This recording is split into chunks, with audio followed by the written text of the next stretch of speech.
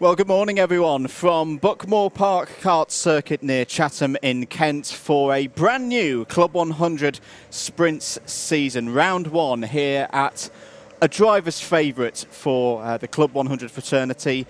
Tricky conditions, though. We've had a bit of sleet here this morning. Just what you want at the end of February to kick off this new season. My name is Andrew Mather. Alongside me in the commentary box, once again, for the first time in 2023, is my Double Dash Motorsport media partner in crime, Howard Mitchell. Howard, great to have you back. We've not had you for BUKC so far this year, but Club 100 Sprints in its glory. Buckmore Park as the season opener. What more could you want? What more could you want? Yes, indeed. I've not had the BUKC. It's been a bit strange for me, but it's great to be back in the comms position next to you, mate, and watching some Club 100 action. And it always feels right, to be honest, no matter which season we're covering in Club 100 action. It always feels right to be at Buckmore Park. You know, it's kind of like how F1 fans of a certain age, it's like it needs to be Albert Park, really, for a season opener. It's all that. I love coming to Buckmore Park. Start of the season, as you say, mate, driver's favourite, height undulation, changeable conditions, great for a good old battle out there on track. It's a perfect place to get things going when there is no pecking order, when it's a blank slate. Everyone starts from the same point coming into today, so it's just about going out there and giving it your best shot to get your season off to a start. Really looking forward to it, mate. Very cold here, very cold. 4 or 5 degrees. We thought we'd broken through the chilly conditions, but we're kind of back to where we were with BUKC a few weeks ago. No rain forecast, but as I say, we have had a bit of precipitation of the sleetish variety as we drove into the circuit this morning. A light breeze over the circuit and a few clouds throughout the day. So getting on top of those conditions, Howard, especially in the early heat, is going to be very important for the drivers. It's going to be crucial, and what's more, and you'll hear a lot more about this we've already done a bit of a paddock walk this morning. You'll hear a bit about this more later on in the broadcast, but new tyres coming into this season. We've switched from Bridgestones to the Dunlop tyres for this season. And make no mistake, that does change the characteristics of the kart. And the problem here, Andrew, as you say, it's cold, it's greasy. Those are not the conditions. And there's quite a few drivers this morning. There have been test sessions. There have been the season opener, sort of non-championship event for some drivers to get their eye in on these tyres. But for a significant number of drivers today, that is a bit of an unknown coming into today as well. And these are not the conditions that I'd like to make those discoveries in. Well, for what it's worth, the free practice session ahead of each set of races has just finished. And a name that regular viewers may not expect for me to say in lightweights went quickest with a 1 minute 5.631, reigning heavyweights champion Anwar Barul Smith. That is one of the big stories of the off-season, that Anwar has left heavyweights and gone into the lightweights for a new challenge. So we'll see how he gets on. He started the day very well. Dean Everest was second fastest, 1/10 back. Matt Wileman was third fastest. Stephen Westwood fourth, and Christopher Powell fifth. But the track evolving all the time in that 30-minute session. For returning viewers, it's broadly the same format that we've seen before. So that is, each driver will race in 3 heats. Their average grid position amongst the whole field is the same. So they'll start 1 heat from the front, 1 from the middle, 1 from the back. The only difference being if you're a C3 novice driver, similar to how we have in owner karting, the novices have their own front, middle, back, but they start at the rear of the grid to avoid a scenario where someone who's brand new to this comes into battle, shall we say, with someone who's a little bit more experienced. But that rule existed when I started. Yes. So that's how the heats will work. There'll be 12 heats. So we'll be talking about a rotation of 4 heats. So a driver will race once in heats 1 to 4, again in 5 to 8, and again in 9 to 12. That will then set the order for the finals, starting with the C final. 4 drivers can have the opportunity to repecharge from the C final into the B, 2 from the B into the A, and then the round win will be decided in that A final later on this morning and into the early afternoon, and then we'll run the same format again for the heavyweights in the later afternoon session. There are some subtle changes as well in terms of points and what you get for a heat win, what you get for a final win. We will take you through that in due course, and more actually really across the latter part of the season. Yes. Today it is round 1. Everybody starts on 0 points. I think I've covered pretty much all the key bits, mate. Have I forgotten everything on this Sunday morning? If you're tuning in, for the first time, very much welcome, but hello to everybody. If you're tuning in to support a particular driver, they're going to be issued with a number plate today. Yes. They will have that number for the whole season. So if in the heat of the moment we only have a chance to say a kart number than a driver's name, if you're supporting a particular driver, try and learn that driver's number. That will really help you follow their progress throughout the day's racing and indeed throughout the season, because it will remain unchanged. And if you have multiple devices at your disposal which have an internet connection, so your prime one, keep us locked here on Alpha Live on the live stream with the track feed, but live.alphatiming.co.uk/club100, that is where you can find all the live timing information.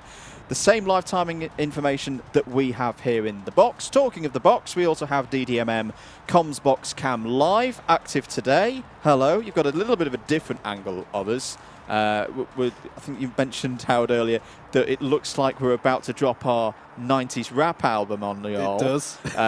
but yeah, do follow us there as well if you've got the device availability. We've also got the live timing on the screen, the race control notes, and it's a good way of getting messages straight to us here in the box because they pop up on our little screen. We will be keeping an eye on the comments on the YouTube for Alpha Live as well, so do send your messages of support there. Good morning to David Whitehouse, who says, wow, hello. Hello indeed. Howard is alive. Yes, he is. I am alive. He's not been seen so far in 2023, but here he is. Let's get on with it, mate. I think I can see the drivers getting in their karts now. Let's get ready for heat number 1.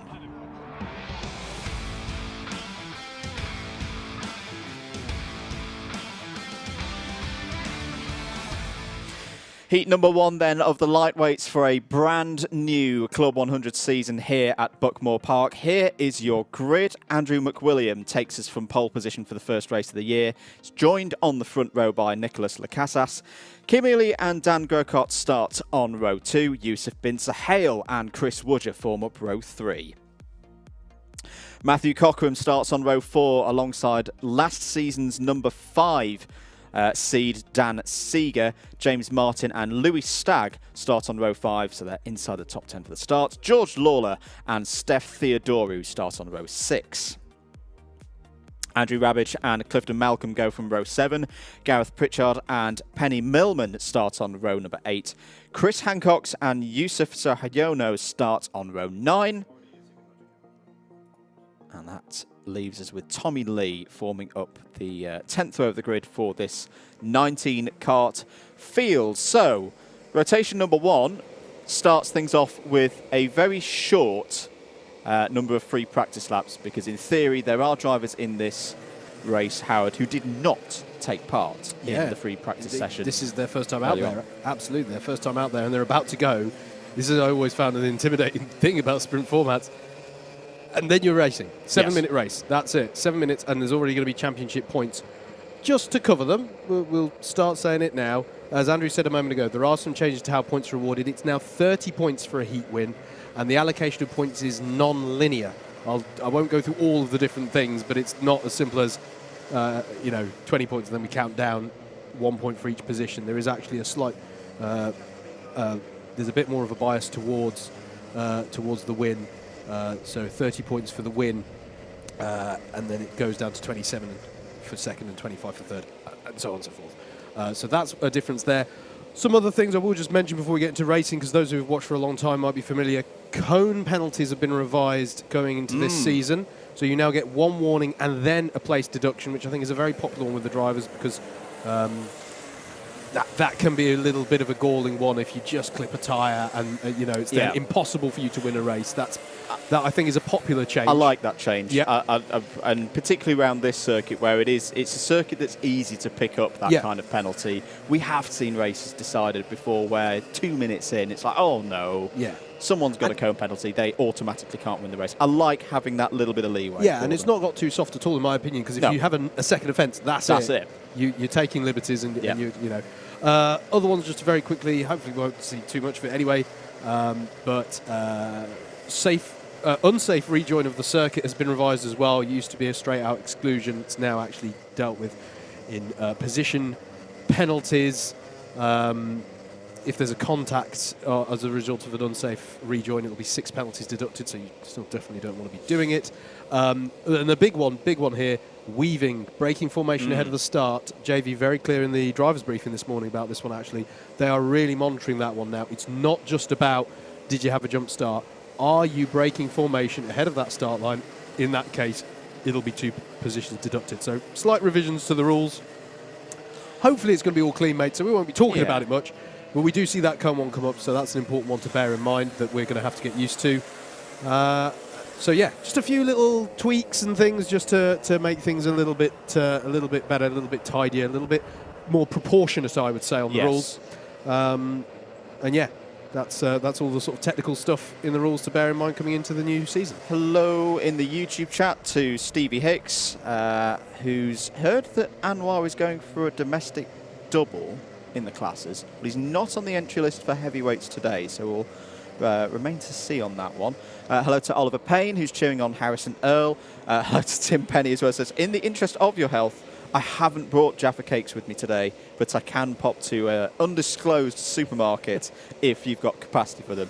Well, we've already had last night in the hotel a delivery of very lovely donuts to us, so we good, Tim, we good.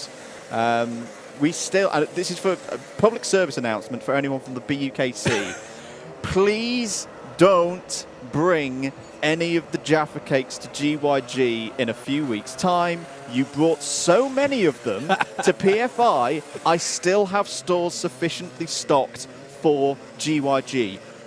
No Jaffa cakes. Now, Victoria sponge cakes are allowed, though.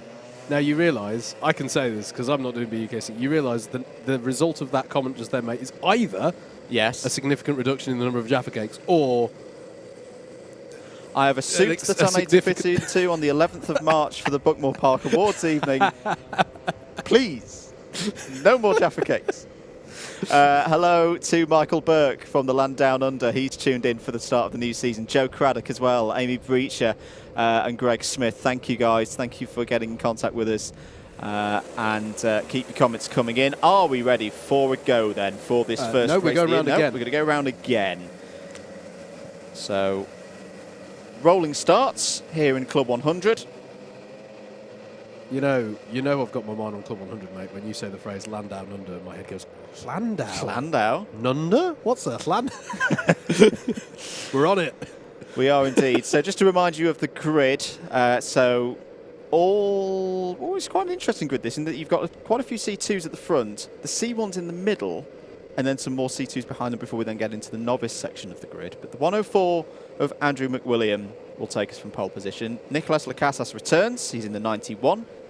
It's P2. I don't want to do him a disservice. Is McWilliam a C3 up to C2 this season? I think he is. He's indeed. Which would make it the first pole, right? Yes.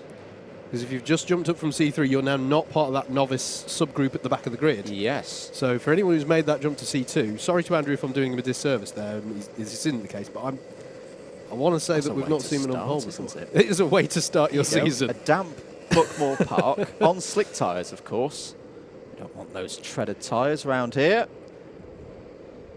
Slightly interesting. I'll just check if we are good for the start, because we went round the hairpins that time. We did. There was one driver off towards the back who is now in position at the back of the field. I think it was Tommy Lee. We have got the thumbs up. Ready to go then in 2023 for the Club 100 Sprints Championship. Eyes on those lights, waiting for them to go green. There they go, and away we go for Lightweight Heat 1, start of a new Club 100 Sprint season. Good start for McWilliam at the front of the field. Everybody looking pretty well behaved through the first couple of corners, through Conway's, through Henry's Bend, into hairpin 1 we go. This is where it can get a bit interesting. Couple of drivers running wide. I think there was at least one spinner towards the back, but apart from that, that's a pretty good start, Howard. Yeah, relatively clean there. We'll just check on timing as they come through who that was. Who fell a cropper a bit at the back there, but actually that was fair. I don't even know if that was contact, actually, or just someone getting out onto the greasy stuff. Kim Ely's come to the front of the field early on. Kim got it all right in hairpin number 1 as other drivers ran wide, so it's the number 80 coming down the hill. James Martin. Yeah, James Martin has spun in the middle of Simon's sweep. at least in these conditions, Howard, as Steph Theodore, who's had a great start there in the yellow and orange helmet, was already up to P4. Where did he start? He started down in 12th place. These trickier conditions, if you are James Martin and you do have a spin, there is more opportunity for you to pick up some positions later on in what is still a very short race. But end of lap number 1 then, Ely leads. Lacasas second, Theodore already up to third.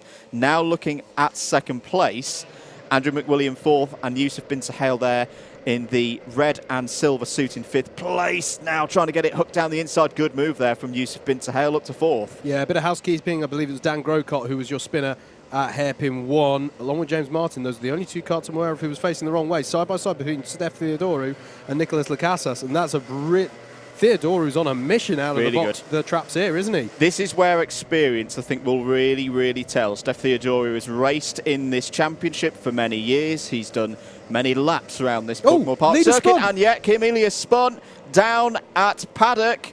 Oh, he's going to lose a lot of positions here. Takes to the runoff, which is the safe thing to do. A shake of the head there from Kim Ely. That is a costly mistake that has lost. It was looking good there in the early stages for at least being in the fight for a race win, but has now handed that lead over to Steph Theodorou. And right, as I said, experience, knowing when to push, knowing what this track's going to do underneath you in these conditions, very important today. Kim Ely didn't quite get it right there. Yeah, absolutely. Worth mentioning the C1 runners who are trying to come up through the field here. Chris Woodger leading that charge. That's the bit of housekeeping we didn't do at the start. Red number plates on our Class 1 runners in the field. The black number plates are your Class 2s and Class 3s.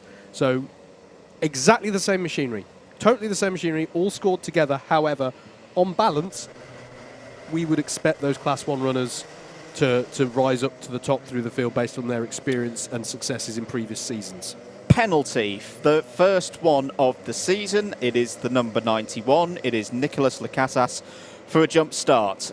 Those tend to be pretty clear cut. There is a tolerance allowed on them, but if you break the timing beam too early when you're in P2, very easy to do round here at Buckmore Park, but the right is still given to pole position driver. They decide when to go. They must cross the line first, that they're doing now for the start of another lap, and Nicholas Lacasas didn't quite get that right. That'll be a 2-place penalty, I believe, at the end of this race. I say believe because two places for every row. For every row, yeah.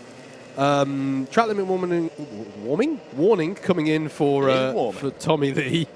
Worth bearing in mind here at Buckmore Park, there's Yusuf Bin Sahel's going here for second place through hairpin 1. And can't quite get the traction to make that one stick against the 91 of Lacasas. Always worth mentioning with Buckmore Park, you look at it and go, okay, we've got a lot of runoff here, but those track limits are... Oh, and that's round for Lacasas! And was that contact? I couldn't tell from the camera angle there whether that was Bin Sahel giving a nudge on the rear right or that was just Lacasas losing it. Would not be the first person we've seen in this race losing it through Syme sweep. So I'm guessing here, I took my eyes away for a second, that it's going to be rear axle over rotation. He runs wide. Oh no, there was contact. Yeah, I just picked that up late. There was contact between second and third place. Yusuf Bin Sahel acknowledging the mistake there. And it's kind of, I feel for Yusuf there because he would have just turned in and just got the classic understeer in these greasy conditions. Slick tyres, if we haven't mentioned it already, that the drivers are on here. We do not change to wets in Club 100. It's all on slick tyres, which is part of the challenge, part of why we love the changeable conditions here. But still that battle goes on. But now, rather than over second place, it's over, what is that, 5th or 6th? 6th, I think. Yes, it is. 7th? No, 7th indeed. All the way down okay. Place. But yeah, just to finish the point on track limits, a lot of tarmac runoff here at Buckmore Park. I still say this, Buckmore Park for me is a real benchmark for me in safety. Yes. With the barriers around this circuit, you will see no tyres. You'll see this is all proper, the proper Tech Pro stuff, the proper barriers all the way around the circuit here, and also a lot of these tarmac runoffs. You are allowed to straddle the white line. You are not allowed all 4 wheels over the white line. It's nice and simple. But importantly, I would say, as someone who experienced it before, before those changes were made, and the scars to prove that you can have a bit of a shunt round here. Absolutely it hasn't lost the character, this circuit. Yeah. It still is as it was still great fun to drive. Cone warning for Dan Seeger. So there's a little bit of a change. First ever cone warning. First ever cone warning. This is not a penalty. Yep. So yes, Dan Seeger has clipped a bit of the track furniture out there, but unlike in 2022, that is not a penalty. But clip another piece of track furniture, it will be the one place deduction that we're familiar with from previous years of the BUKC. Absolutely. Fastest lap of the race with Andrew McWilliam in that 1:04. Started on pole, doing really well so far to stay in that third place. Did we cover Chris Woodger getting up to second? I feel like that's happened without me.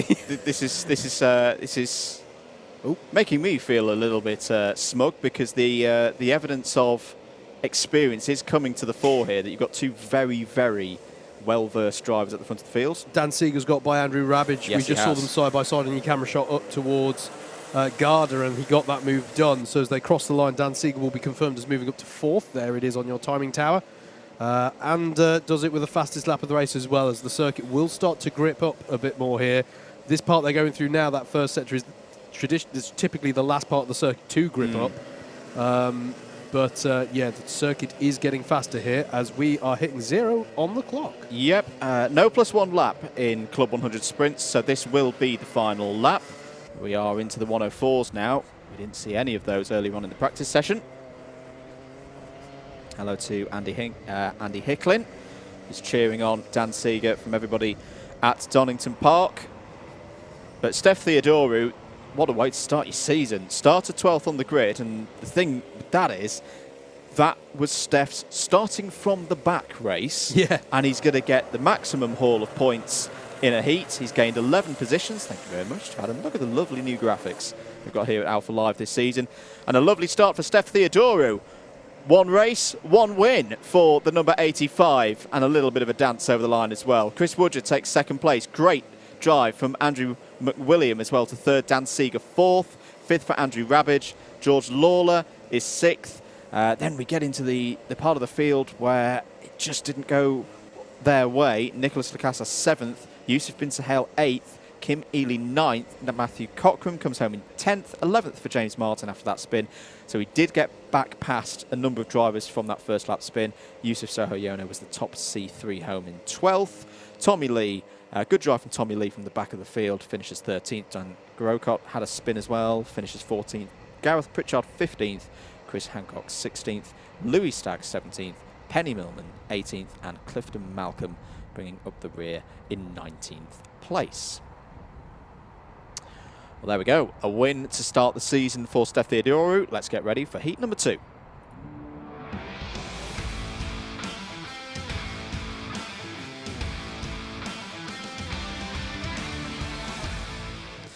Heat number 2 then, and this is a very interesting grid, because returning to Club 100 Sprints action is your pole sitter, Robert Newman, former BUKC Individual Drivers Champion, and ran very well in this series a few years ago. Great to have him back, and he starts this race from pole position. Jeremy Deeks alongside him on the front row. Callum Martin and Justin Draper on row 2.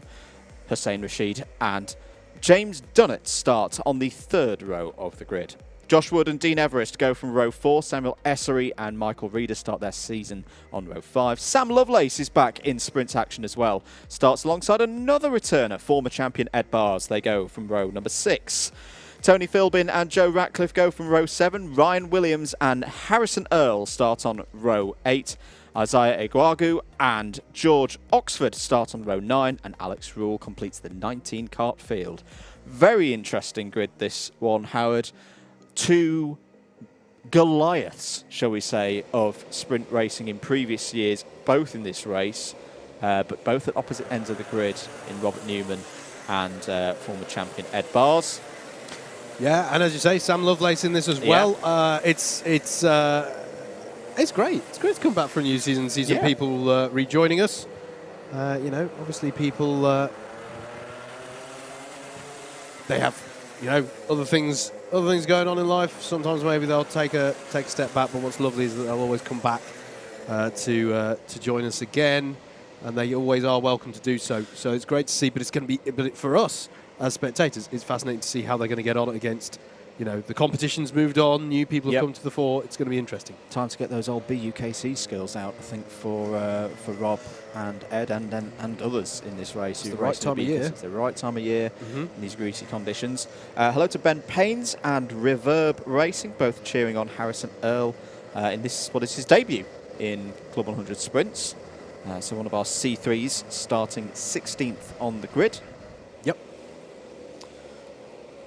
Going to be an interesting one within that Class 3. We've got quite a few Class 3s in this one, actually 6 Class 3 runners in this 19 kart field. If you're enjoying the stream, if you're enjoying the racing, do make sure that if you haven't already, give that subscribe button a press here on Alpha Live and the like button. Share it out on your social medias with your friends and family. Let people know that we're kicking things off for Club 100 2023 here today at Buckmore Park. There is a lot of other racing going on as well. Yes. Don't go watch them because we're live and we're here and we're better. Hashtag not biased. But Wilton Mill Kart Club kicks off their season today. John Ratcliffe and Anthony Jordan on comms duties for them. And if you want something a little bit different to your karting, over at Silverstone, you've got the Classic Sports Car Club winter warm-up in action. So as I say, plenty to watch. Keep it locked here with Club 100, but at the end of the day, if you just want to watch a little bit more, you've got 2 streams open to you that you can go back and watch at your leisure, free of charge. And it's worth saying as well, if you want more Club 100 action, there's been a BUKC going on. Yes. British University's Karting Championship, which for a couple of decades now has had Club 100 machinery powering it. Very tightly mixed together. Club 100 event runners for the BUKC have been for a number of years. That actually increased their association about half a decade ago. Alpha Live's been covering all of that as well, with my good commentary colleague stood to my right here. So head on over to the Alpha Live YouTube channel and check out the British University's Karting Championship. So far, it's been good. It's some of the racing this year has been really good. We had a couple of sprint races at PFI, which were already race of the year contenders. Hello to all of our VUKC watchers. Now, was that a signal that we're going round again? Yes, we are. Yes, I think we are going round again. So Rob Newman will have one more lap to wait. There he is in his distinctive orange lid. The orange Smarty helmet is back. He's even got the number 13 plate. It's well, that's brave. So there you go. Was as Andrew says, very successful driver in the BUKC, and indeed has had good runs. He was a mainstay of the Sheffield crew, wasn't he? Absolutely. Was Mr. Newman, and really took that team and put it on the map. It's great to see him back. Going to be interesting. Jeremy Deeks alongside. Don't worry, that was not a rogue driver. Well, it was. Well, it was. But it was Sam Dimolo doing his testing duties, going around the outside there. I think we are now good to go then for heat number 2. Yep, so Rob Newman will lead them up the hill through Cafe Corner here, which is one of the 2 blind corners here at Buckmore Park alongside Sime Sweep. You don't see it until it's right on top of you. And they'll try and slot into these tram lines, and it'll be eyes on the lights and engines notes rise. Here we go then. Heat number 2 underway. And all of these drivers get their season underway. Good start for Newman down the inside. Takes the initiative early on. Them all squirreling through. Henry's bend there, trying to go 2 wide. 3 wide drivers being forced out wide. It looks like Hussein Rashid's had a good start. Bit of contact through hairpin number 1. Samuel Essery's in the mix there as well. But I think we're all through. Oh, there's no, sorry, that's a Tesla driver that I'm just spotting there. But good start for Rob Newman. That's what he would have wanted. And he's taken off the front of the field already. You can see Ed Barr's trying to fight through as well, as they're nearly 3 wide through the S's there. Oh, they're going to be 3 wide into Sime Sweep as well. This could get interesting, and we've seen people have errors there. There is a driver around facing the wrong way. It's the 60 of James Dunnett who's gone round there through Sime Sweep, already underway again. And I did see another spinner at the back. I think it was one of our Class 3 novice drivers. We'll check through on time. I have to say, as I was watching them approach hairpin 1 there, Andrew, I think it was Justin Draper. I've never seen so many corrections on the wheel going in a straight line towards hairpin 1. No, it is greasy out there. It is very, very greasy. It's deceptive how little grip there is out there at the moment. End of lap number 1, though. Newman leads. Callum Martin. Here comes Ed Bars as well. Former champion in this series. That was beautifully judged with the grip on the inside, I've got to say.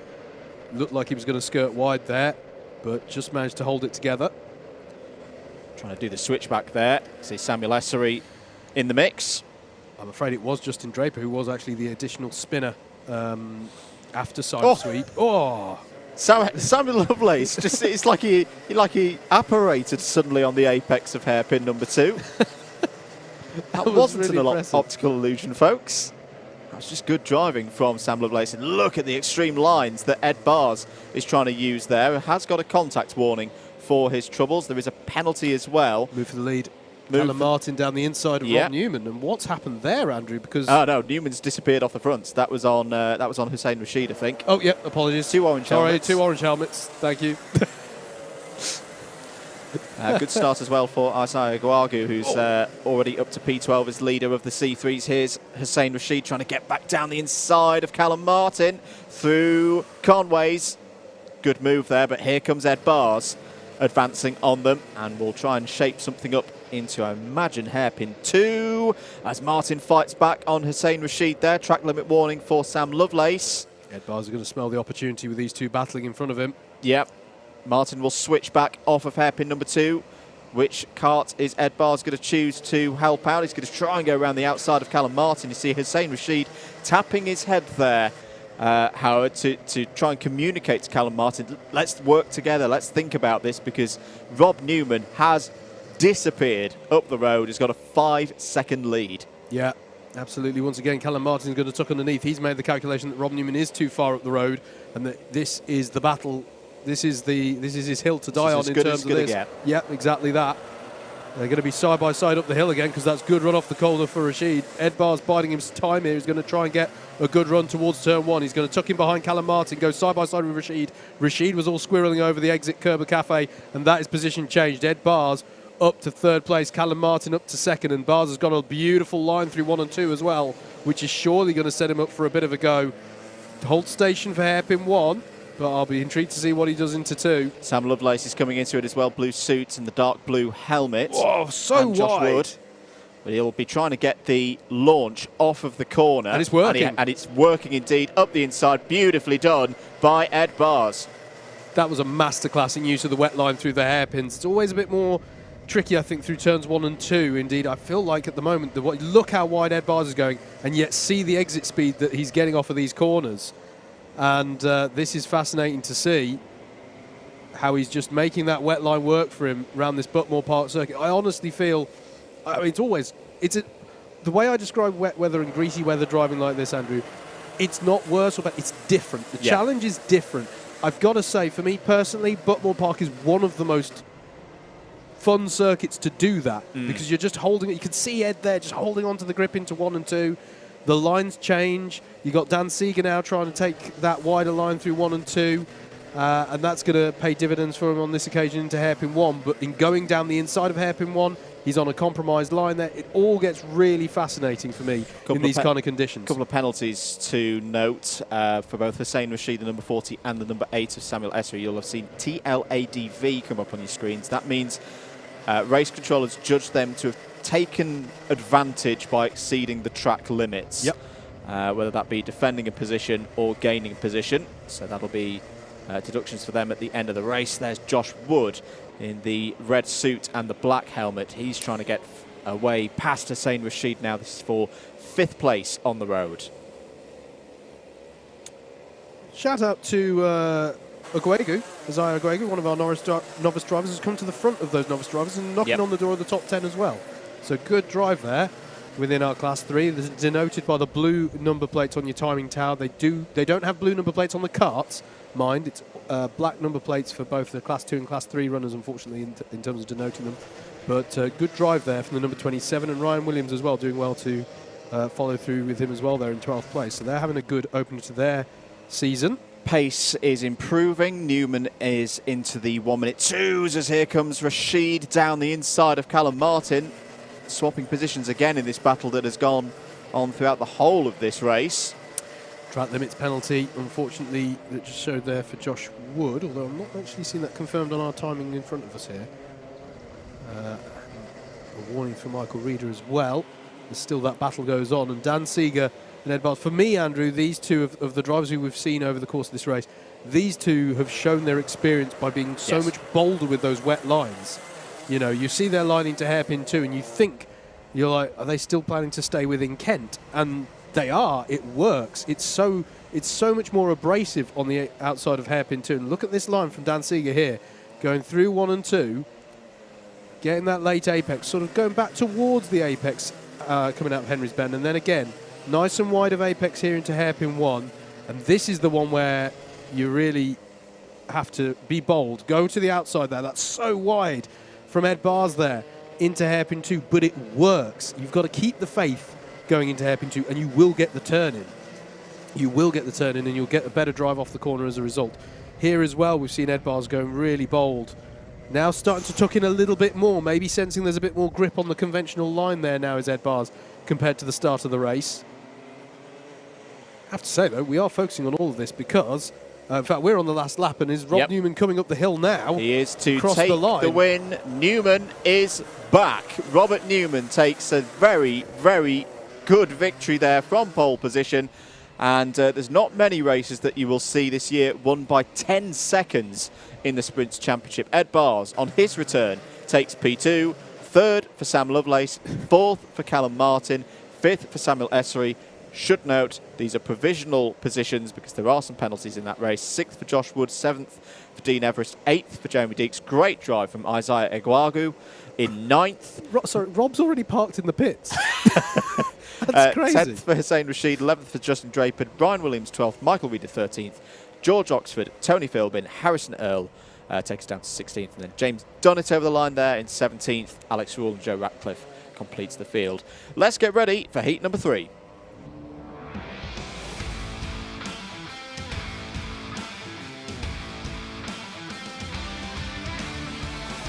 Let's have a look at the grid then for heat number 3, and this is another interesting one. Andrew Ward takes us from pole position, and the reigning heavyweights champion, now in lightweights, is there alongside him on the front row. The number 10 of Anwar Barul Smith will be looking for a race win here. Oliver Johnson and Keith Segal back once again there on row number 2. Luke Phillips and Adam Britton on row 3. Stephen Westwood was one of the most improved drivers of 2022. He starts 2023 on row 4. Alongside him is last year's runner-up, Mike Coppin. Joshua Sangster and Ben Lambeth go from row 5. Charlie Summers and Dante Dillon start on row 6. Christopher Powell and Adam Sheargold start on row 7. Patrick Millman and Mortaza Hassan on row 8. Thanos Savella Lakakis is there on row number 9 alongside Cameron Williams. And that's your field. 18 karts in it. Now, Mr. Ward, pole sitter in this one. He's not a DDMM He's not Barnstormers driver anymore. He's not a DDMM Barnstormers driver. No, we haven't. We haven't. But it is true. It is true. Not a DDMM Barnstormers driver this season.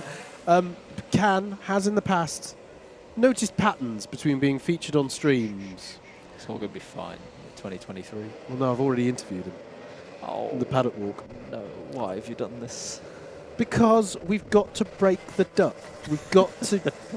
It's not true. Hey, we did. He got a podium last time we were here. Exactly. It's actually a good luck omen for him now. So there we go. And I'm sure how he wanted to start his season was starting alongside the reigning heavyweight champion. It's fine. It's fine. Be fine.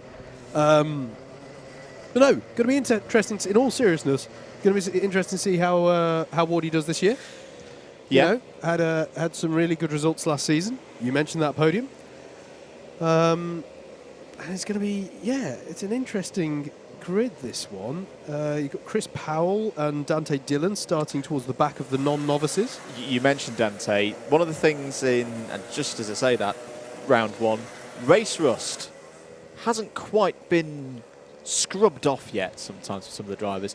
I would very much expect that not to be the case for Dante because he's been racing in BUKC and did take a race win in BUKC here a matter of weeks ago. So he's definitely got himself in the zone. Hello to Ludicrous Bacon, who's cheering on Anwar. David Whitehouse asks for how are penalties applied. They're from the back. I.e., if you're... And the purpose behind that, we always say, is if everybody but one driver gets a penalty in a race, and that driver finishes, the clean driver finishes last, they win the race. It's always applied from the back first. Yep. The idea being that to win a race in Club 100 sprints, you've got to do it penalty less. Yes. If that makes sense. Absolutely. So, not that that'll happen, but as in, everyone's going to be very well behaved, and not everybody's going to get a penalty. But yes, that is the theory behind it. You are rewarded for your clean driving in Club 100. Always have been. Good morning to Carter Inskip Clarkson, who's looking forward to racing in Club 100 Cadets later in the season, which we will be bringing you coverage of. Hello to Kieran McGinley, who I'm going to give a shout out to, because if you're on the DDMM comms box cam, you may see this below us. Very excited to be back for the Buckmore Park 24 Hours with Kieran in April. Very much looking forward to that. And hello, Jimmer. Jimmy Broadbent in the chat with us as well. Good to hear from you, mate. But here's your grid. Andrew Ward on the left-hand side, the number 6. Anwar Barul Smith, new helmet colours. I've just seen that poll in the YouTube chat. Yeah, I clicked lightweights, didn't I? You did that. Biased. I may not be a lightweight anymore, but I was a few years ago. That's where my allegiance lies. I'm going to have to log on so I can vote now. But no, really excited some of the events that we've got coming up. We've got BUK CSA, the season going on there. Super One as well for DDMM and Alpha Live, and the Buckmore Park 24 Hour. All good reasons to subscribe and follow. Yes. Here at Alpha Live and over at Double Dash Motorsport Media. Are we ready, Howard, for a go? I think we are good for a go. So it's going to be the number 6 of Andrew Ward on your right, and indeed drives right now your left, who's going to pull them away as they get underway here for heat number 3 and into turn 1. It's a bold start there from Oliver Johnson. Anwar Barul Smith is very wide, and Keith Segal goes round but gets corrected by those around him. Possibly the scruffiest start we've seen through 1 and 2, but it is Johnson who's to the front, but now it's Mike Coppin who slips down the inside at hairpin 1, and it's Coppin from Ward somehow after that opening series of exchanges. Anwar Barul Smith there for me, Andrew, the shot there going out very wide at 1 and 2 and having to pick up the pieces on the rest of this opening lap as Chris Powell is very wide. He's going to claim force majeure because it went 5, even 6 wide heading towards the chicane. That was an interesting one. We'll leave that there, but Mike Coppin leads. With Andrew Ward still there in second. I think Keith Segal was spinning in the middle of Symes' sweep. Is Dante Dillon up to 5th? Yeah. This is the case. This is what Dante's been doing all year. And this is the thing with race rust off for Dante. Yep. You know, he's been doing those BUKC races where he's got to drive from 32nd on the grid and pile through. He's done that indeed as the sun starts to come out. Right, let's just catch our breath after that first lap.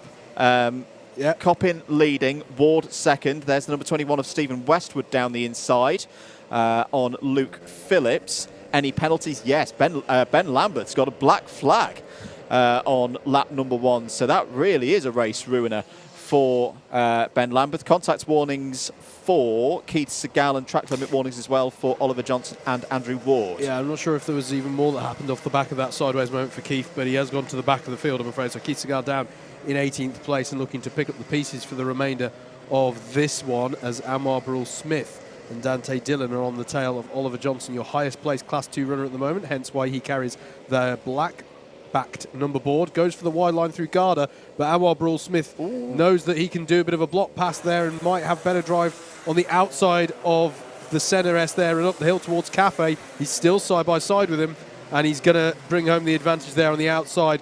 Very, very well-structured move there by Anwar Barul Smith, and now Dante Dillon is going to try down the inside in the number 3. He'll squirrel wide slightly in these greasy conditions. Oliver Johnson will try and tuck back underneath in the 84. He will have the inside, But it is at the moment, Andrew, as the sun's beating down this circuit, this for me is where we start to see on certain corners a crossover point starting to form between the wet and the dry lines. Yeah, the track changes here at Buckmore Park very quickly. It's one of the things that, as Jimmy says in the chat, makes this place a lot of fun. Yeah, still going on. Johnson was able to get better drive off of hairpin 2, but look at Dante's drive down the hill. Can he keep that together through Syme Sweet? Yes, he can, and I think that will be job done for Dante Dillon after a battle which took a good half a lap there. That was fun to watch. It was indeed, and now they'll try and set about catching up to Burrell Smith and Ward ahead. Mike Coppin likes this place. Won the A final the last time we were here for sprints in November, culminating his season with the second of his 2 A final victories in 2022. And driver number 2 has just set a 59.268, so we've gone under the 60-second barrier for the first time today. Yeah, just like that. The top 3 drivers, Coppin, Ward and Burrell Smith, all dropping below that 1 minute mark.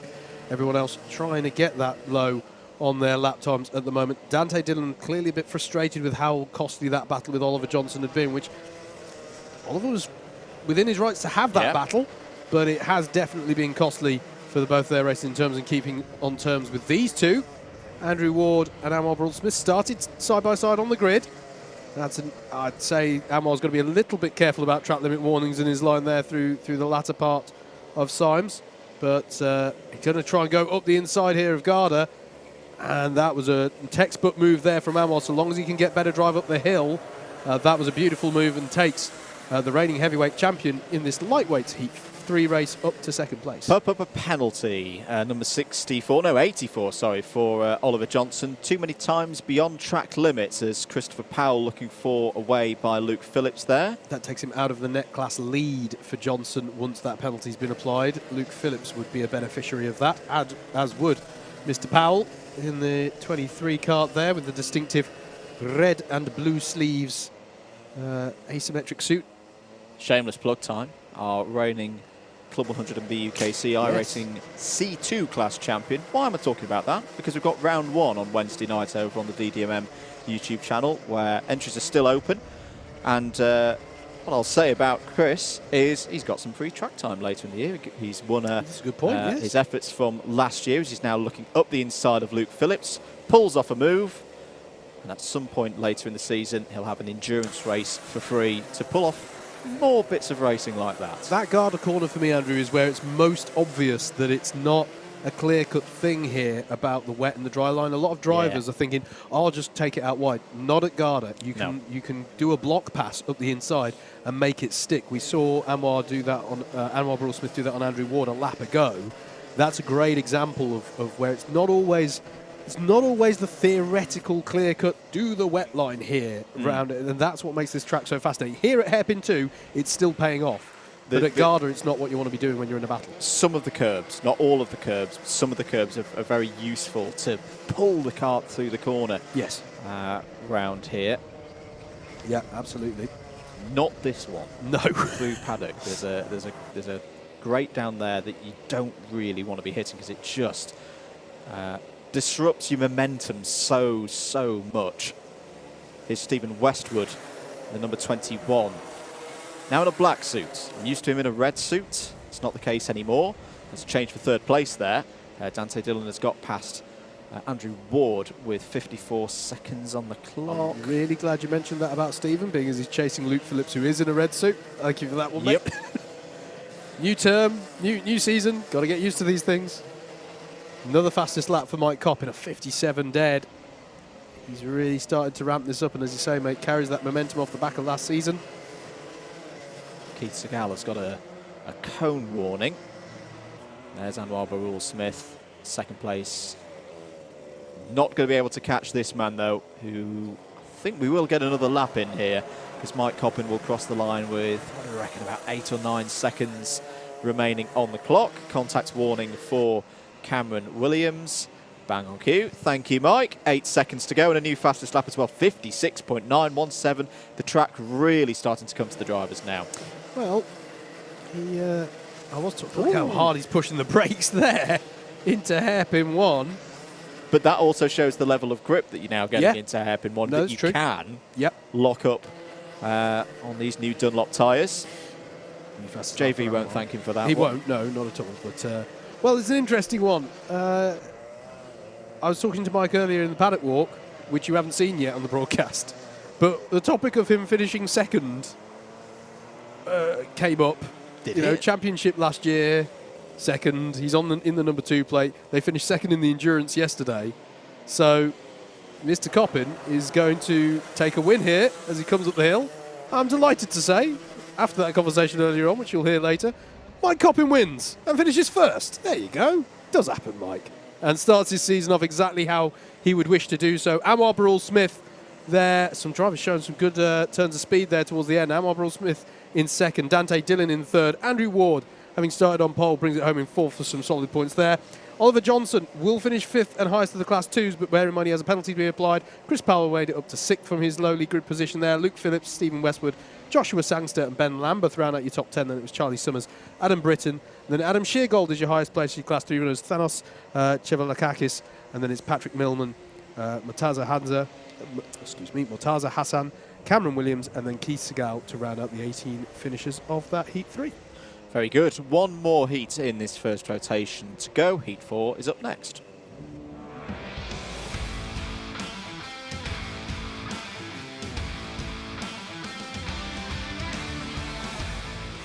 Here we go then with your grid for Heat 4, after which all of the drivers will have contested in at least one race. Ashley White will start this one from pole with Matt Wildman alongside. Then it's Thomas Barrett and Andy Bushell on row 2. Jake Wilkins and Matt Ellis make up row number 3. It'll then be Aaron Clark and Bryn Olban, Christian Lehner and Andy Orford to round out the top 10. Russell Cooper and Sam Morris will make up row number 6. Row 7 is where we find Harrison Kirkham and Prash Alphonsus. Benjamin Sproat and James Britton are row 8 with James Browning and Jack Harley-Walsh rounding out your 18-kart field for the last heat, as I say, of this first rotation. So at the end of this, all drivers will have competed in one heat. They will all have some points on the board for 2023. And they will have fared well, fared badly, and will want to recover it in subsequent heats. You get the idea. They'll want to build on whatever they've got here. Does mean that after this, the drivers won't have any warm-up laps ahead of the next heats as well. That's got two major impacts. Number one, on the stream, we need to be more rapid with the grids. Oh, yes. So when we were saying... Oh, dear. A technical defect for number 69. Pre-race. Pre-race. Benjamin Sproat will be needing to go into the pit lane there. So it's unfortunate for him because he will lose out on some track time getting used to the tires. But yeah, no warm-up. So Andrew and I are going to have to read the grids quicker. And when we said that our Double Dash Motorsport Media comms box cam looks like a 90s rap video, it might actually get closer to the real thing. But more significantly for the drivers, as the conditions are changing, they're not going to have the opportunity to get their eye in on how things have gone. You know, if you were out for Heat 1, the track has gripped up significantly since then. And as we say, on some of the corners, we're now on a crossover point. I'm going to hazard a guess that that is a driver's equipment technical defect flag, because the 69 has come in, had a quick adjustment of something, and gone straight back out again. There's nothing on the kart that looked out of the ordinary there, so no worries there. It might have been a suit zip or helmet strap undone. Helmet strap would be the classic. Yeah. Yes, everything seemed fine for the driver there in kart number 69, Benjamin Sproat. Hello to Mike Philippou. That's my best JV endurance podium or SB60 impression. You get that one for free. It's cheering on, I'd imagine, Andy Bushell. Go on, Bushman. Yeah. In third place. Good. Fourth place on this grid. Good place to be. On the outside through the first couple of corners, but a chance there from row number 2. You can see just how much speed is now in the track compared to, say, half an hour ago. Down into the 55s. Matt Wildman in this race. Interested to see how Matt does. Similar to Anwar, previously has raced in the heavyweights, has now stepped across into the lightweights. Good point. Has won A finals in the heavyweights, so we know in terms of that racecraft side of things, he can do the business. A good opportunity here from P2 on the grid to start his season pretty well. Yep. Kart number 33. think we are going to go around again because there are a few drivers still not quite in the correct position. Keep your comments coming in. Give that like button a press as well if you can. Really does help us out. Unless you've already hit it. That'll Oh cancel yeah, it out. don't do it that. again. We wish you could do it multiple times, but don't. I mean, you could if you've got more than one YouTube account. Do the double deploy. Who would do? Who would? I'll log on now. Actually, that's a point. Actually, I don't know. But no, your supporters. Have you not liked our own stream? No. But no, your support is really appreciated as ever, particularly with us kicking off a new season of action here in the Club 100 Sprints. Let's get people talking about this fantastic championship early doors, because anyone who's followed it before knows it just keeps on getting better from here on in as we get towards that business end of the season as well. So do please like, share, subscribe. Let's get talking about this fantastic Club 100 Championship. We look good for an away here. Ashley White in the 44. Matt Wildman in the 33, as Andrew said, making a lightweights debut here. Away we go then for heat number 4. And that's a wide line from our pole sitter, Ashley White, into 1 and 2. And is that going to pay off? I think it is. That was a really good start there from Ashley off of the pole. Really impressed with that, and looks pretty clean through turns 1 and 2 as they go through hairpin 1 for the first time. Going 2, maybe even 3 abreast there, heading towards 2. Matt Wildman taking a slightly shallower line coming out there. Will that give him good drive off the corner? As there's plenty of jostling for position there in the mid-pack. No, it's still with Ashley White, the 44 ahead of the 33, as they swoop down through Simon Sweet for the first time. Is everybody going to hold it together now? Simon Sweet much grippier than it was even 5 minutes ago, frankly. Bryn Olben on a charge early on there. That's him trying to put a move on Aaron Clark into Garda. As they'll come through the centre S, up through Cafe here. This has been a brilliant start, though, for the front row of the grid. Ashley White and Matt Wildman lead as drivers battling away there through Garda. Let's see if there's been anyone fall off the back with that. A brilliant start from Ashley White, brilliant start from Matt Wildman, 2 Class 1 runners.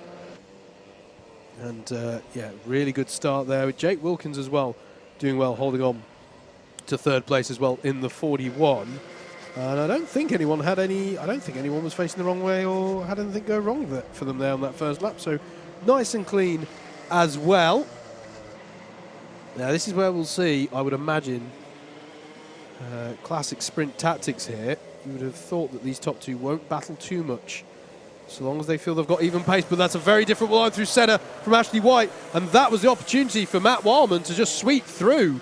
Really interesting there what happened to White. Just, I'm not sure if that was intentional or just was a little bit too far to driver's right coming down the hill from Garda, but just suddenly skirted really wide through centre and allowed it through as Bryn Olben tucks underneath Thomas Barrett here for 5th place. And Aaron Clark and Bryn Olben working well here to work their way up through the field here. So where did Bryn start this race? Is this from the back one? It's from his middle-ish. Middle-ish. 8th place on the grid. Thank you, Adam. Are you loving the new graphics, by the way? It's your first time. It is. I love it. It's, you know, I'm still remembering, you know, late 90s F1 graphics. It's the space age here for me. But no, this is really good stuff. Really nice, actually, to see the improvement genuinely that Alpha Live was able to bring around the outside there. Matt Ellis, that was take beautiful. A bow.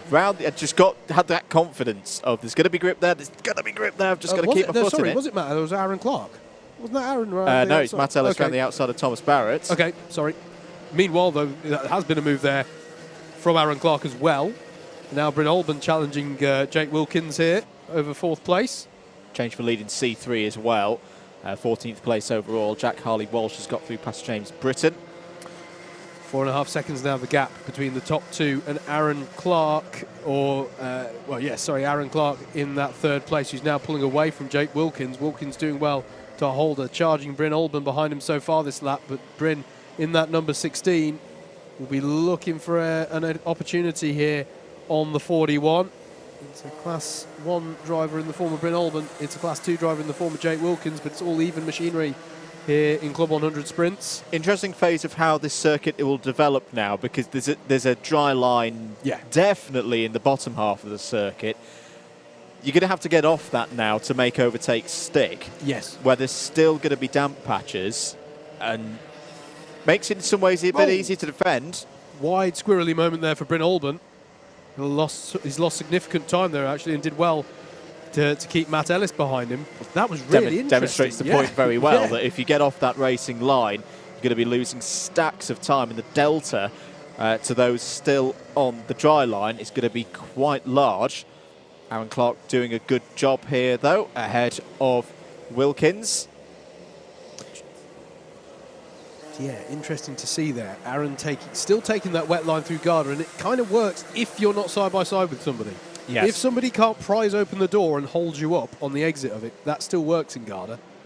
This is I'm really impressed by the drive so far from Clark, Wilkins and Olban here. Bryn Olban responding well, has just gone purple in sector number 3, fastest driver of all. Here he goes down the inside, trying to force Wilkins off that racing line. That's what you have to do now.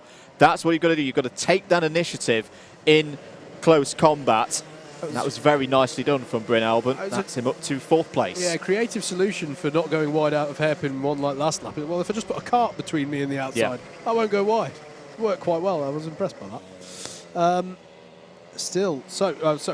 Inside of 2 minutes, I should say, here, as Harrison Kirkham just coming onto the back of this battle as well. Keep an eye out for him in the number 12. As Matt Wallman sets another fastest lap, and the lap times are in free fall at this point, aren't they? As they really start to get that dry line forming, as you say, mate, in the second and third sectors of the lap. I just want to note, Matt Ellis did it again. This time it was on Jake Wilkins. He loves that round the outside move, running down the little hill from Garden through Senna. So the curb, he's got that one hooked up. It's brilliant, isn't it? And the curb is quite abrasive there, so it works. Yeah. You know, you're going to find that grip. You've just got to be bold in order to pull it off. So beautiful to see that from the 28 Matt Ellis. Now twice in this race. I think we have 2 laps remaining, including the one that the drivers are on. Matt Wallman in full control at the moment of this race. 6.4 seconds clear. Jake Wilkins running wide. Yeah, chose to go off in avoidance of the bollard there. That is allowed, so long as you don't gain an advantage by doing it, which I think it's fair to say he didn't, because he was squirreling around for grip as he suddenly went on to what is a wet pit exit road, effectively. The fastest lap from Matt Wallman. Now 8.6 seconds ahead of Ashley White here. This is really impressive stuff from Matt Wallman. He's trying to do a bit of a Rob Newman here. Here's the battle between Jake Wilkins and Thomas Barrett. And then here is the battle for 3rd place between Bryn Olban and Aaron Clark. Clark, your highest placed of your Class 2 runners in that number 5-0. He's going to have a look here into Garda. Feels he can prise open the door, but was just a little too far back in order to make that one stick. And indeed, therefore, has a compromised run off of the less grippy line out of Garda. It's given Bryn Olban some breathing space, and indeed there was an acknowledgement there, was there, for a warning. As it's been checkered flag, excuse me, I do apologise. Matt Wallman's taken the win there ahead of Ashley White. I'm sorry, I thought we had one more to go. I do apologise. Matt Wallman then taking a win on his debut in lightweights, having made the move. Ashley White in 2nd, and it was 11 seconds the gap, with Bryn Olban in 3rd, Aaron Clark in 4th, Matt Ellis in 5th, Jake Wilkins in 6th, and it was Thomas Barrett, Andy Bushell, Andy Orford, Harrison Kirkham to round out your top 10, Sam Morris, Christian Lehner, Russell Cooper in 13th. Then it was Jack Harley Walsh, your top finisher in the novices. We've got to look ahead already, because they're already out for heat number 5.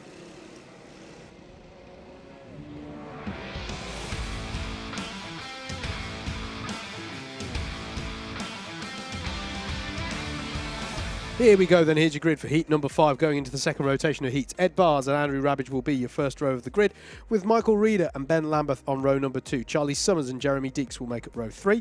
Then there'll be Dan Grocott and Rob Newman on row 4, with Kim Ely and James Martin to round out the top 10. Matthew Cockram and Dan Seeger are your 6th row of the grid, with James Dunnett and Alex Rule on row 7. Thanos Chevalakakis and Patrick Millman are row 8. Joe Ratcliffe and Mortaza Hassan row 9, and it's a 19-car grid, this one. Isaiah Aguegu will round out your 10-row grid. No warm-up laps here, so we're going to be into these races a lot more quickly than before, and indeed we are good for the start. So Ed Bars on your left, driver's right in that 92 will lead them away. Andrew Rabbage was looking across there to try and judge it, but it's a good start there. A bold start from Ben Lambeth in the number 9. He didn't have the strongest first heat, I don't think, trying to make his way from his lowest grid position, so he's got to go on the tack with this one, or feels the need to do so. It was a good start as well for me. Is that Jeremy Deeks who's got up high? They're going very wide out of hairpin 1, and Ed Bars has just checked out. That held up everybody there, and that was a gift for Ed Bars. Yeah, there was a semi-spin for P2 through hairpin 1, which just balked everybody from getting through and out of hairpin number 1. Big opportunity this for Ed Bars. Rob Newman now through into second place. There's James Martin. James Martin needs a good race here if he wants to get into the A final. A couple of drivers running wide. One of them's Ben Lambeth. The other is the number 46. Deeks, that's Jeremy Deeks. Of Jeremy Deeks, who's had a bit of an adventure so far in this race. Yep. I have to say, though, of all the people who might get to the head of the field, I'm like, OK, maybe Ed isn't going to romp away with this at the end of lap 1. It's Ed Bars in first, Rob Newman in second there at the end of lap number 1, and that's a gain of 6 places for Rob on the first lap. Now, the key thing for these drivers, the majority of them were out in Heat 1, Heat 2. Yes. There's been a proper step change for them in terms of the track conditions. It's not been as gradual for some of the others. So you've got drivers who are going to have a bit more of a step of getting on top of the conditions compared to what they learnt, an hour ago. Yeah, Andrew Rabbage in the thick of it here amongst the top 10 at the moment. I think he just had a bit of a moment coming off of hairpin 1 of this lap. He seemed a bit slow between 1 and 2, and I think that allowed Ben Lambeth through in the number 9. Now has Kim Ely. Sorry, did I mean Ben Lambeth? I think I meant Dan Seeger, actually. Got through. Yes, I did. It is the number 5 now ahead of the 25, so that was a change there earlier on in the lap. That's now confirmed on the timing tower. But Kim Ely and Jeremy Deeks, and that's contact between Deeks and Ely, and that's Ely round and in the wall. That's going to be really galling for Kim. I think there was contact there. It was just as I was looking across from the timing screen back onto the screen. But the handle off there from Kim suggests that there was some help into that one. So let's have another look at it. Watch it back. So number 46 of Deeks is just behind. Yep, gets into the rear yeah. I think what's happened there is Kim has braked earlier than Jeremy's been expecting, and minute. But the thing with the top end of the circuit, as we've said, the top end of the circuit dries at a much slower rate. So it's still in that position where just the slightest little touch can send you round through through turn number 1. There also is the slightest bump as you go into that braking zone. The kart is light at that point of the circuit. Yeah, and you really use that as a reference point. Where you really basically feel the braking point for one through your backside, effectively. Through your derriere, and that's how you judge it. And if there's just a slight difference in, at that, bearing in mind, as we've been saying, 1 and 2, turns 1 and 2, the last parts to dry out. So drivers will be taking different levels of confidence, shall we say, into those corners. Big response has just come in from Rob Newman. I think this is because he was under attack from Charlie Summers behind. Charlie Summers, we know how good he is in terms of his positioning and his racing through the Club 100 iRacing series. Great to see him. He's a C2 driver at this level in real life in the sprints, but he's pushing Rob Newman. Rob's responded, done a 50.3 last time around. Summers a 50.7. They are visually catching Ed Bars, who's now going to need to respond because he did a 51.1 last time around. This is great to see. 2 drivers who we've not seen running a full season of Club 100 sprints for a while coming together here, and you can see here the delta, the way that it's closed. Whoa! Right away into paddock corner goes Rob Newman. He is not messing about. Ed Bars and Newman side by side up to Garda. Bars will be able to hang on to that. How good's his drive off the corner? Rob Newman is not messing around this year in Club 100. That was from miles back. Here we go. This is the best race of the day so far. Ed Bars and Rob Newman toe-to-toe. Newman down the inside into Conway's. Gets the move done, but it's going to run wide. Oh, but there's no grip there for Bars. And he's going to be open now for a move by Charlie Summers. Defends it, recovers it well, but Rob Newman is galloping up the road again, Howard. Yeah, absolutely. The boldness that Ed Bars had then on the brakes. Do you know what? It's almost like he braked so hard for hairpin one to kick the rear out to almost say, don't try it, Charlie. Don't you go down the inside. I may have just had a bit of a fluff through one and two, but I am still confident here. But how about that? That wasn't a gauntlet being thrown down. It was hurled at the floor by Rob Newman there. And he's away. Michael Reed is coming into this as well in 4th place, black suit and white helmet. Another C2 driver that we've got to keep an eye on. Really, really intrigued to see how C2 does this year in lightweights. It's a very open playbook, I think, at this stage of the season. Agreed. Rob Newman is just doing Rob Newman things now. A 49.263, fastest driver on a circuit. Yep, absolutely. We know that Ed Bars can dig deep. Yep. You don't become the Club 100 Sprints champion like he did a few years ago without being able to face up to adversity. Yep. This battle, Ed Bars down to Ben Lambeth, is the biggest battle on the track at the moment. So going to be interesting to see now. Do any of them go, yeah, we can still take the fight to Rob, or when do the gloves come off in these last couple of laps, 2-3 laps potentially here? Some other good battles going on out there. Jeremy Deeks versus Matthew Cockram is nice and close there. And Dan Grocott is having a good battle as well with the likes of Patrick Millman and Mortaza Hassan at the head of their Class 3 running with in the case of the latter two drivers there. Big lap this. There should be 2 laps to go with the time that we've got remaining. Can Bars and Summers, who are slightly quicker than Newman now, push enough to get back into the attack zone almost on Rob Newman on the last lap? Ben Lambeth is now the fastest driver out on circuit on a 48.778. He's trying to find a way past James Martin for 5th place. James Martin is getting a good score at the moment, needs it, otherwise he's going to be in one of the lower finals, having had a not so good first event already. And there's traffic now as well. The traffic doing a good job there just to keep out of the way. 10 seconds on the clock, so this will be the last lap. Newman responds back though, goes purple through sector 3. I don't think we've seen any penalties come in for that incident with Kim Ely. I have to say, I'd have to watch it back again because of the camera shot looking at it head on. I don't know for a fact there was contact there versus just. I think there was the slightest. Yeah. There was a little bit of a neck rock back. As I say, is that hitting the? I mean, it would have happened incidentally right under race control, so they had the best view in the house. So their call very much goes on that one. But I don't think I've seen anything come through on that. But anyway. Well, Rob Newman really took this race by the scruff of the neck. He's not finishing it as the fastest driver on circuit, but crucially, as long as he can get over Cafe Corner, he's going to take a 2nd win of the day. Rob Newman very much is back in business, takes another sprint heat win. Ed Bars 2nd and set the fastest lap right at the end. That could have been one of those where if Ed had one more lap, he could have got that one back, but he takes P2. Charlie Summers, a great drive there, really drove the initiative in that race, and the speed is rewarded with P3. Michael Reed 4th, James Martin 5th. Ben Lambeth, Dan Seeger, Andrew Rabbage, Jeremy Deeks and Matthew Cockram complete the top 10. Dan Grocott and James Dunnett 11th and 12th. Mortaza Hassan, who knows this circuit well, is top novice home in the C3 class 13th. Isaiah Eguagu 14th, Patrick Millman 15th, Alex Ruled, Kim Ely take us through to the bottom of the field. Good race that. Heat 5 done. Heat 6 is next.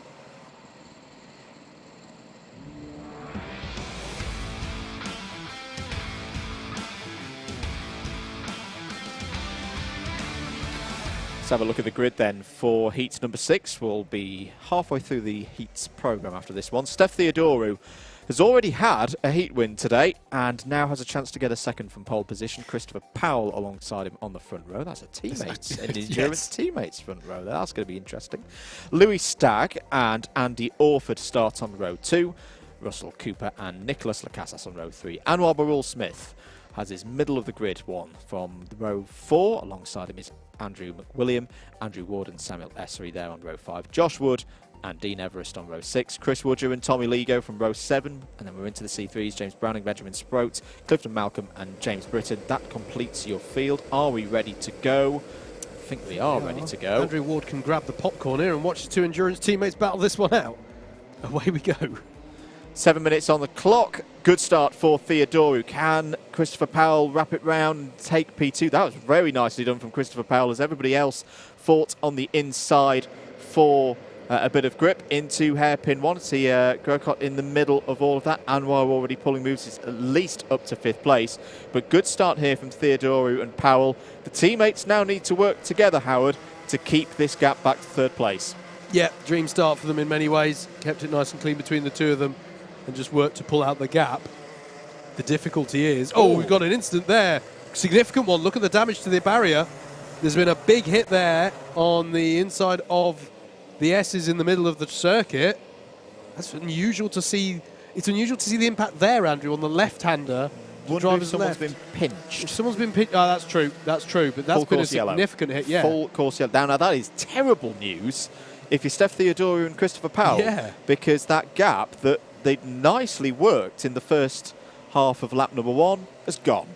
And they've now got Anwar Barul-Smith to contend with in 3rd. And Andrew Ward not too happy there. He's down in 16th place. Now, the other trouble for the drivers is the timer runs on. So I'm going to say that the drivers involved in that were James Browning and... Well, Lewis Stagg was definitely involved. He's gone down to the back of the order. And Andrew Ward did lose out heavily there. Was he one of the cut? We only saw it cut away to the shot of the drivers for a second. On the 4th or 5th row of the grid, so it's gone backwards. Okay, so involved in that as well.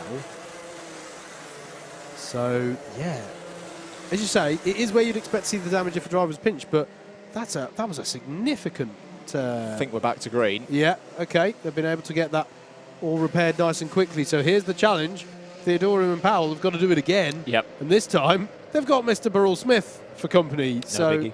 Yeah, no biggie. They got to push here. And as you said last race, mate, they've got to have confidence now that these conditions have properly dried up. And the lap times that we're seeing are still coming down even further. As they come down through the hill here, they've got to try and work together here. Penalty black flag for Samuel Essery. So Samuel Essery's race is over. Here comes Anwar Barul-Smith attacking Christopher Powell now. Still good opportunities for these three to get good points because they've got a strong gap back to Andy Orford and Russell Cooper, 4th and 5th. Christopher Powell looking to the inside. That's a bold one on his endurance teammate, and it's worked. Yeah, beautifully done there by Christopher Powell, and immediately Steph Theodora can sense there's an Anwar Barul-Smith hunting you down, and that is a clean move by Anwar down the inside of hairpin 1. So all change amongst the top 3 there, with not too much time lost between them so far, it has to be said. That was all relatively courteous in that battle, but it won't be how Steph would have wanted it to go down. He's now down to 3rd place. 47 of Andy Orford having a good drive so far in 4th place. What am I right in saying? You say another ABC takeout penalty, this time for Lewis Stagg. I wonder if that is to do with lap 1, because Stagg dropped down to the bottom. Possibly.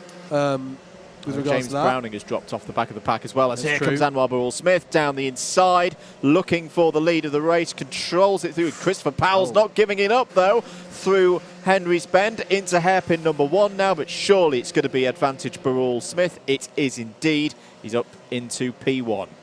Fair play from Chris there. He really kept his foot in it there and used the full track limits as he is allowed to do there. You can see him straddling the white line. That's absolutely fine.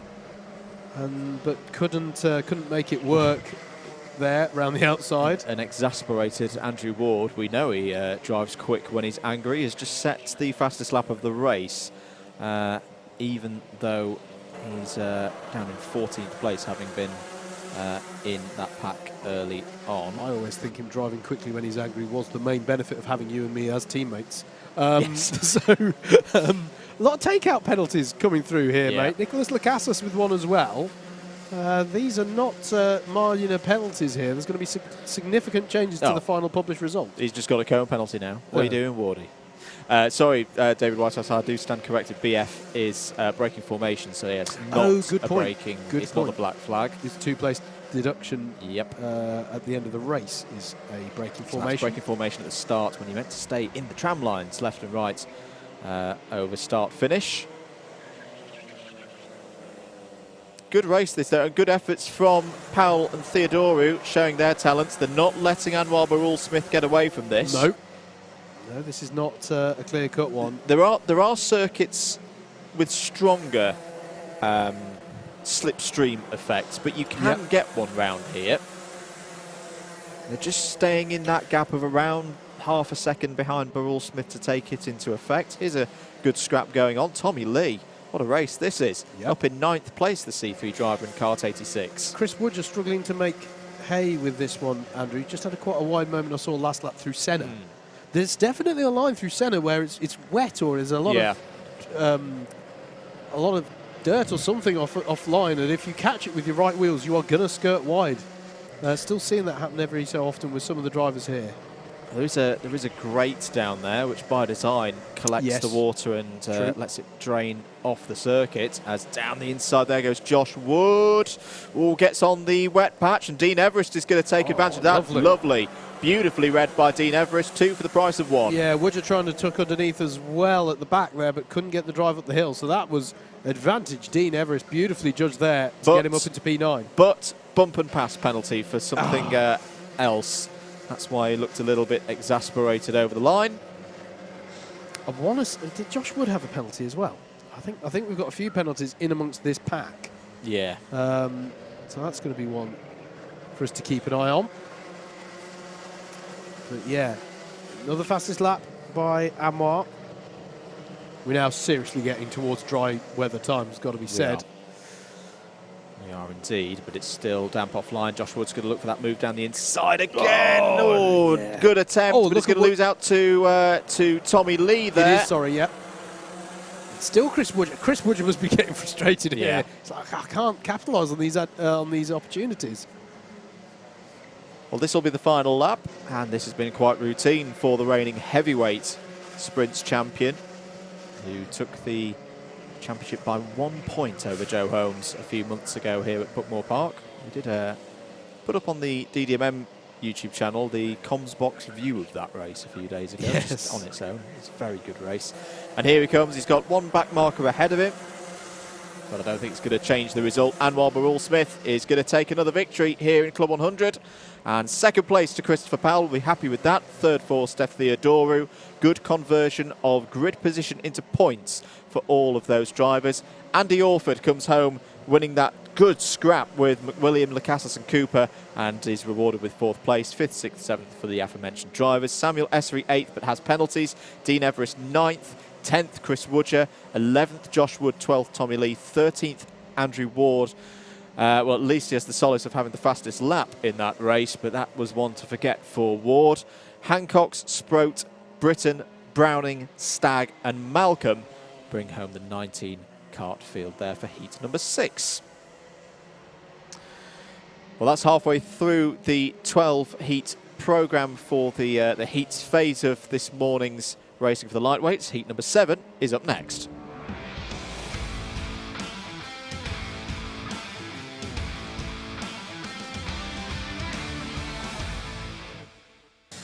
Getting ready then for heat number 7. All of these drivers, this is their second heat. And we'll just wiggle the graphic there for heat number 7. It'll be Sam Morris starting from pole position. Tony Philbin alongside on the front row. Christian Lehner and Sam Lovelace on row 2. Hussein Rashid and Justin Draper on row 3. Andy Bushell goes from row 4. Joining him on row 4 is Callum Martin. Thomas Barrett and Mike Coppin complete the top 10. Adam Britton and Stephen Westwood are on row 6. Jake Wilkins and Jack Harley-Walsh start on row 7. George Oxford and Gareth Pritchard on row 8. Prash Alphonsus and Penny Millman complete the 18 drivers in this field. I say, Andrew, this round already for me shaping up really interesting. We've seen some very dominant, very strong drives. How's this going to all be when it comes to a head in the final? It's going to be really interesting to see. Right now, though, we are ready for heat number 7. On driver's right, your left is Sam Morris. Leads them away in the number 34.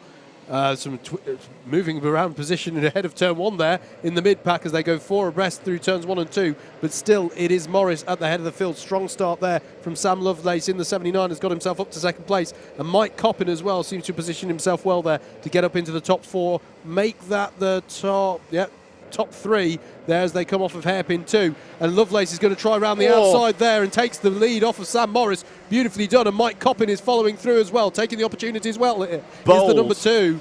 Really bold start there, but still a good start for Sam Morris there in the 34 in third place. The 26 of Christian Lehner as well, keeping his toe in the door there in 4th place. Looks like a relatively clean lap though there, Andrew. It was a good start there. Impressive stuff there from Mike Coppin. Yeah, really bold and aggressive from the runner-up last year. And here he goes down the inside for the lead of the race. Can he get the block done on Sam Lovelace? That was inch perfect from Mike Coppin. Takes the lead of the race. You can just see he's trying to... It looks like he's overdriving almost, Howard, but this is all about tyre temperature and getting the speed into these new Dunlops as quickly as possible to take advantage of that dry line that is now out there on circuit. Yeah, absolutely. You've got to work these tyres hard to get that temperature in them and get the performance out of them, get the grip. And Mike Coppin has been doing the preparation for did the season opener race, really tried to make friends with these Dunlop tyres nice and early on, and has got himself up into first place there, ahead of Sam Lovelace, who's also had a great start. That move for the lead around the outside of Sam Morris was beautifully done by Lovelace on that first lap. So as they come around to finish lap number 2, these two are now romping away at the front, it has to be said. Sam Morris, though, doing well to absorb the pressure that's mounting behind him at the moment from Lena and Rashid, as sun continues to beat down on the circuit here at Buckmore Park. I wouldn't believe we came into the circuit to sleep this morning, would you? No, you wouldn't. Really quite something. In the background there I can see, I think that's Hussein Rashid challenging for third place. There's definitely been a change behind these top 2 further down the order. It looks to me like at least Rashid has got himself up into 4th place. Let's have a look. It's still Sam Morrison, yes indeed. Hussein Rashid there by on... Oh, it's not Christian Lehner anymore. In fact, Callum Martin's got involved there in the number 20 as well. So it's all changed amongst your main protagonists at the moment in this one in Class 2. As a penalty for Mike Coppin, ABC bump and pass. Now then, what was that one for? I guess it would have been, it might have been one of the moves on lap 1, which has been adjudged to be too aggressive. So that will be penalties, positions deducted post-race. This is for the lead in Class 2. Hussein Rashid trying down the inside of Sam Morris, but Morris gets better drive off of hairpin 2, heading towards the S's, hangs on to that position for the time being.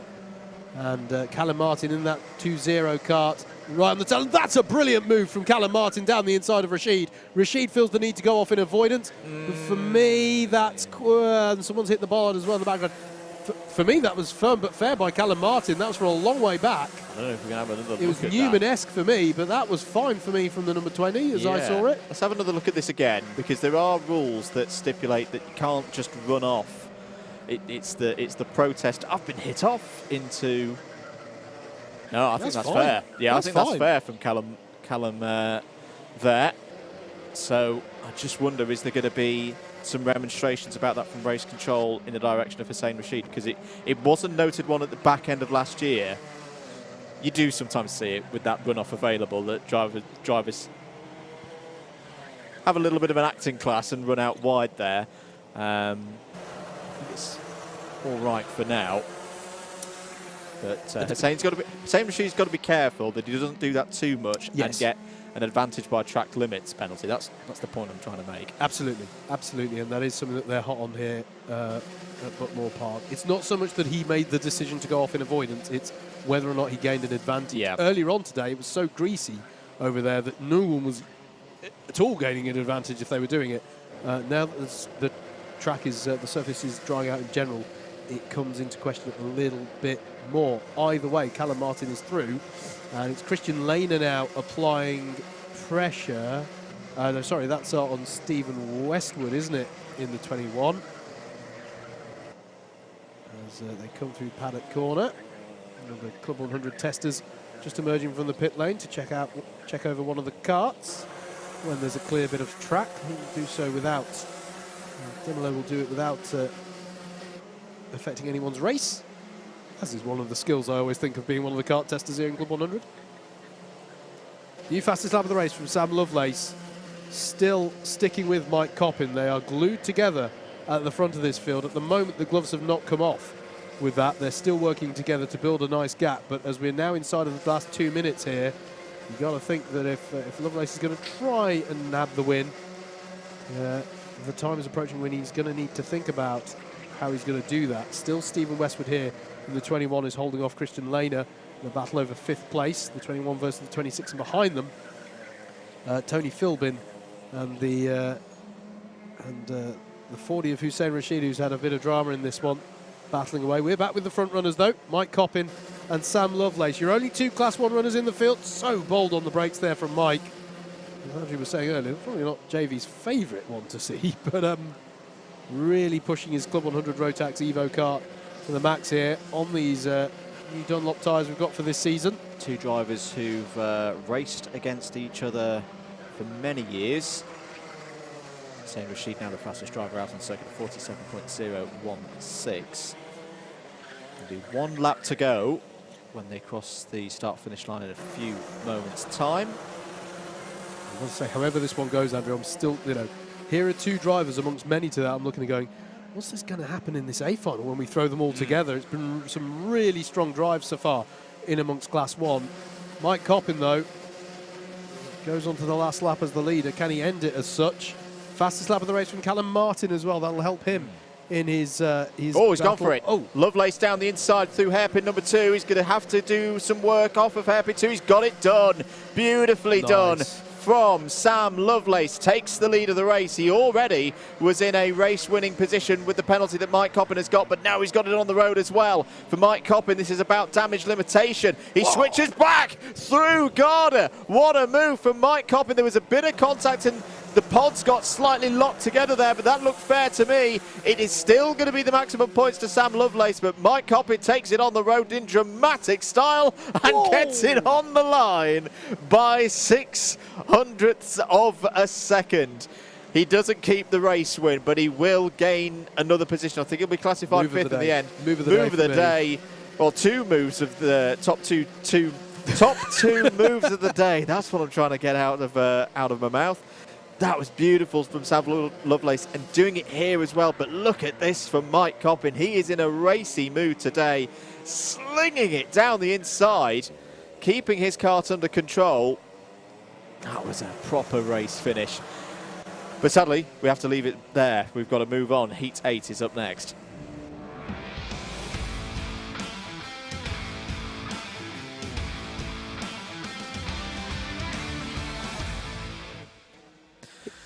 Heat 8, here we are. Let's have a look at the grid. This is the last one of rotation number 2. Dante Dillon and Harrison Kirkham on the front row. Joshua Sangster and George Lawler, row 2. Yusuf Bin Sahel and Matt Wildman form up row 3. Keith Segal and Ashley White, row 4. Oliver Johnson and Bryn Alban, row 5. Matt Ellis and Aaron Clark on row 6. Luke Phillips and Cameron Williams on row 7. Yusuf Sahayono and Ryan Williams into the C3s now there on row 8. Adam Sheargold and Harrison Earl on row number 9. 2 drivers I'm looking at in this one, Andrew. Dante Dillon now starting from pole. He had a strong race earlier on. Matt Wildman had a strong race earlier on, starting from row 3. I'm going to be interested to see how they get on, amongst all the others, of course, but 2 drivers have already had a strong showing so far, and away we go then for heat number 8. Dante Dillon in the 3. It's a strong start from the anti-pole side. Harrison Kirkham is going to be round the outside and to the lead, as was that Bryn Alban spin out. Someone was spinning out to driver's left there through turn 2. And there's a spin for Dante as well there in hairpin 2, as there's drivers out wide as well, and it's the scruffiest start we've seen, Andrew, since the track started to dry out. Yeah, and this is the thing now, that because you've got dry patches but also still damp patches, that drivers can easily get it wrong. Yusuf Bin Sahel looking for a move, pulls out of it there on the number 51 of Joshua Sangster. It's a bit of a chaotic start, well. This. The number 84 went for a big dive. That was Oliver Johnson down the inside. It's not paid off for him at all. And the 72 of Keith Segal looking twitchy through Garda as well. That's been a really interesting opening lap, I'll say it that way. At the end of lap number 1 then, it's Harrison Kirkham with pressure from Matt Wildman. Jump start pen for Harrison Kirkham. It was. Sent it too much at the start. Yeah. Very strong. I said it was strong from the anti-pole. It was too strong. And Matt Wildman now is going to be on the outside here for hairpin 2, where previously that would have, when it was greasy, that would have been Matt Wildman's pass right there. but it's seriously dried out now in that first sector as well. Disaster start, Andrew, for Dante Dillon. Disaster start. Yeah, not good at all. I think, by the way, it was... Oh, Wildman down the inside of Kirkham, going for the lead. Kirkham's going to run out wide. But Wildman should get the position.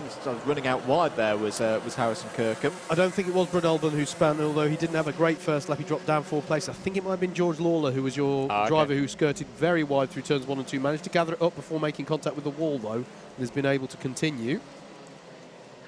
Matt Ellis there in the number 28, chasing Luke Phillips, and with Dante Dillon for company. He's caught in the sandwich at the moment. Is behind them. Keith Segal having a good battle there with Aaron Clark. Actually goes side by side. Looking at the driver in the white suit there, but just gets a little bit crossed up through hairpin 2, and I think Aaron Clark is going to hang on in there. No, they're still side by side in the... Yes! That was a lovely move by Keith. Great stuff there from most experienced driver, surely, in the field, Keith Segal. Beautiful move there from the driver, the number 72. And Bryn Olben there with a move. Now, there was contact from Clark on the bollards there. Yep. That's, for me, Andrew, that's a classic one where that's why we have a warning now rather than a straight-up penalty, because I'm not sure there's much that Aaron could have done then. Dante Dillon digging deep here and has got back up to 6th place. His next target is Yusuf Bin Sahel. What is the delta like in terms of pace? The pace delta last time around, well, actually, Bin Sahel was a 47.4 last time, with Dante being a 48.1, but obviously negotiating positions with the likes of Luke Phillips and Matt Ellis last time around. So going to be interesting to see how he can go in the clean air now. There is Yusuf Bin Sahel there in the 73. And the driver with the UKC experience in the Club 100 Senior Sprint scene. Matt Wildman now 1.4 seconds to the good over Harrison Kirkham, who, don't forget, has a penalty to be applied for a jump start at the end. It'll be 2 positions docked from wherever he finishes. So at the moment it would be Josh Sangster who has the bragging rights in Class 2 once everything has been worked out.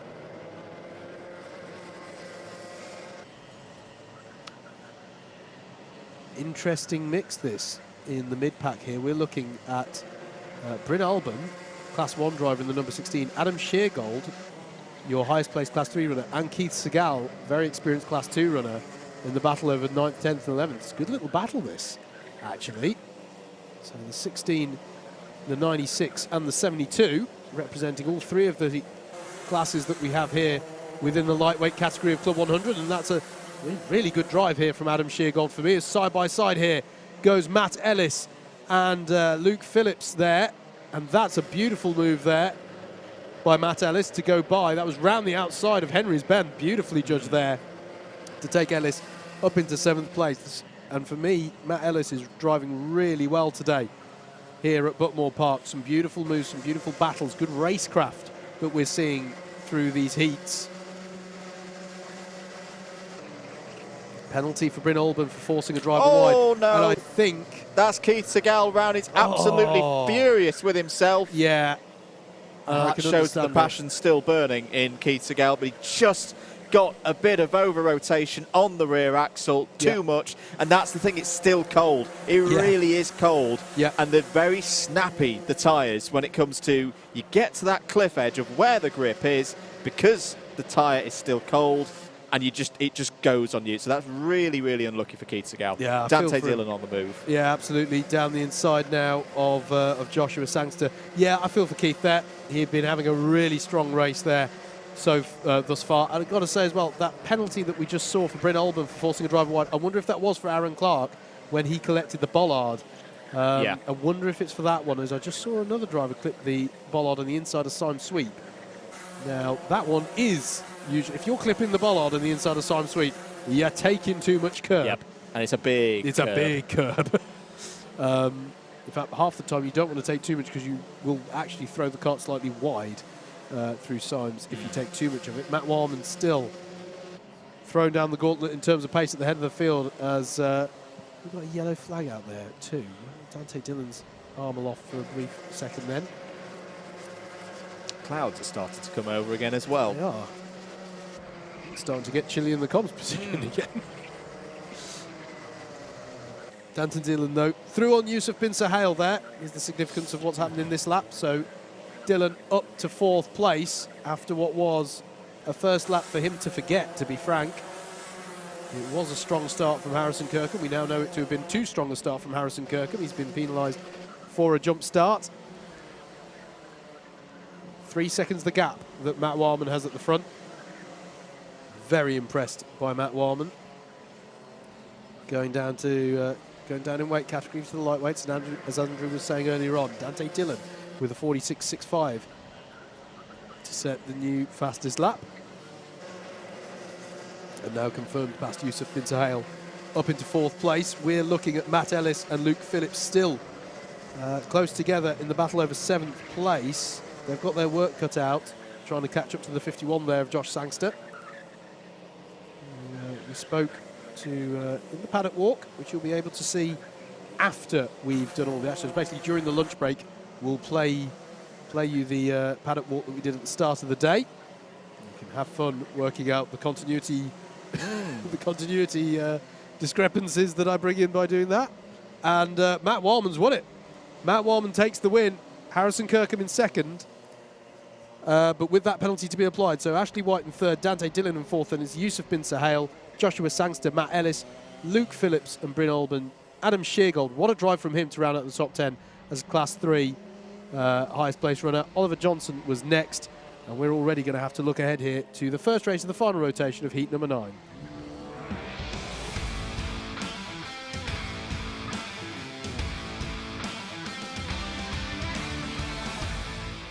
Let's have a look at the grid then for all of these drivers having their last heat before the finals. Dean Everest has pole position for heat number 9. James Dunnett joins him on the front row. Mike Coppin and Adam Britton start in row 2. Russell Cooper and Andy Orford on row number 3.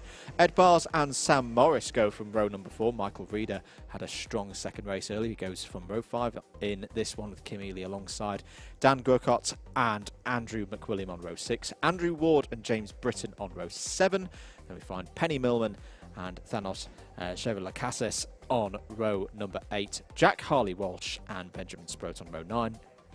Parash Alphonsus completes the 19 kart field. I've got to apologise for keep missing these checkered flags, but in my defence, the dominance that we're seeing means it's throwing me off. It's like they're crossing the line at the zero, way ahead of when I'm expecting, and it's just really interesting how we've seen that complexion to most of the races today, that there'll be a breakout winner. It's more common than it's not, as we're ready to go away then here for heat number 9. Dean Everest will lead them away in the 30. Mike Coppin straight to the inside. Ooh, there, and spinner, and that is the spin for James Dunnett, and that's going to be galling for him because that was his highest placed grid spot of the heat. Hopefully he'll get that one recovered.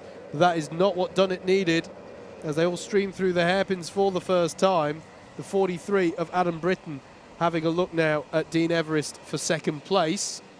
As they all work their way off there, you can see them all working their way down through the hill for the first time. Big race this. The pressure ramps up slightly if you're new to Club 100 Sprints, because this is the last opportunity for all of these drivers to get points on the board to set their grid positions for the finals. It could be the race that makes the difference for a driver, whether they're in the C final, the B final, the A final. So important to get this one right. Yeah, absolutely.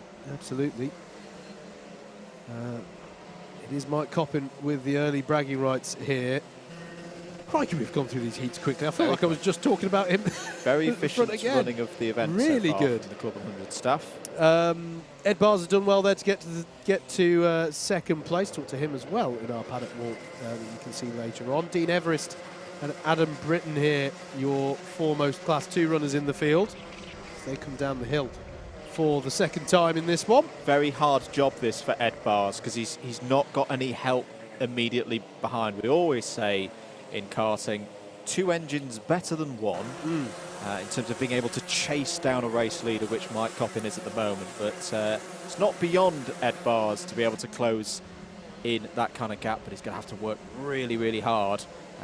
Down the inside, Adam Britton having a look there at Dean Everest. Dean Everest sees it coming. Yeah. Well defended there from Dean. Could have turned in, could have made it scrappy. Just held himself out wide. Absolutely. Not too wide that he got on to get on the wet stuff. Just held that speed around the outside. and got it done on the second corner, Henry's Bend. Keeps third place. Absolutely, you can do that. Particularly now it's dried out a bit, you can do that into 1 and 2. Just if you're feeling threatened from behind, just be bold on the brakes. Does that look like that's Jack Harley-Walsh going into the pit lane for a mechanical? So something's wrong with his flat. That's Dean Everest clattering the bollards there. I would expect there to be a cone warning there, and it's opened the door as well for Adam Britton. And he's also going to be under attack from Russell Cooper up the hill as well there.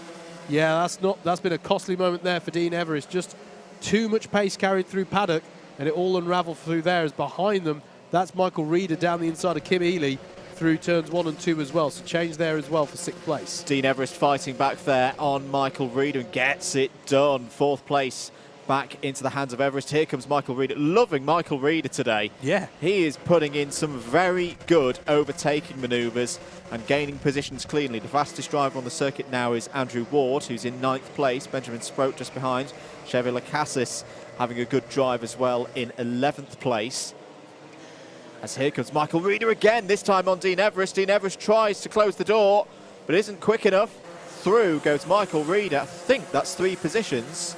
At least 2 positions in the space of 1 lap. Very impressive stuff. Yeah, really good stuff from the driver, the number 37. From Michael Reeder. And as you say, Andrew, that is a good couple of positions on that last lap. It's 3. It's 3 gained for Michael Reeder. Absolutely flying through the order. And these performances will put Michael Reeder in the A final. I think there's Andrew Ward, you just see, black suit with the black, silver and red helmet. And he probably won't thank me for saying it, Andrew, but this is a classic example of what you were just talking about. For certain drivers, the pressure is on here. Yep. This is the lowliest grid start for Wardy, for Andrew Ward, in his heats. He had a bad heat too. Caught up in that instant. We believe into the S's and Cooper. That's not gone well at all there. And there was just contact between Everest on the front right and Cooper on the front left, and they both pulled each other wide. What happens here? Cooper's going to send one on Everest and just get caught out by Michael Reeder being there, right? There. And then just gets it wrong, gets into the side of Dean Everest. For once, a bit of good fortune for Andrew Ward on a live-streamed CLUB100 event, because he gained 2 positions there through doing absolutely nothing. It's very easy for me to say in hindsight, but we were talking earlier about Dean Everest leaving enough room at turns 1 and 2. Ideally, you wouldn't have it was just him turning a bit too soon to make that contact with Cooper. Yeah. Very easy to say from my position here in the comms box. In the moment, you're like, no, I want to try and switch back and get the good drive off the corner. So I get it. But yeah, that was costly for both of them, unfortunately, and they'll be licking their wounds down for the rest of the race. Forcing driver wide penalty for Russell Cooper as well. So that is not a good moment for Russell Cooper. He's now trying to find a way past Kim Ely. Yep. Hello to Jake Wardle, who's gone in contact in the YouTube channel now for live. Do keep your comments coming in. Let's keep the likes going as well. Let's try and get up to 75 likes if you're enjoying the coverage here on Alpha Live. Less than 2 minutes of this race to go. Ed Barr's starting to apply the pressure a little bit. He's got down into the 46s. But Mike Coppin, I think, is in race management mode at the moment. 1.7 seconds is the gap. Battle rages on between Ely and Cooper. Cone warning for Dan Gurkot in the number 38. By saying that, Ed Bars has just taken 3/10 out of Mike Coppin. Saw Ed Bars have a very strong finish to his second heat about an hour ago. Is this another one here for Ed Bars? And this could be key for later on in the finals when the races are a little bit longer. Maybe this is what Ed Bars is needing today, a little bit more time to grow into these races. Yeah, that's a good point. 7 minutes these heat races, and then we'll be going up to 12-minute races when we get to the trophy finals. Purple through sector number 2 goes Ed Bars. If you're new to this kind of racing, what we mean by that is just set the fastest sector time of anybody in this race so far, and he's just done a 46.729. Coppin is responding though, he's done his own 46 at 46.916. There he is. Yeah, it's a good clarification. Going purple does not mean a term of frustration. He's not pushing really hard. He's not, no. Doing anything that would not. Who's that off the road in through Garda? I think it's one of our C3s. I hope it's not Benjamin Sproat, because Benjamin Sproat was right up the order there. I think it's Chevy Lacassis It's Chevy Lukaszis has spun out and fallen from, I think that was around 13th place. That's a real shame. Now, maybe he was helped into it, but it's easily done, by the way. Actually, we're on the last lap here. I'm not going to be caught out on this one. Mike Coppin is going to come across the line to take the win for heat number 9. Ed Bars with a strong showing, fastest lap of the race in second. Adam Britton, great drive from him into third place. Andrew Ward worked his way up the order nice and steadily there, and Michael Reeder with a great drive to fifth as well. Russell Cooper in sixth, Dean Everest in seventh, Kim Ely in eighth place, Sam Morris and Andy Orford round out your top 10. Benjamin Sproat is your highest placed Class 3 runner in 11th, and it was Dan Grocott, Andrew McWilliam, James Dunnett, Prash Alphonsus, Penny Millman, James Britton, Thonos Chevalakakis, we saw with the incident there, James Britton actually got past Alphonsus on that last lap. They're still crossing the line now. And Jack Harley-Walsh, unfortunately, we saw with an issue. That's heat number 9. We've got to look ahead already to heat number 10.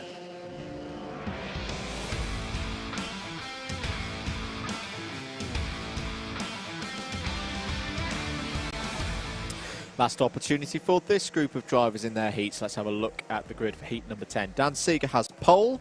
Chris Woodger alongside on the front row. Bryn Albon and Matt Ellis have both driven very well today, and they go from row 2 in this one. Charlie Summers was lightning quick early on. He's on row 3 there alongside Ben Lambeth. Steph Theodore, who's had a strong day so far, starts on row 4 alongside Dante Dillon. Louis Stagg and Callum Martin go from row 5. Justin Draper and Hussein Rashid on row 6.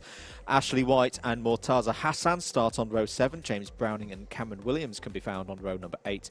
Patrick Millman and Joe Ratcliffe completes an 18-kart field there on row 9. And a bit of No-Jet TV for you here at Buckmore Park. For me, Andrew, there's a few Class 1 drivers in the first few rows of the grid who could do with capitalising on this high grid position. Some drivers who we know they're good, we know they've got pace, but they maybe just haven't had that killer result that they need so far to confirm their place on the grid of their choosing. Dan Seeger leads them away. Bryn Albon following through. Good start there from third on the grid from Bryn, and he's holding on to second place there. Chris Woodger trying to hang it on the outside as he's under threat from Charlie Summers in the 81. Summers has indeed got up into 81st. No, he's up into third in the 81. Try again, Howard, as they go through hairpin 2. Dante Dillon side by side there with Steph Theodorou as well. I think being courteous and trying to avoid getting a penalty by letting him back through as they sweep down the hill for the first time here. It's still Dan Seeger for now at the front. Bryn Albon looking racy though, as Chris Woodger, we've got a spinner at the back there. Oh, from the mid-pack, I should say. One of that was from quite high up. I think it might be Ben Lambeth. I think you might be right. A single-digit red-plated number. Yeah, it's not. And it looked like a 6, but there's no number 6 in this race, so I think it was Ben Lambeth. Yeah, at the end of lap number 1, then we'll look to confirm it. But I agree, mate. Ben Lambeth dropping down the order, and that is costly because I think he would have hoped for stronger heats up to this point as well. So it could be an interesting set of finals for Ben there. As Steph Theodorou's got by on Chris Woodger, I can see there. Steph Theodorou up to third place now, and indeed Dante Dillon through as well on Chris Woodger. I don't think that's been the best sequence of corners there for Woodger. He's dropped down a bit there as Bryn Albon really looks like he's going to work with Dan Seeger for now, I think, but he's looking racy here. Steph Theodorou in that third position then, highest placed Class 2 runners in that black plated number 85 kart. Across the line at the end of lap number 2. Penalty, if we've not mentioned already, for Callum Martin. One wonders if that is on Ben Lambeth. Yeah. I wonder what led to that, because it's uncharacteristic from Ben to spin out like that, particularly as the track has now gripped up so much over the last couple of hours. It stayed fairly close though, so I think there is time for Ben Lambeth to pull back some of these positions. 9 seconds currently covering the whole field with 5 minutes to play. Dan Seeger and Bryn Albon at the moment, tactically, I was about to say just need to work together. That's Bryn Albon, throws it down the inside, takes the lead of the race. That's him wanting to take the initiative here. He'll have been sat there going, no, I think I've got a bit more pace than Dan Seeger here. And I can see Steph Theodorou and Dante closing in. Got to make the move now. I think there was a carbon copy move there. Dillon threw on Theodorou as well. So Dante Dillon up to third place, courtesy of the fastest lap. And now look at this. Bryn Albon, Dan Seeger and Dante Dillon, your top 3, with a Steph Theodorou and a Chris Woodger and Ashley White, who's done really well, actually. Ashley White was the lowest Dante place. Down the inside, going for P2 on Dan Seeger, and has got it done. Dan tries to hold it around the outside, but that's not going to work through hairpin number 2. Big lap this, big rest of the lap this for Bryn Albon. He's made that move, he's taken the lead, Can he try and pull away from Dante Dillon? Easier said than done. Yep. And Steph Theodorou's still there in 4th place. Chris Woodger and Ashley White. This is a good quality field in this race. For Ashley, Ashley was the lowest placed non-novice on the grid. Yeah. So really done well to work up to 6th place there. There's another fastest lap of the race is posted by Dante Dillon. This is really interesting now. We've got plenty of time left on the clock for this, actually. We're only at half race distance in this one. And he's going to go for it to hairpin 2. That's late, though. There's not really the gap. Back through. Yeah, that is sensible. That is sensible driving, but he's got to be careful because Dan Seeger is not owed anything to let him back past, but would love the opportunity and nearly seized it then. But it was well judged from Dante to let Bryn back through. The bollards aren't there. Oh, there you go. Oh, they're there. There'll be yellow flags out at the bottom of the circuit. So, at worst, Dante Dillon would get a contact warning for that attempted move on Bryn Albon. But the crucial thing is he let him back through. We can see him. He's trying to set the move up again. He's trying to get in the peripheral vision of Bryn Albon to put him off, get him offline. Trying to do it maybe through hairpin 2 again. This is where he's... No, he's too far back. Too far back this time. I felt Bryn took just a slightly shallower line as well, just to deter the move that time as well. Not so much that it compromised him.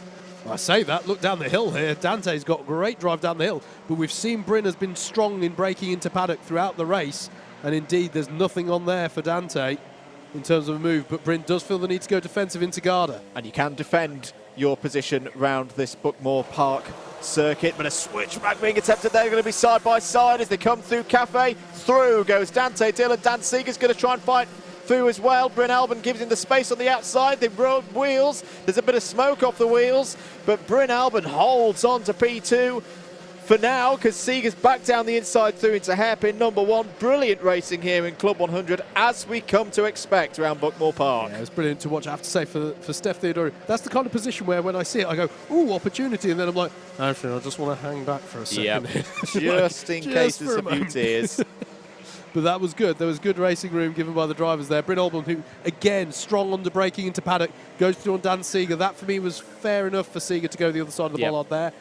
Did not gain a significant advantage. What it does mean is the 85 of Steph Theodorou is right with them now. Fastest lap of the race as well last time round for Ashley White. This is all closing up. And just in case it wasn't entertaining enough, there's more drivers getting involved in this one, albeit Dante Dillon has pulled out a significant gap now at the front of 1.4 seconds. Yellow cards for both, effectively. There was a contact warning for Bryn Albon. There was a track limit warning for Dan Seeger.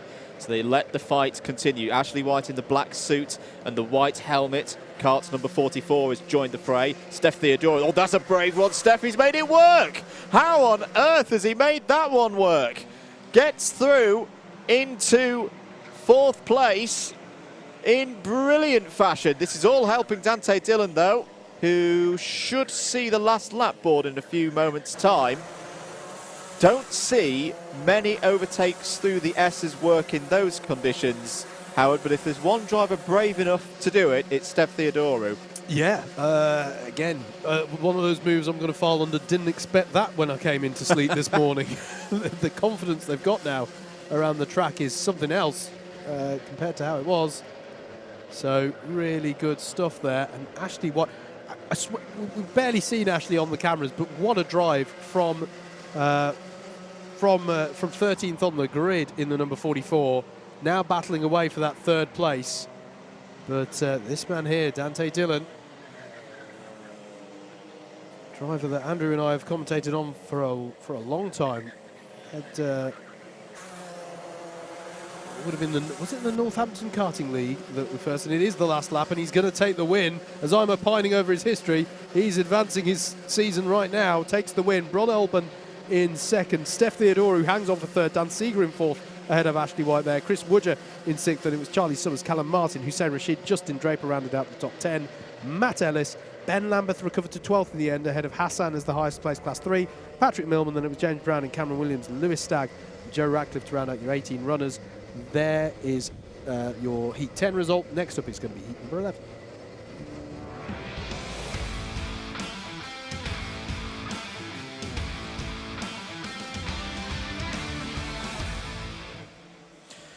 Penultimate heat of the heats phase for lightweights, heat number 1, round number 1 I should say. Here's your grid for it. Aaron Clark and Jake Wilkins on the front row, Samuel Essery and Josh Wood on row 2, Tony Philbin and Harrison Kirkham on row 3.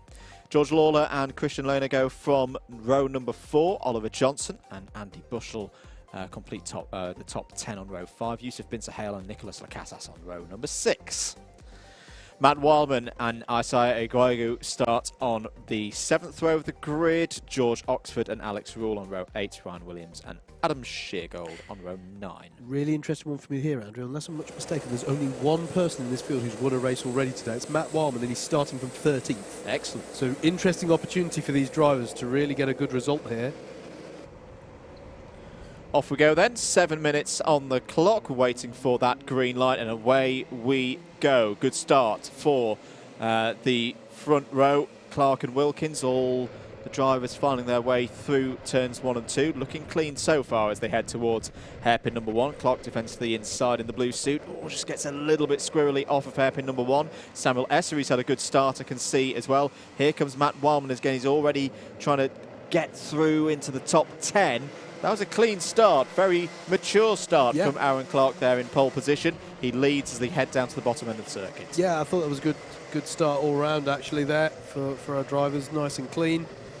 I've said it before, that one's over though, so hopefully I've not jinxed it. But Aaron Clark controlling it nicely there as they come through Senna and up the hill to complete lap number 1 of this last opportunity for all these drivers to maximise their points ahead of the finals. We'll get into how all of that works in a short while. It's Aaron Clark who leads, Harrison Kirkham in 2nd, Sam Essery up to 3rd, Josh Wood, Oliver Johnson, and Matt Wildman got up to 7th place on that first lap, so up 6 places from where he started. Great start there for the driver of the number 33, who's had a brilliant day so far in the lightweights. Harrison Kirkham there in the 12, following Aaron Clark down the hill. Through paddock corner they go. There's the 61 of Josh Wood. And behind him, Oliver Johnson battling away. Matt Wildman has arrived on the scene, and I think he's through, not on Johnson, but I think he got through on Jake Wilkins there. I think Wilkins dropped back a few positions there on that lap. Indeed he did. Wilkins down to 7th, Matt Wildman now up to 6th, and there's been an issue out there for Ryan Williams, I'm afraid to say. Now down to the back of the pack, as there's a twitchy moment there to hairpin 2 between Kirkham, Essery, and I think it was Oliver Johnson as well. Josh Wood, I think, has dropped back in all of that. The driver with the black helmet with the arrow on the side of it. Now side by side with Matt Wildman, as Aaron Clark feels the need to go defensive with Harrison Kirkham. There's battles all over the place here amongst this top 10. And I think that's a double pass for Matt Wildman there. Really picking his way through clean well here. I think that's him past Wood and Johnson, is it? No, he's still got to catch up to the back of Oliver Johnson, who's showing really good pace. Sets a new fastest lap of the race, 47.4.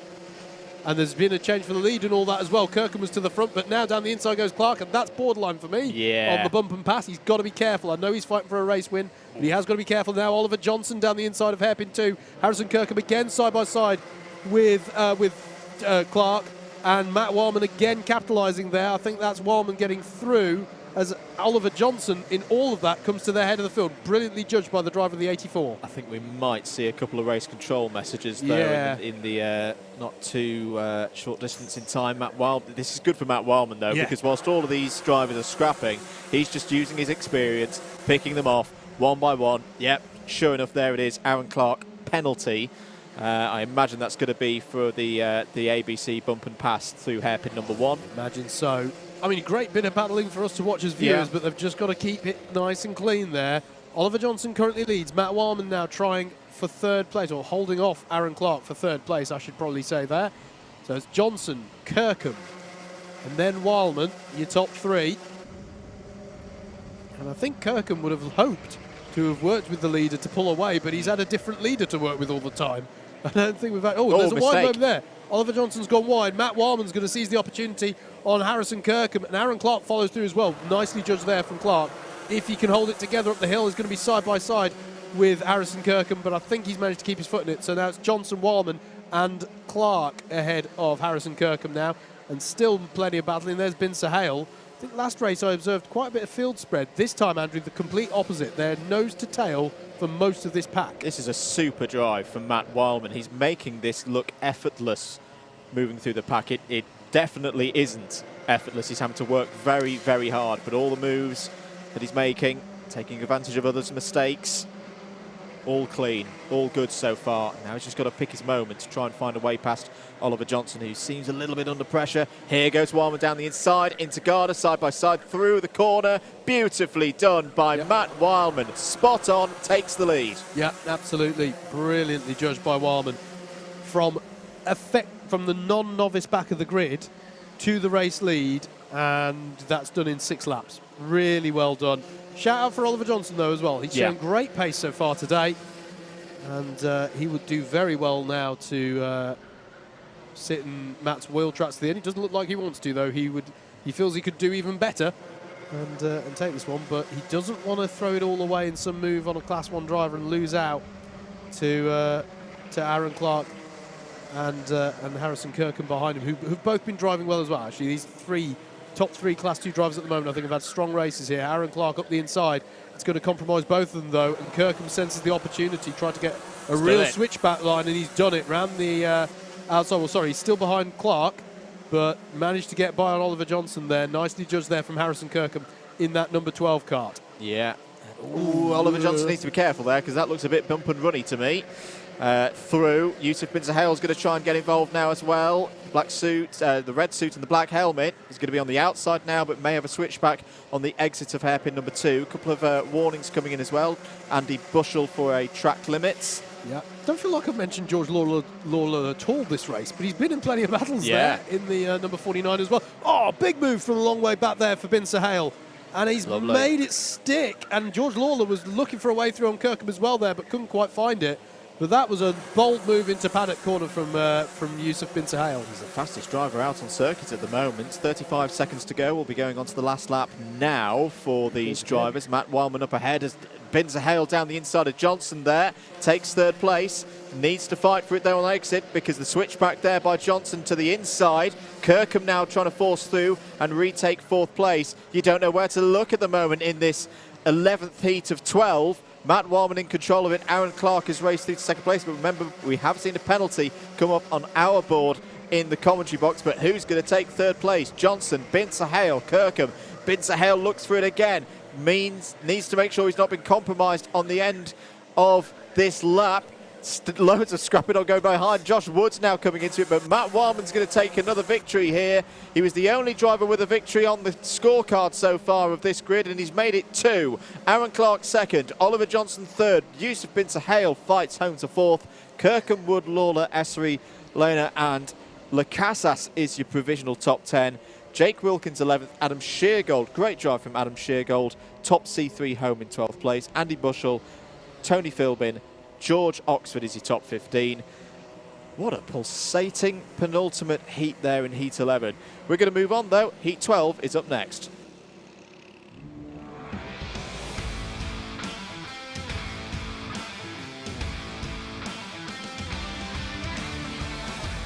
Last heat, last of the 7-minute heats here in the lightweights. Here's your grid. Stephen Westwood has pole position. Luke Phillips alongside him on the front row. James Martin and Matthew Cockram on row 2. Andrew Ravage and Christopher Powell on row 3. Sam Lovelace has been great so far today. He starts this one on row 4 alongside Joshua Sangster. Thomas Barrett and Keith Segal row 5. Rob Newman and Jeremy Deeks are on row 6. Anwar Barul Smith and Chris Hancock's on row 7. Harrison Earl, Yusuf Sahoyono, Tommy Lee and Gareth Pritchard and Clifton Malcolm complete the 19 karts in this field. Well ignored on my monitor where I'd got up the heavyweights Heat 12 grid. Ah, a bit different. Here we go. 7 minutes. Last time we'll say that for the lightweights here today.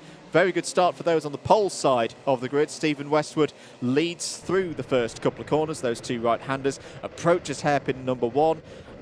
And it's looking a bit... it's looking all right. It's looking all right through the first hairpin. Rob Newman's in 3rd. He started 11th. How? There? He's there. What? Honestly, I was just watching him then. He's up into 3rd. Wizardry has the Sheffield Jedi been doing now? Love another look at that. How? We'll have to I mean, we can pick him out with the orange helmet. How is Newman got from 11th to 3rd. And he's on the pole side, which got the better start. So there you See go, him orange there, about helmet. 5 or 6 back. He's gone to the middle of the road. Now is he just going to hook it underneath? How has he done this? He's always going to go round the outside, cut to the inside. That is ridiculous. That's amazing. He's not lost it, has he? No. He's not lost it at He's all. through on James Martin as well now, so up into second place there. What have we just seen there? I thought know I wax lyrical a lot about Rob Newman, and it's great to have him back, but come on. No, that's great. That is ridiculous. That is brilliant, brilliant racecraft off of a start. Really well judged. Around the outside, and then cuts to the inside for hairpin 1. Beautifully done. He's just shaking his head at himself because he didn't quite get paddock corner right. Come on. 5.5 minutes to go. Stephen Westwood leads the race. Rob Newman, who, I say, you would not know from this performance that he's had over a year out of this. His supreme performance so far today that is really going to put the lightweights class on notice when we get to the finals. I mean, this is I feel like I can say it now because we're in Heat 12. Yeah. We are going into the finals next, but we haven't had a... We're going to throw Mike Coppin, Rob Newman, Ed Bars, Matt Wildman, Sam Lovelace. We're going to throw them all at an A final, and Anwar Barrell-Smith, and this is shaping up to be a really interesting round. Round a circuit that still isn't fully dry. Yeah. I'm really looking forward to these finals, mate. Folks. This really is going to be quite a start to the season in terms of finals racing. Rob Newman now shaping up for a move on Stephen Westwood. To the inside, right on cue. He's going to hold that inside line and take the lead. Beautifully done there. And set the fastest lap of the race. So Rob Newman is right back in the zone. If there was any doubt, there wasn't really, but if there was any doubt with him coming back to Club 100 Sprints action, I think he's allayed those fears. So yeah, 13 to the head of the field. James Martin still driving well there in 3rd place. Christopher Powell as well. Yeah, I should say as well, Christopher Powell also started low down on this grid. And, well, sorry, he was 6th up to 4th, to be absolutely clear. But he was out wide a little bit on turn 1 at the start of the race and recovered that well for the remainder of that lap. Now, if you're Stephen Westwood, the pace is good at the moment. I think you've just got to work with Rob Newman at the moment and secure those points. Yep. You don't want to throw it down the road for a heat win and deny yourself. But at the moment, I think Westwood's going to be on course for an A final qualification. You know who automatically. You notice who the lowest placed Class 1 driver is in this race right now? Anwar Barrell-Smith, yes. Don't say that very often. No, you do not say that very often. But he struggled to make hay in this pack. And, yeah, he's just not finding his way through at the moment. He's got to keep going, though, because, again, it could be that 10th place gives him some important points in the context of today. Yeah. Don't give up. The reigning heavyweight champion. 3 minutes to go. Here's the battle for 6th, 7th and 8th places. Andrew Abbage in the red suit, blue and white helmet. Matthew Cockram, number 18, and then Joshua Sangster in the all blue, the white helmet behind. Here's Matthew Cockram. These are all drivers, I'd say, Howard, that are just trying to convert at least into a B final. Yeah. Possibly skirt into the A with some stronger results earlier in the day. At no point have I been thinking of those individuals in terms of, oh dear, they've had a bad one. No. It's been good performances across the board.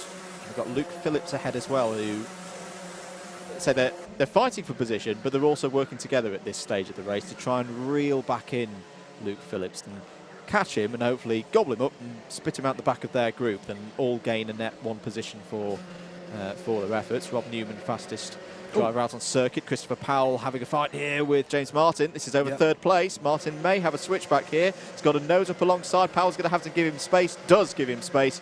Good racing between two very experienced members of the Lightweight Sprints Championship entry. That's Powell up to 3rd. But I'd still love the fact that I spoke to James this morning, went, been out on these tyres before? He went, nope. Spoke to Chris, been out on these tyres before? Nope. Well, he did the endurances yesterday, actually, to be clear. So he has. But, sorry, he has. So sorry, yes, it was James who pronounced like. And I said to him, well, what's good is you've got some really good control experiment type conditions to go out there on, with grease and sleet and everything.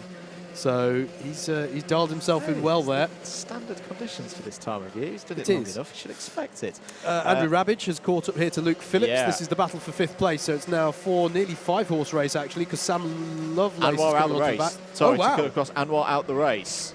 So has he had That's some big. form of problem? That means he's now going to be classified 19th in this race. Down the inside. Matthew Cockram is going to let Andrew Rabbage have that one. Oh, right on cue. Beautiful from Joshua Sangster. Took opportunities there to gain a position. I can see why Matthew Cockram said go back through to Andrew Rabbage.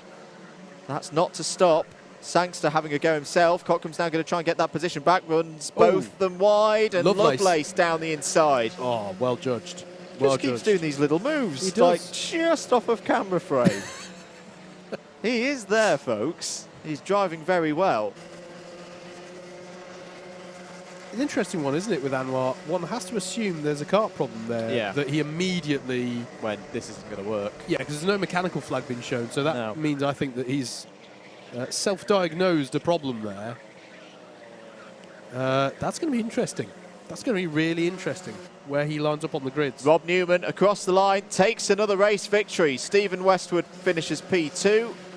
Christopher Powell has driven well today, P3 for him. James Martin, P4. Luke Phillips, Andrew Rabbage, Sam Lovelace, Joshua Sangster, Matthew Cockram, and Yusuf Sohoyono finishing the top 10. Good drive from Yusuf there.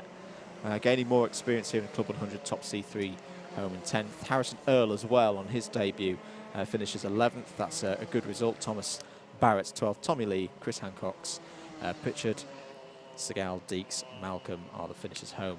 And one retirement from that race, and Rob Raw Smith. Sorry, my inhale of breath there was Tommy Lee versus Chris Hancock's across the line, which was fairly tasty. Right, well, there'll be a pause now whilst the results are calculated for the C, B and A finals. We'll take a short break here on the commentary and bring you a few messages here from Alpha Live and DDMM for events coming up.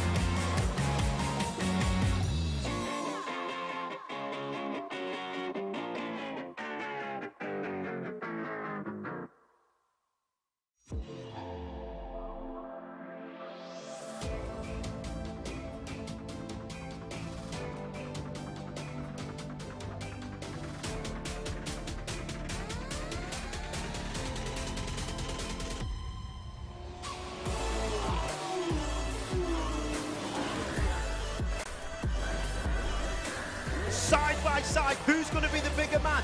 Oh, big off! Straight in the gravel trap, both cars out. Is it going to work for Sean? He slides up the inside, it's getting very close, he's not made it. Have you ever seen a championship decided like that?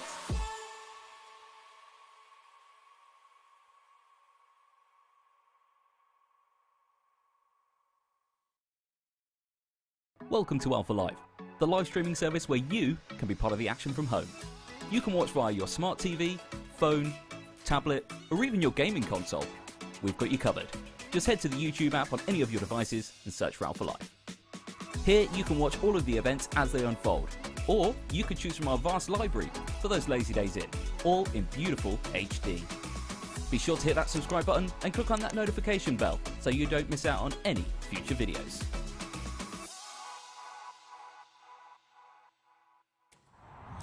Welcome back to Buckmore Park for coverage of the first round of this 2023 Club 100 Sprints Championship. Andrew Mather and Howard Mitchell from Double Dash Motorsport Media on the air for you today. Thank you to Alpha Live for those messages. And 7:20 on Wednesday night, live coverage on the DDMM YouTube channel of the opener for Club 100 and BUKC iRacing this year. And if you've watched that and you've gone, oh my goodness, I didn't know about this. I'm on the iRacing and I like or do the Club 100 things. Entries are still open. The eligibility is as follows. If at any point in time you don't have to be a current Club 100 and or BUKC driver, you could have done BUKC 12 years ago for Birmingham University and not done any karting since. Past or present Club 100 or BUKC drivers, if you're on iRacing, you are eligible. Obviously, if you do really well and you win the prizes and you get the track time, you're then going to have to actually come into the real world and do some racing in Club 100. It's a nice problem to have. It is a nice problem It's a very nice problem to have. And should also say as well, our friends in the British Pro Kart Endurance Championship, yes. BPEC, it's just current drivers. So if you're a current BPEC driver, you are eligible for the Club 100 BUKC iRacing Championship. It would be great to have you along. We've already got, I think, around 40 drivers signed up for the full season. As I say, the main prizes for C1 and C2, the experienced and the casual classes, is if you win the championship, it's best of 8 rounds over 11 rounds of the year. You get an entry into an endurance round in 2024. Free of charge from Club 100, and there's also prizes from G3 Pro as well, and a growing prize pot of iRacing dollars as well. Absolutely, definitely want to check out. Please come and join us, either as a competitor or as a viewer. We're really looking forward to kicking that one off next week, well, on Wednesday as it is. Let's talk a little bit about what's happening now. So they're just working out all of the points from the heats, and we're going to go into a series of finals. There's going to be 3 of them, a C final, a B final, and an A final. The winner of that A final is the winner of the round. They will bag 150 points, as it is now under the rules. So that's a significant increase on last year. It would have been 130 last year. But different points in the rules coming in for today. The significant thing about that, and obviously along the way we'll also crown who our round 1 winners are in Class 3 and Class 2 as well. Repechage. That's the key word here. That's how it's described in the regulations, and it's a good word. It's a word that you want to achieve. If, let's say, you've not had brilliant the heats as you would expect them to have on a good day, maybe you're down in that C final. The top 4, that there is basically an opportunity for redemption if your heats have not gone to plan. Yeah. The top 4 drivers in the C final will be promoted onto the back, or repechaged onto the back of the grid for the B final, and from that B final the top 2 will be promoted to the A. Now the key thing here as well is and we see this sometimes not quite go right, shall we say. If you're in that top 4 and a top 4 group, a breakaway group from the peloton, we're using all the French terms in this scenario, they've got to work together. The worst thing they can do, Howard, is start fighting, because that can encourage 5th, 6th, 7th on the road back into the fight. But also, if you start picking up penalties, one ABC bump and pass automatically rules you out. Even if you win the race on the road, because it's +4 positions, you'll be classified 5th. 5th is not good enough.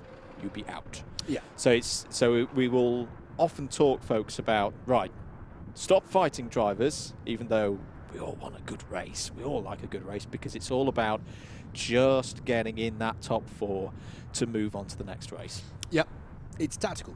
That's the thing. And what's always interesting about this, I like the C final because, number one, it gives us a chance to showcase maybe some of the drivers whose story we haven't seen so much so far today, but also you have disproportionately less experienced drivers featuring in that C final, and it's about learning that craft, learning that strategic play, learning that sprint race craft of it's not actually, particularly being as the race is getting longer as well. I don't think we said that. We're going to 12 minutes now for these races. So that's an increase of somewhat 40% in the race distance over what they had in the heats. You got to play that more tactically. It's not all about always going for the move. It's about, okay, I've got to work with this driver. Okay, we're sat in 5th and 6th. If we start battling, we're going to fall back from the top 4. But if we work together, maybe the top 4 will start battling, and that'll give us the opportunity. You know, you defer the gratification, if you will, for certain parts of the race. And as you say, Andrew, it's about keeping it clean as well. So that's going to be the key thing. The top 4 from that C final, the top 2 from the B final, and then, of course, in the A final, it's going to be all about who takes home the spoils at the very top of the table. Hello to some of our new subs as well on the DDMM YouTube channel, where we've got Comms Box Live. Apologies. Google privacy settings sometimes means we get told who you are, sometimes we don't. We have had a does not this morning, but if that was you, thank you very much for subscribing. I will give shout outs though for these following people who we do know. It has popped up on my screen that they've subscribed, so thank you very much to James Breeden, Lock249 and Dean Charlton, who are all recent subs, and thank you as well for the support over on the Alpha Live main stream as well. And I say, what else have we got to talk about before the C final? So we've talked about Club 100 iRacing, BUKC next BUKC stream on the 15th of March, which will rapidly close up on us, and it's Glanigors as well, which we love. Another driver's great favourite circuit. Yeah. So very much looking forward to that one. We've got more rounds here in the Club 100 sprints throughout the rest of the year. All the details are on the Club 100 website. Juniors and cadets coming up as well. Yes, absolutely. And seeing as we're here also, Buckmore Park 24 Hour, we mentioned it earlier, really excited to be bringing coverage of that standalone event in the corporate fleet here at Buckmore Park, which, if you ask me, is one of, if not the best corporate fleet in the country. 24 hours at that. Myself and Kieran McGinley will definitely be there, and some other folks as well, I've heard, but I can't go into detail on that one yet. You've got a calendar in front of you as well. I do, Howard. yeah. It's worth us, let's have a bit of a chat about the sprints calendar this year. It's 10 rounds, and we're off to the Midlands for the next 2. Yay! Yes, we get Lions. Obviously here this weekend for Buckmore Park. Shennington will be the weekend of the 25th and the 26th of March. High-speed circuit there in Shennington, just inside of Oxfordshire, the border between Warwickshire and Oxfordshire there for Shennington. Wilton Mill then, keeping it within the Midlands in Northamptonshire there on the 15th and 16th of April. That will be the 3rd race meeting. Then it'll be Rye House in June, 24th and 25th of June. Clay Pigeon down to Dorset in July, 15th and 16th of July for that 5th round of the championship. We'll be back in Kent then, but down in the Romney Marsh area of Kent in August for Lyd. That's the 5th and 6th of August for round 6. Round 7 will be the 9th and 10th of September at Llandau. We'll be in the Vale of Glamorgan there, in South Wales. Ella Park then, right over to the other side of Great Britain there. For Ella Park there, over by Lowestoft sort of way, 7th and 8th of October for round 8. Wilton Mill again for round 9, 20th and 29th of October. And Buckmore Park back here again for the season close for round 10 on the 11th and 12th of November. That's just the sprints and the endurance and the SB60s. As Andrew said, we've got cadets and juniors, we've got the remainder of the BUKC. We've got all sorts. Definitely worth keeping abreast of everything across the various channels for Alpha Live and Double Dash Motorsport Media, and indeed Club 100 throughout the year. Let's take a short break here on the commentary. We'll be back with more action here from Buckmore Park very, very soon.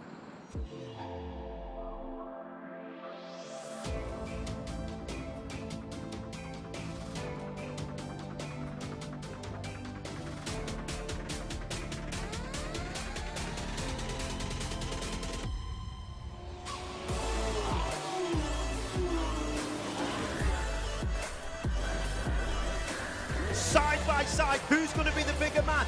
Oh, big off! Straight in the gravel trap. Both cars out. Is it going to work for Sean? He slides up the inside. It's getting very close. He's not made it. Have you ever seen a championship decided like that?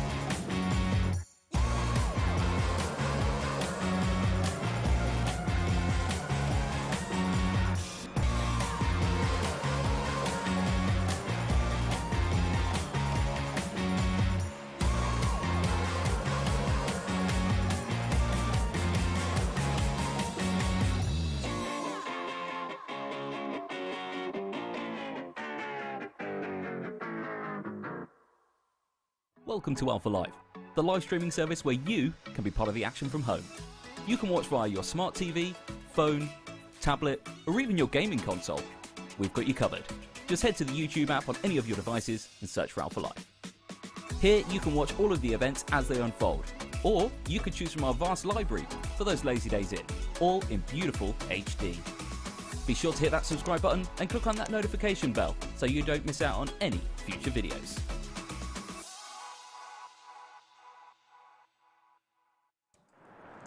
Welcome back, everybody, to Buckmore Park. Drivers heading towards their karts ahead of the C final here for round one in the lightweight. So let's get ready for it here for Club 100 Lightweight Sprints round one. The C final is up next.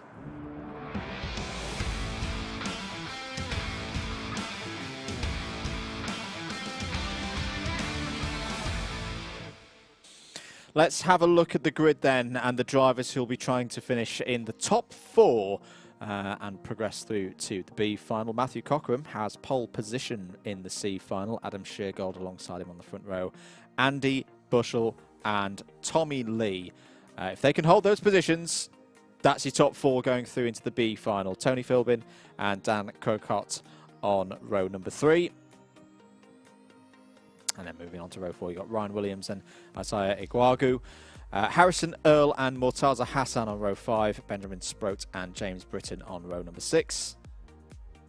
George Oxford and Gareth Pritchard on row 7. Patrick Millman and Chris Hancock's on row 8. James Dunnett and James Browning on row 9. Prash Alphonsus and Jack Harley-Walsh start on row number 10. And this will be the most drivers we've had in a race so far today as we move on to row 11, where we find Keith Segal and Cameron Williams. Row 12, we have Thanos Chevilakasis and Alex Rule. Penny Millman and Louis Stagg on row 13. Clifton Malcolm and Joe Ratcliffe on row 14. 28 karts in the field. Can I just comment on how good it is to see? But it's time for Howard's sort of annual first round of the season health of the grid comment. But it's really good to see 28 karts in the C final. That's really good to see. Yeah. So wonderful to see how well supported Club 100 is coming into this season. If, by the way, you've been watching and you're like, this looks good, club100.co.uk. All the details are on there. And give the office a call as well. They'll be more than happy to help. So, yeah, definitely check that out. You've also got all of the various coverage over the years that we've had on Alpha Live of Club 100 stuff as well. So that's definitely worth checking out if you like what you've seen so far today. One of the pace carts there just heading out, getting into position. They are pace carts these days, not pusher carts. It's been a fair few seasons now that we've been in Club 100 Rotax Evo. The cart used to not run with clutches, such that if you spun out, you needed to bump start the cart. Not been been the case now for a number of seasons. I want to say, is this the 5th season of that?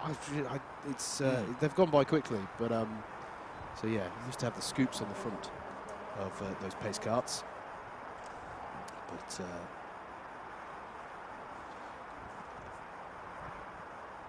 always developing the Club 100 product. Obviously, we've seen the adoption of the Dunlop tyres coming into this season. So always great to see how they're looking to improve the Club 100 experience, and it is one that's very close to Andrew and my heart. This is how we got started in karting properly, on certainly on the outdoor scene. But yeah, still waiting for the C final here. It's been a longer pause than normal here in the changeover to the finals. So not sure if there was a hold-up in calculating stuff, or or if there was some form of appeal. The drivers. That is true. It's true. So the appeals. There is an appeals process in place under the rules. It's a limited number of things that you're allowed to appeal for heats. In fact, it's basically only exclusion offences. There's the whistle to denote that we are set to go. Yep. The driver's going to head out on track. The one to watch here, Andrew, for me, well, there's an immediate one to watch at the front. It's Matthew Cockram, our pole sitter. Yeah, a bit surprised to see him here, to be honest. Yeah, but it's interesting how you were. I think he was one of the drivers who, in the last heat, you said a comment along the lines of, "Here are the drivers that I think just need to hold it together. They'll be in heat 2." Well, no, it's not quite come that way for Matthew here, and it's one of those ones. I actually think this is quite a difficult position to be in. If you're a Class 1 driver at the head of the C final field, and you're just like, well, all I've got to do is hold it together. That can be its own little psychological battle. Yeah. When you feel like it should be nailed on, it should be a realised goal on balance. That can play on the mind quite a bit. So it's going to be interesting. We would expect Matthew to convert this one into the promotion, but he's got to keep it together for the 12 minutes first. The first couple of laps are really key as well. He'll want to try and race off the front of the pace we know he has. Yep, absolutely. Here we go then. Matthew Cockram in the 18. Adam Sheargold, who's had a great day's driving so far in that distinctive red and white suit, in the 96. Away we go then for the 12 minutes of the C final. It's a good start from the pole side of the grid. Andy Bushell slotting into second place immediately as they stream through turns 1 and 2. And it is a good start for Matthew Cockram. So they all come through hairpin number 1. Going to be interesting to see how Keith Segal goes as well in this one, because he had that incident in Sime Sweep after a strong drive, and that's what sees him down in this C final pack. 67 of Tony Philbin there as well, having a good start there up to 4th place. And Tommy Lee we've seen having some good battles as well. Look out for him in the 86 in this one too. Cockram has had the start that he would have wanted, Andrew. A few kart lengths of gap behind him as he comes around to finish the first lap here. The drivers settle in for their longest race of the day so far. He will indeed. So, if the race was to finish right now, it'd be Cockram, Sheargold, Bushell, Philbin. That's your top 4. You've got a little blue line there as well to denote that that's your promotion. I've never seen that. That's good. Mr. Austin has been very busy has, in the hasn't he? off-season, as I said. That's the line you want to be above. That's the promotion line. Yep. At the moment, those 4 drivers doing the job, but Tommy Lee, Isaiah Guagu, they're in prime position that should any of those 4 drivers make mistakes, they're going to be on the scene to pounce. But Cockram and Sheargold, see Sheargold there just checking over the shoulder, seeing what the gap is, and it is a good gap. So those top 2 tactically should now just work together. Yes, there's a little plate that you win for winning the C final, but far more important is getting through to the B final, where you could then theoretically race all the way through the B final, overtake loads of drivers and get into the A final. There's been a problem there for Harrison Earl on that lap, Andrew. He's dropped down. I think he's had a spin somewhere. James Browning as well has tumbled down the field, so an incident possibly involving the 2 of them that's put them towards the back of the field. Yeah, not good news. Not good news at all for them. So now we have this intriguing fight with Andy Bushell in third. Down the move there from Tommy Lee. Yep. So he's done that move because he wants to take that fourth place. He's got a long way to defend it. And this is a good opportunity now for Andy Bushell. If Andy Bushell could run out front to the fourth and fifth place drivers fight amongst themselves, this could be Andy Bushell securing his place into the B final. And it's gone the way of Philbin. He's been able to hang in there, and look how costly it's been for both Philbin and Lee, because Mortaza Hassan and Dan Grocott are coming up onto the back of them here as well. So don't get me wrong, Tommy Lee had the right idea then. You know, I don't say any of all this tactical stuff I talk about isn't because I necessarily would know so much better out there. It's just we can see the balance here. Tommy Lee went for it, and you understand why, but because it hasn't paid off, that's ended up being very costly for the two of them. As Andrew says, dropping off the back of Andy Bushell and allowing the likes of Hassan and Grocott to come into the fray. I think there have been a couple of penalties. Isaiah Guagu has got one. It's got unsafe release, so that will be... and a braking formation penalty. Now, we must remember that. The braking formation penalty for Mortaza Hassan, as down the inside there is looking the number 38. That is Grocott. That's Grocott on Hassan. So we now know that Hassan has 2 places to be applied for braking formation. So now Hassan can still qualify for the B final, but has got to finish second or first. Third won't do. He'll get fifth once the penalties have been applied. Fourth, even worse. So that's the scale of Mortaza Hassan's story now. Yep.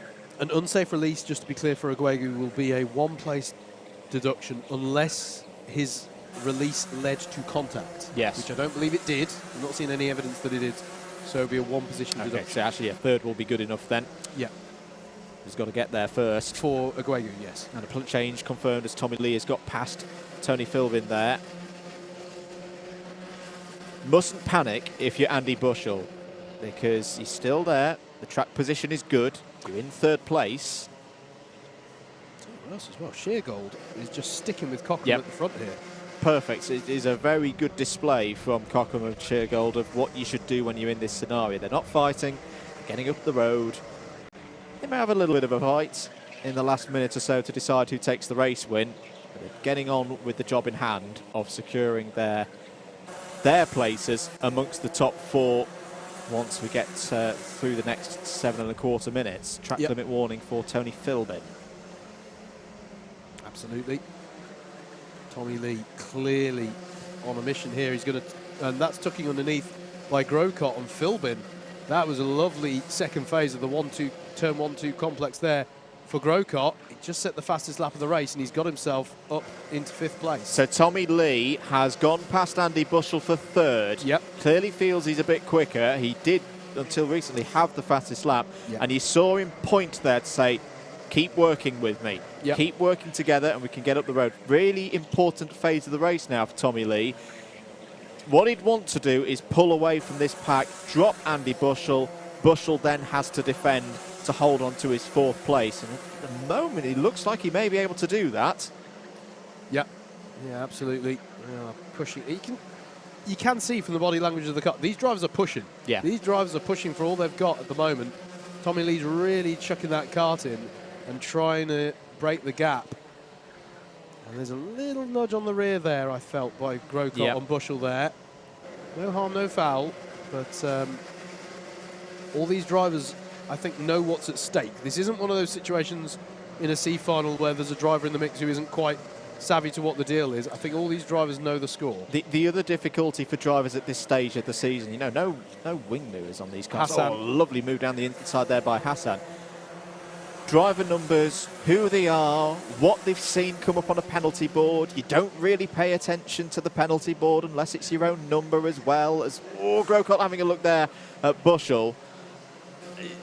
You could be in a position here if you're Andy Bushell of you could fall behind Hassan and Philbin and still gain positions at the end because they've got penalties. Yes. It's very easy to not think about the situation. And there's a penalty for Tony Philbin in terms of contact. I don't know whether that's I think that's a repeat showing of a previous one. But it's very easy to get yourself all confused in terms of what you need to do, whether it be attack, defend, or just hold position and work with another driver to get you through into the top 4. Yeah. Pressure now coming on Dan Grocott. That's his cone warning. Yep. That's his get out of jail free card. If he hits one more piece of track furniture, he'll then get a penalty. He's got to get past Bushell and up the road to Tommy Lee to get third to negate the effects of his penalty, knocking him out the top 4. If he gets another one, yes. If he gets another yes. one. Is this complicated enough for you folks at home? We try and guide you through it. Don't forget, Murtaza Hassan as well has a 2-place penalty to be applied for breaking formation at the start. So he's really got his work cut out if he's going to earn the promotion spot. At the moment, though, Bushell doing a good job of absorbing this pressure. Tommy Lee's been able to break away. He's played it very well.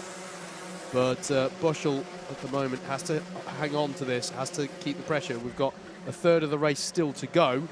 Matthew Cockram and Adam Sheargold still working brilliantly at the head of the field here. Fair play to Sheargold for matching Cockram's pace. Yep. As we said, but they're not doing anything silly. And then Tommy Lee, as we say, has managed to bridge the gap here. Was that another little tap on the rear of Bushell there by Grocott, just to let him know he's there?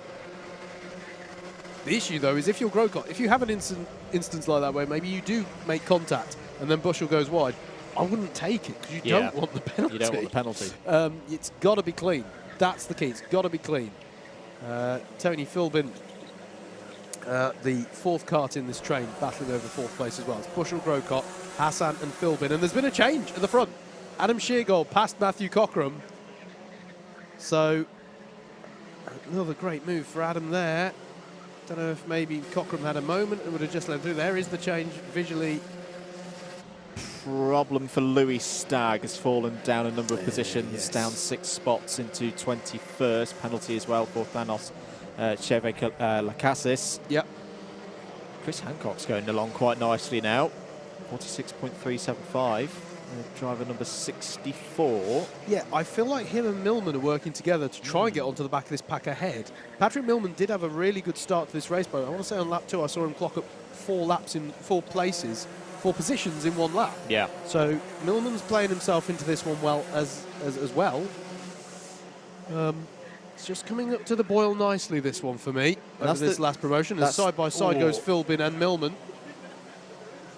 Trying to negotiate their way through, and that's the thing. You can play out the longer game in these races. Track limit penalty for Tony Philbin. Tony Philbin's not going to be making the final here. He's picked up too many penalties in the race so far. But Millman and Hancock's both got through then, and I think they've worked together really well the last few laps. So look out for them. Got to keep going. There's still, I know 2 minutes doesn't sound like a lot, but in karting it is. Well, if the bows break on this battle ahead of them, it'll come back to them. It really, really will. So look out for the 24 and the 64 coming up onto the back of this battle that we're predominantly following here between Bushell in the 57, Grocott in the 38 and Hassan in the 143. Definitely the outside chance for Hassan because of the penalty he's carrying, but he's still a factor in this battle. C3 scenario, we're not going to have podium positions. We might have the 3 drivers who are on the podium in C3 decided, but not necessarily the order as down the inside.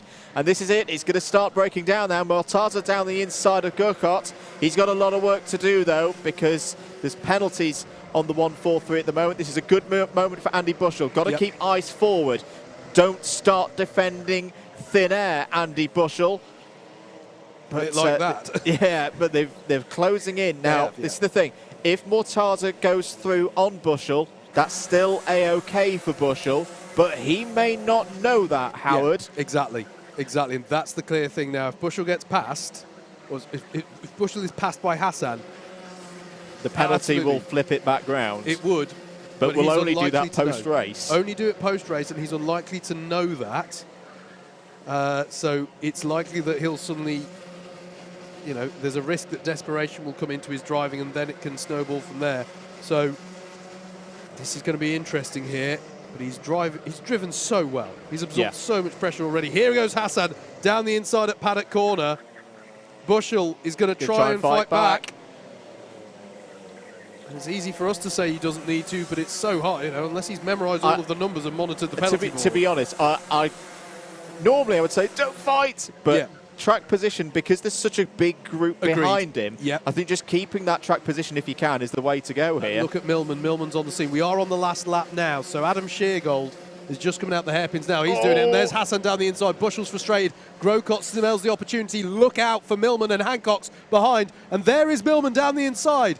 Millman down the inside of Bushel. And look at this, 3 abreast towards the S's. It's Hassan in 4th, but he has a penalty at the moment. It's Grocott. Has Grocott got penalties as well? I don't think Grocott has. I don't think Grocott has. He's got a cone warning. Adam Sheargold is going to take the C final win. Matthew Cockram's going to follow him home. They're going to be through to the B final. 1, 2. Tommy Lee's going to drive through in there as well. 3. Yep. Who's going to take that 4th place? The final spot in the B final. We're having to wait. Mortaza on the line. It'll be Grocott. Grocott once the penalties have been applied. Oh. Very good stuff from Dan Grocott to keep his nerve through all of that. Provisionally, we'll check back through as if there were any other penalties that snuck their way in there, because there were quite a few in that one, but per our understanding, it'll be Sheargold, Cockram, Lee, Grocott.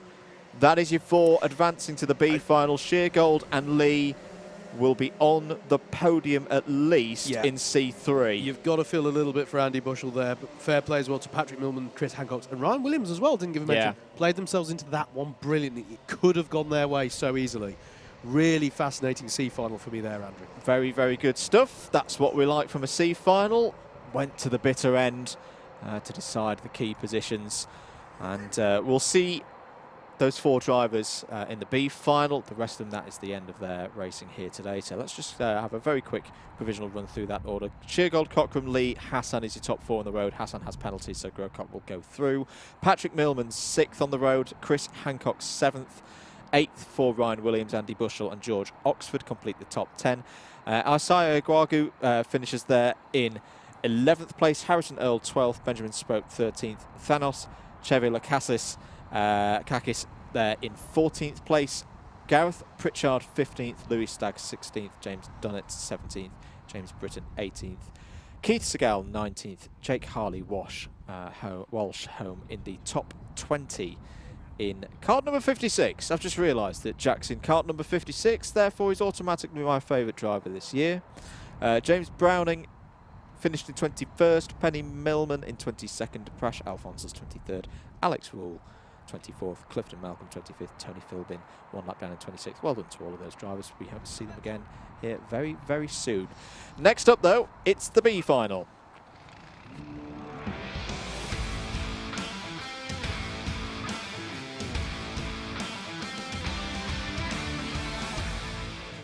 B final time here at Buckmore Park for round 1 of the Club 100 lightweight sprints for 2023. Matt Ellis has pole position alongside him on the front row. Be looking to work together because there's only 2 spots in this race that progress through to the A final. Is Adam Britton. Dean Everest and Andrew Ravage will be trying to stop them from row 2, as will Michael Reeder and Joshua Sangster on row 3. Andrew McWilliam had a good start to the day, is on row 4 alongside Aaron Clark, Sam Morris and Christian Lana on row number 5, Thomas Barrett and Hussein Rashid on row number 6, Ben Lambeth and Russell Cooper on row 7, Samuel Essery and George Lawler on row number 8, Jeremy Deeks and Nicholas Lacasas on row number 9. Justin Draper and Jake Wilkins on row 10, Kim Ely and Yusuf Sohayono, apologies, who I believe I'm right in saying is the single C3 automatic qualifier there on row 11. Well done to Yusuf and his efforts so far today. And we've got a confirmed result from the C final. It is as we thought. Adam Sheargold and Matthew Cockram will be on row 12. Tommy Lee and Dan Grocott on row 13. 26 cars in this field. Well, we just had a visitor, didn't we, mate? We did, yeah. Sorry, I was having a big man hug with Jacob if you were watching on DDMM Comsbox Cam, you would have seen a prime Welsh specimen walk into the box. Indeed. Looked pretty happy. Yeah. Yeah. Well, but he's disappeared now, which means I don't have the opportunity right now to talk about a rugby result from last night. Oh, that's true. It's all right. So I'm on safe ground doing it here. We're doing a paddock walk later. Yeah. Pick him out. Pick him out. So we're a year on from Jacob making his proper sort of sprints debut, and he had such a good season last year. Yeah. Sorry, I should save that for the heavyweight part of the broadcast, but it's really going to be good to see how he gets on. Whistle goes and the engines get started up then for our B final grid, 26 drivers as we said. And the top two is the key here. Top two get promoted. And what that does mean is, as Andrew was alluding to, we're going to see our Class 3 podium decided in this one, who's won the Class 3 for round 1. Now, to be clear, these classes, just to clarify once again, everyone gets scored together, and that means that every position counts. Go on. I'm going to set a very quick bit of homework for you. Can you look up the number 37 had a spin coming out of the pits there? Now, there's no practice laps in this one. Does that mean that the number 37 now has to start from the back? No, they don't, because they haven't completely fallen to the back. Correct. If they do it once they're in formation, yes. Yes. But I think they'll be fine just coming out the pits. Yes. It's like the Formula 1 formation lap rule. Yeah. Yeah. So I say this as someone who did do that once. Yes. Span out on a formation lap, but that was in the TKM era where if you span, you came to a stop. Yes. So Michael Reeder will get away with that one. Yep. But that'll be a heart-in-the-mouth Quick moment, getting starting position, from 5th place. We're good for a start already. They are in grid formation. Here we go then. Matt Ellis will lead them away in the number 28. The top two get up into the A final. Beyond that, it's scrapping for the best points you can get from the round. Away we go. Great start from the pole side of the grid. Really good, but there's a big incident there into the wall, and that's never a good thing to see there. That is by far and away the scruffiest start we've seen. There's a spin as well in the mid-pack. Everyone having to go wide in hairpin one to avoid. One of the drivers involved there is the 49. It's George Lawler and restarts. So first time today we see the chevron flag come out. Yeah. Which, for those of you not aware of this one, that is a green flag with a yellow chevron on it to say that is a false start. We go again. Yeah, the real concerning one there was the driver who I think went into George. I don't want to speculate. It looked to me in the moment like it might have been Jake Wilkins, but I don't. That's not confirmed at all because it happened all quite quickly.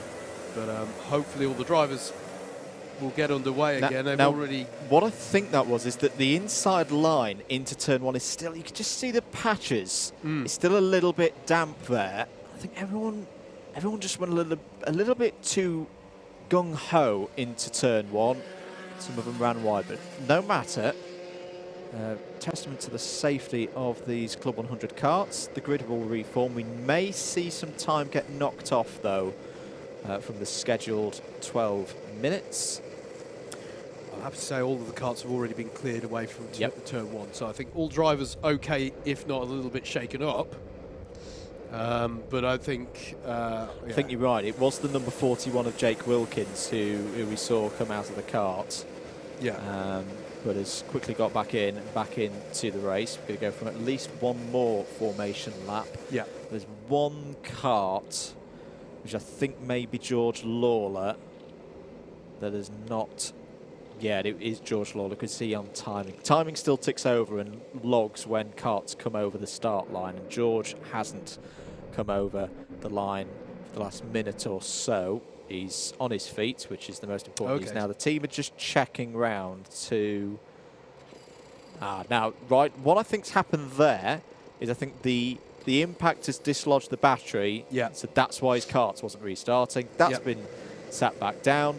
So apologies. Secured back in position, and he gets back underway. Yeah, so apologies. I said that all the karts are cleared there, and clearly George hadn't. I think that was obscured by a bit of track furniture for me there. So apologies for that. And I just went out onto the balcony and had a look. But yeah, it looks like everybody's able to get underway.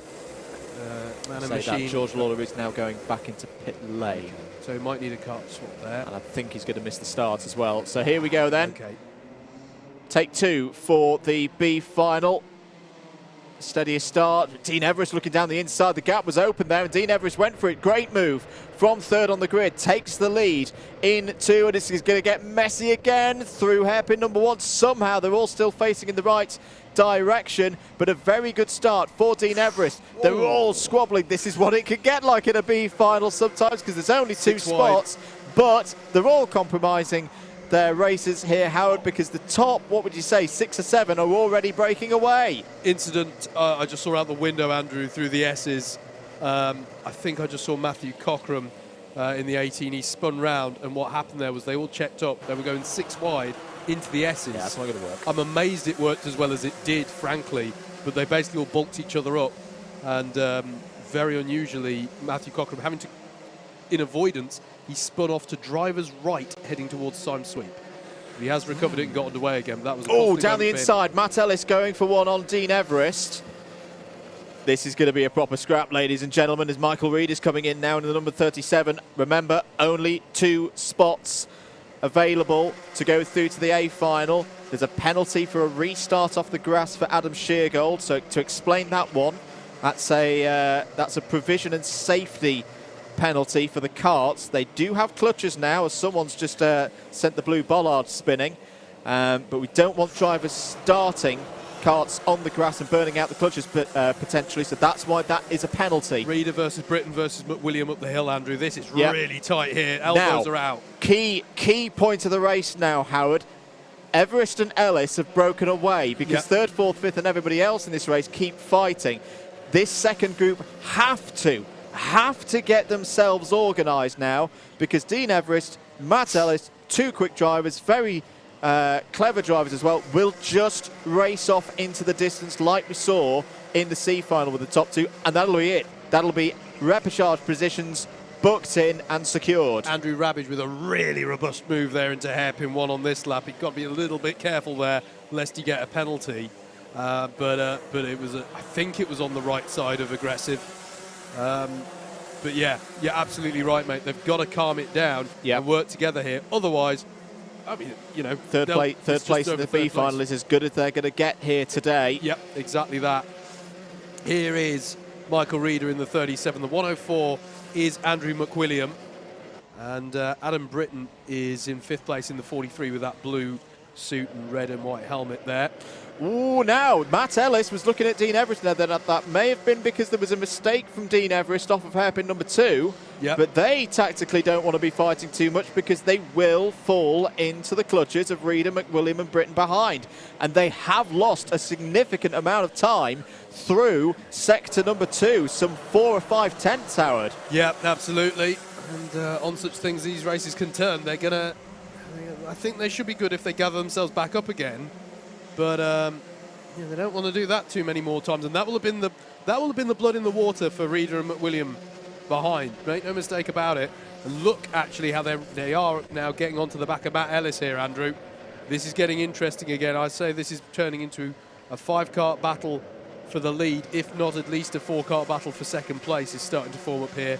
This is a fastest lap from Adam Sheargold trying to recover his race after, well, he must have had some form of incident to get a restart on the grass penalty. 8 seconds covers the top 20 in this race at the moment. It is still all to play for.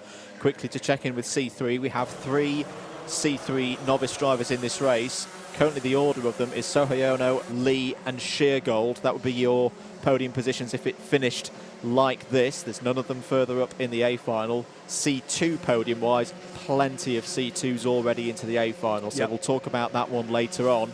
We're into the second half of time, although we did have 2 minutes taken off the front of this race, but again, treat start 1 as the first 2 minutes of this race. We're into the second half of the allotted time now.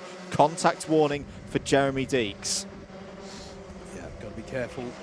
There's been a few things out there as well. Josh Sangster has a cone warning.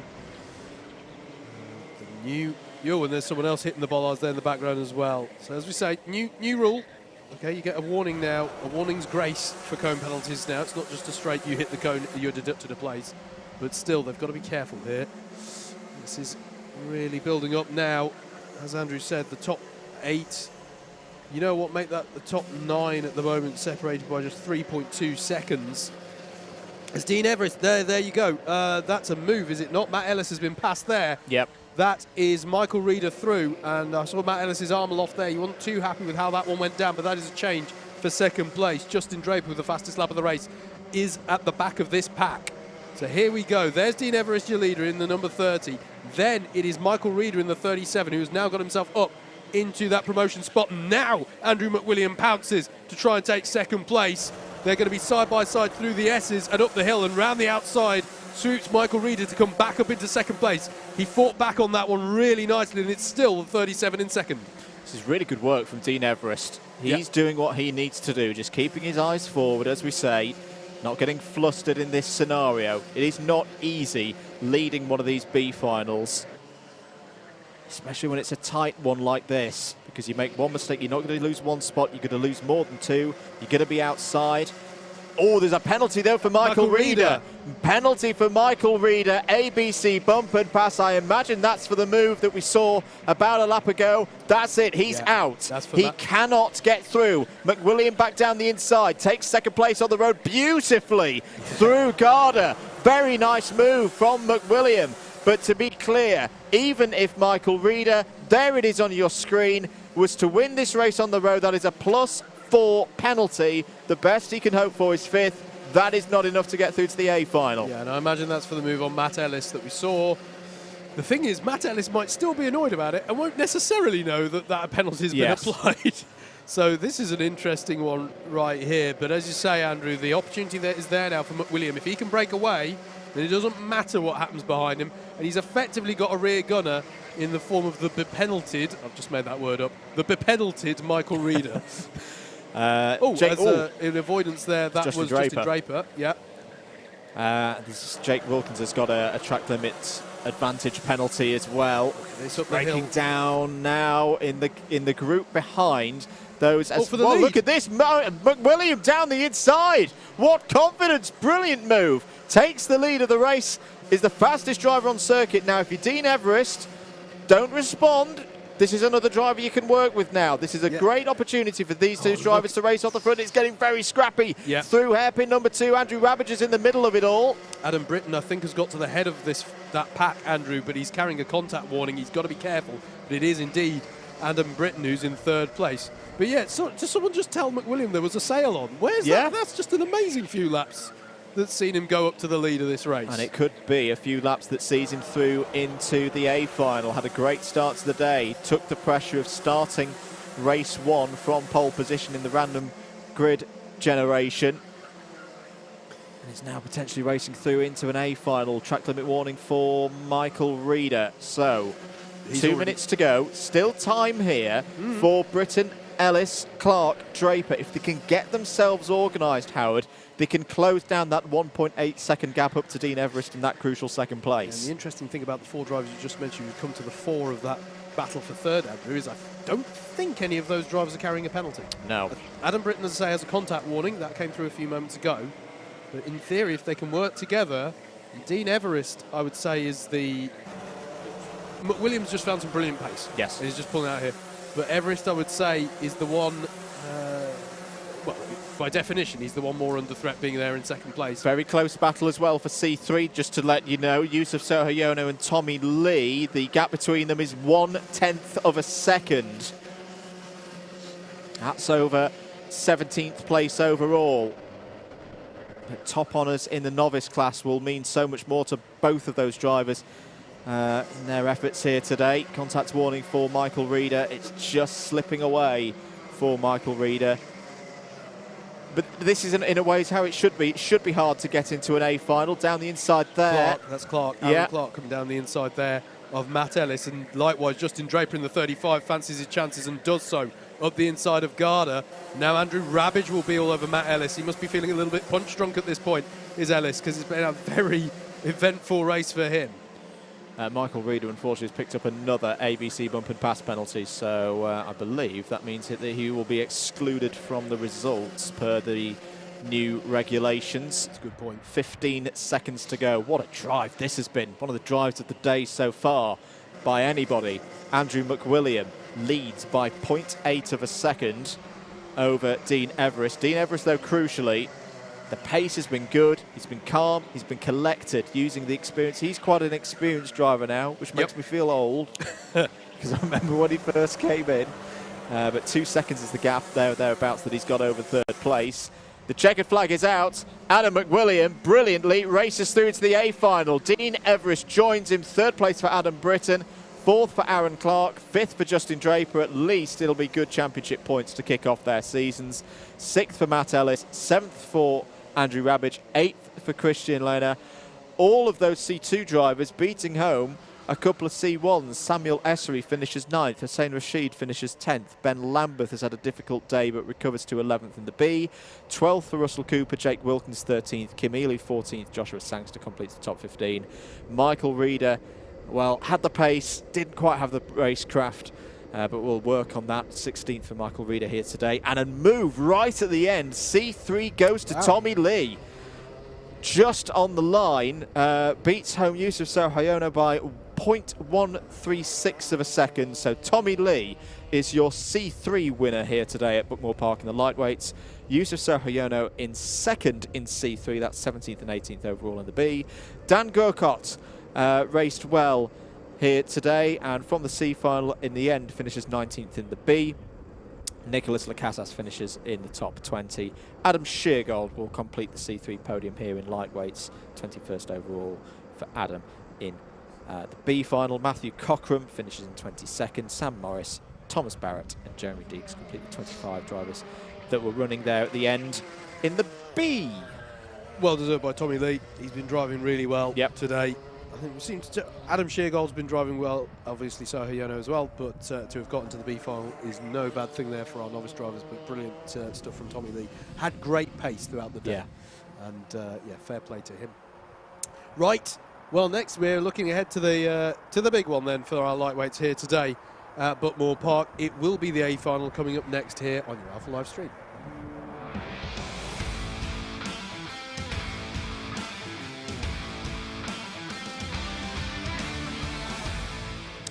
Here we go then for the big one, the first lightweight sprint A final of 2023. And on his return to the Club 100 Sprints Championship, Rob Newman has pole position, a perfect score of 90 points from this morning's racing.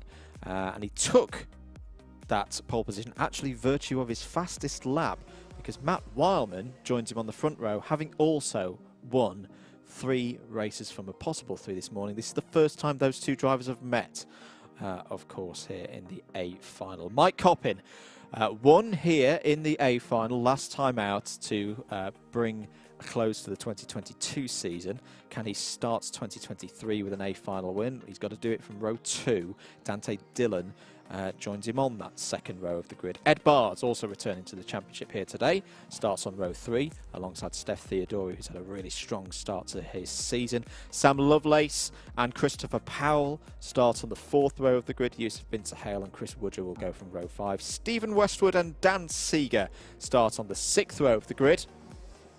And then we find Anwar Barul Smith in a slightly unaccustomed 7th place, row 7 position, 13th place alongside Ashley White. What can the reigning heavyweights champion do from there? Harrison Kirkham, one of the youngest drivers in this field, starts on row 8 alongside Bryn Alban. Charlie Summers and Callum Martin go from row number 9. Luke Phillips and Oliver Johnson start on row 10. James Martin and Josh Wood start on row 11. And the last 2 automatic qualifiers starting on row 12 are Andrew Ward and Andy Orford from their efforts in the heats early on today. And to confirm, 2 drivers from the B final will form up row 13, and they are Andrew McWilliam and Dean Everest. Howard. The ingredients are good, aren't they? Yeah. That is one heck of an A final grid. I think, okay, for me this could go 2 ways, and therefore now watch how I get egg on my face and it goes in a completely different third way. But either this is going to be one amazing tangle at the front with someone like Anwar Barul Smith trying to buy in at the end. Yep. Or I do just, like, Rob Newman's pace has been something else. Yep. I think if he can get the jump at the start, he might be able to control this one in a very impressive manner. We'll wait and see. I say that, you know, pole position has been decided by 1/10 of a second. So across the heat. So make no mistake, you know, this is the creme de la creme of the lightweights. But I don't know. I feel like that's the 2 ways it could go. Going to be interesting to see how Almar Smith does coming through the field. It's going to be interesting to see how Andrew Ward does coming through the field as well. Bear in mind that he lost out through an incident. We didn't catch it on the cameras, but something befell his second heat, I think, in the S's on lap number 1. So going to be interesting to see how he comes through as well. Thank you very much, guys. Really great engagement so far today. We've hit 100 likes on the Alpha Live stream. If you just tuned in, hope you're enjoying your Sunday. Andrew Mather and Howard Mitchell from Double Dash Motorsport Media on commentary duties here today. We've also got our comms box cam live over on the DDMM YouTube channel. Hello, everybody who's watching that. Let us know in the chat streams, who do you think is going to win this A final? Hello to the Drum Vader. It says well done to Adam Britton, James Britton and Dan Grocott. Did the Zesty Drink Racing Endurance team proud. Indeed.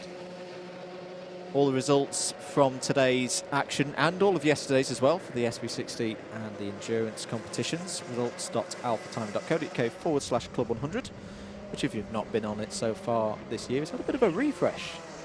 Doing some decorating. It looks very nice. And it still has all the archive of results from previous years for you as well. A couple of kart changes. We should explain, actually, that you're not missing any racing. You're probably like, why are they not talking about the racing? This is not racing. This is just warm-up practice that is what you get when you get through to the A final. And some drivers will come in and go, no, I don't quite like this kart, how it's suiting me at the moment, so I'll go in and go for another one. Now, the risk, of course, is you could get one that you don't like even more. And this is all down to driving style, because whilst the karts are all built to the same specification, you get subtle differences over time between the karts.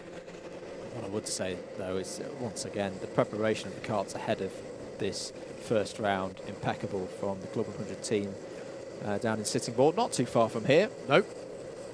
This has not been the biggest trip they'll make by quite a long way. I think what is it earlier when I said in the B final that the top 20 is covered by 8 seconds? Yes.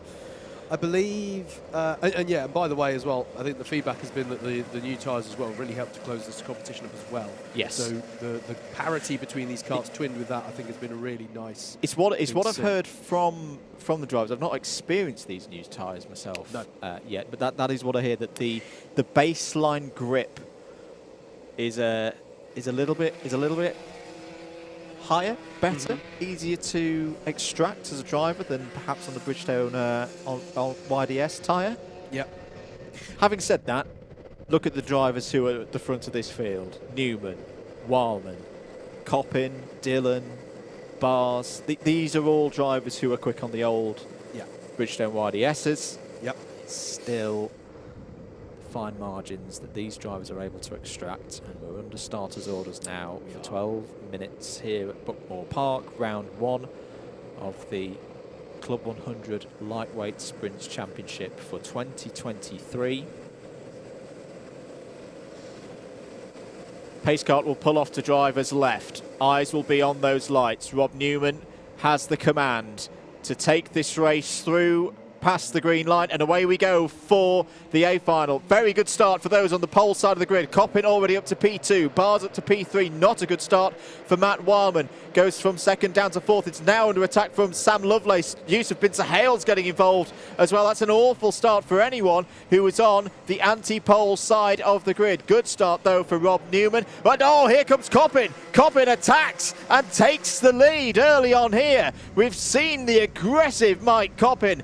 He wants to win this championship this year, but Newman comes back on him. Down the inside, contact between the two of them as they go through paddock corner. Bars is now down the inside of Newman. What a start, Howard, to this A final. Yeah, do you know what I think it was? Just as they were rounding Cafe whilst they were under starters orders, I think Matt Wildman was slightly spooked by the fact that he seemed to be quite a way ahead of Newman, and he definitely didn't want to get that jump start penalty. I don't know it for a fact, but I just sensed that he was hesitant about that. And then Bars Rob wide. Pedal. Yeah, Bars is wide indeed. Newman down the inside.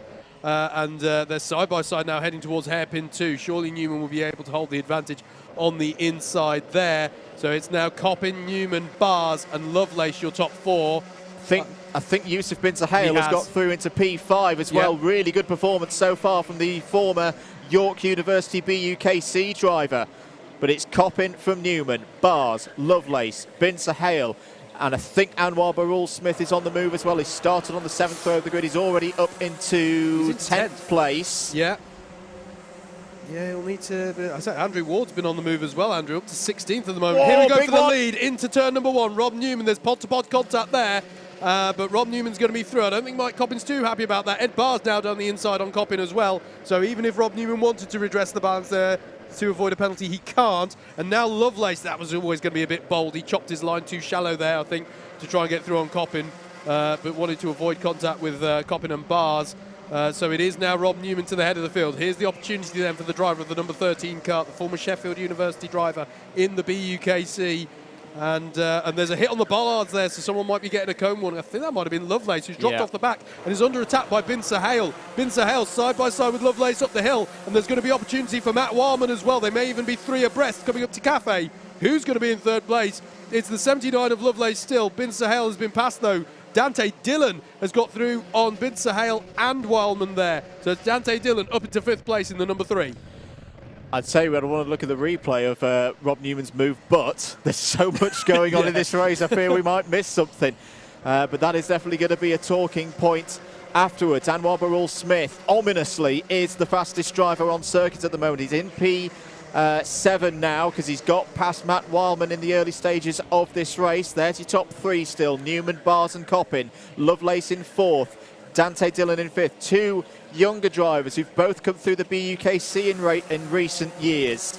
Yusuf bin Sahel, you can join in amongst that group as well. Ed Bars looking to the inside of Rob Newman. Newman gives him the space. Bars takes the lead, but only for 1 corner. Newman, brilliant racecraft. He's definitely not lost it. He knew with the speed that Bars had on the approach through turn 1 that he was going to run wide through turn 2. Brilliant switchback from Newman. He retains the lead. Yeah, I'm delighted to say, though, I was wrong to say that he had the pace good enough to run away with it. This is brilliant. They're able to take the fight to each other here are Newman, Bars and Coppin. And behind them, the pace ain't too shabby either. Take it from me. But Dante Dillon has got by on Lovelace. There has been a change for 4th place there in the background. It's now the number 3 up in 4th, the number 79 in 5th. As they come round to finish another lap then. Once again, are we going to see a carbon copy of last lap? No, we're not, because Newman's going to go tighter on the line into 1 to deter any move there from Ed Bars this time around. Fastest lap of the race from Dante Dillon, a 46.053 in his pursuit of this top 3 who have broken away slightly to this point in the race. But yeah, Newman was wise to that. He knows that Ed Bars had a strong run up the hill. Bars' good exit off of the the Garda Senna complex at the bottom part of the circuit where they're heading towards right now. Through paddock corner they go. And you can see Dante Dillon and Sam Lovelace pushing like crazy in the background. And he's gone purple in sector number 2. This is the form that we've seen for Dante Dillon. Very different race format to what we've had in the BUKC. This is not a 25-minute sprint Enduro or even a 60-minute Enduro that Dante did solo at PFI a few weeks ago. This is a 12-minute sprint, but the form that he's been in, the speed that he's had, he's showing it again here in the sprints at Buckmore Park. He is the fastest driver on circuit, 2/10 quicker than Mike Coppin last time around. And Barul Smith and Wildman here on your shot now, they get they know the deal as well. They're working together for now. This could become a 7-horse battle for the lead of this race. I feel a bit sorry for Yusuf bin Sahel. He's trying to cling on to this. He's the highest placed Class 2 driver, actually. Don't feel like Yusuf. By quite a distance by as quite well. a distance. The pace is just really, really good ahead of him, that he's struggling to keep on terms with these guys. But he is driving really well, make no mistake about it. I know it's only round 1. Yeah. Does this race not have like BUKC super final feel to it? Just in the level of pace and competition that we've got here. 7 C1 drivers at the top of their game, even in these early stages of the year. It's closing up, Andrew. The top 7 separated by 3 seconds at this point now. And Anwar Barul Smith, you would have seen on your screens there, the fastest lap of the race last time around. They're pushing each other along here. Dante Dillon's broken away a little bit from Sam Lovelace, but he doesn't really... And there's Anwar down the inside, or up the inside, one should say, at Garda of Sam Lovelace. So he felt that the pace wasn't strong enough from Sam there, And Wildman's followed through as well. Lovelace will try and stay with them. They are generally working together unless they feel that their charge is compromised, in which case, fair play to Anwar. He is acting decisively with these moves. And Sam Lovelace will know the score as well. He'll try and slot in here. But it's Dante Dillon for me, Andrew, who's really starting to push up onto the back of the top three here, who themselves are holding station for now. This phase of the race, it's all about rate of progress. Irrespective of where you are in the order, you've got a goal. Are you moving towards it? What's Dante Dillon's pace like at the moment? Well, the thing is, the top three have responded. Yeah. They're all in the 45.9s to the 46.0s at the moment. 5 minutes to go. This has been a very, very good first A final of the year so far. Mike Coppins looking for a move up the inside of Ed Bars for P2. Holds it to the inside. Just held back a little bit there to make sure he didn't run out wide. Through the second phase, through Henry's Bend. Very good move there by Mike Coppin, but he's wide out of and through hairpin number 2. He's got it back together, but that's a big, potentially big moment in this race, Howard, because Rob Newman has now, for the first time in probably the whole race, got a lead of, I would say, about 6 or 7 tenths. Yeah, this is his opportunity. If that doesn't look like much of a gap, that's something that Newman can work with. He really can, and Coppin and Bars now have to call a ceasefire. They have to work together to reel him back in, otherwise they're going to lose touch with him. That's how frenetic the pace is here. If you are going to do moves, you almost have to... It's almost like a tennis rally, right? You're not always trying... Sometimes it is right just to return a forehand and keep the rally going and not go for the killer shot at all points. You know, they've got to call quits for a bit and get back on it. Dante Dillon still pushing hard, and you can see we've seen consecutive fastest laps from Matt Wildman as well. He's pushing himself and Anwar Barul-Smith as hard as they can, but such are the margins here, and I don't know if they're going to do it. It depends how much battling goes on here amongst the top three. And how much help they get from behind as well, because Dante Dillon has upped the pace again. He's gone purple through sector number 2 again.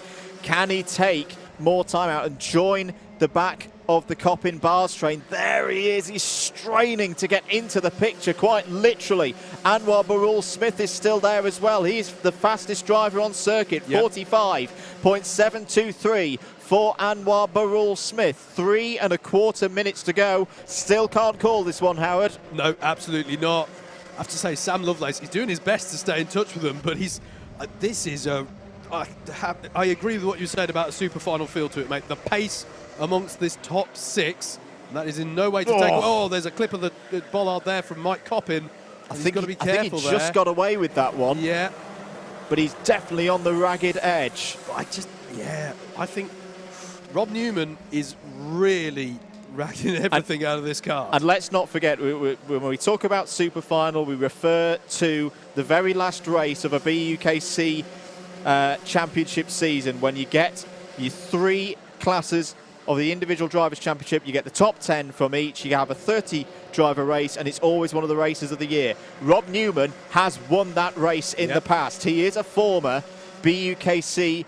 That's a big off. That is a very, very big off. That's Stephen Westwood. It is, yeah. Stephen Westwood has had a huge off up at turn 1, I think it is. Now, that is going to neutralise one of the big overtaking opportunities of this circuit. 2 minutes to go. Yeah, I have not seen a Club 100 kart that deep in the tyres. I mean, again, testament to the karts, testament to this circuit.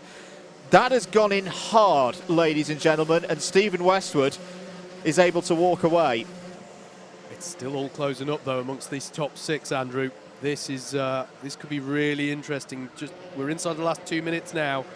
It's going to take something supreme to knock Rob Newman off. I know it's only maybe... 2-3 kart lengths. It's enough for him to work with. If there's any battling behind him, it's his to lose. It's his to lose. But look how it's closing up now. Look at this. This is going to be something else for the next couple of laps. I should say we did see Stephen Westwood getting out of the kart. He seems okay, so that's great to see. And I think they may have cleared that now, going into turn 1. 2 laps to go then. 2 more laps for Rob Newman on his Club 100 sprints return. Don't get tight now.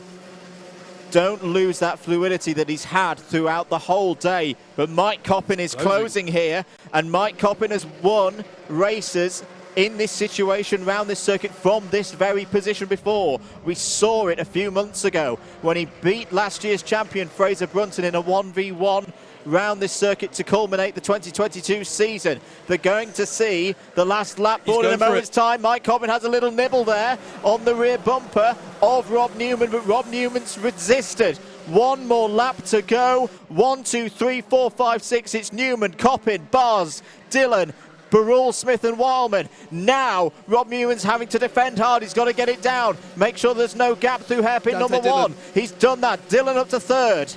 Yep, Dante Dillon and Matt Wildman's having to go at Anwar Burrell Smith for 5th as well as they come through hairpin number 2. It's Dante Dillon now secured in 3rd place as Ed Bars is having to go side by side with the likes of Wildman and Burrell Smith. Still, it's Rob Newman coming down the hill. Mike Coppin's heading towards. He's going on the inside of there. That's unusual to be on the outside for Paddock Gorder. He's going to go wide, and is that going to provide an opportunity for Dante Dillon? It is. I have never seen a move like that done before. Mike Coppin's going to come around the final corner. He won to finish 2022. He wins to start 2023. Mike Coppin takes round 1 of the Club 100 Lightweight Sprints Championship with a... I have never seen anyone pull a move like that. Watch this on the second part of Simon's sweep. That is unbelievable. I have never, genuinely, I've been watching Club 100 racing for over 10 years. I have never seen that move pulled off. Now, I want to be clear. The first part, where he's on the left-hander, as far as I'm concerned, track limit's not a problem. His rear right tyre is on the right. Bizarrely, because he's kicking out the rear right tyre is within track limits. It's in track limits, yeah. My only question, it was a great move. My only question to play devil's advocate, any advantage gained by being wide out of paddock is my only question for that. Yes. That's my devil's advocate point. Yep. I'm not calling it.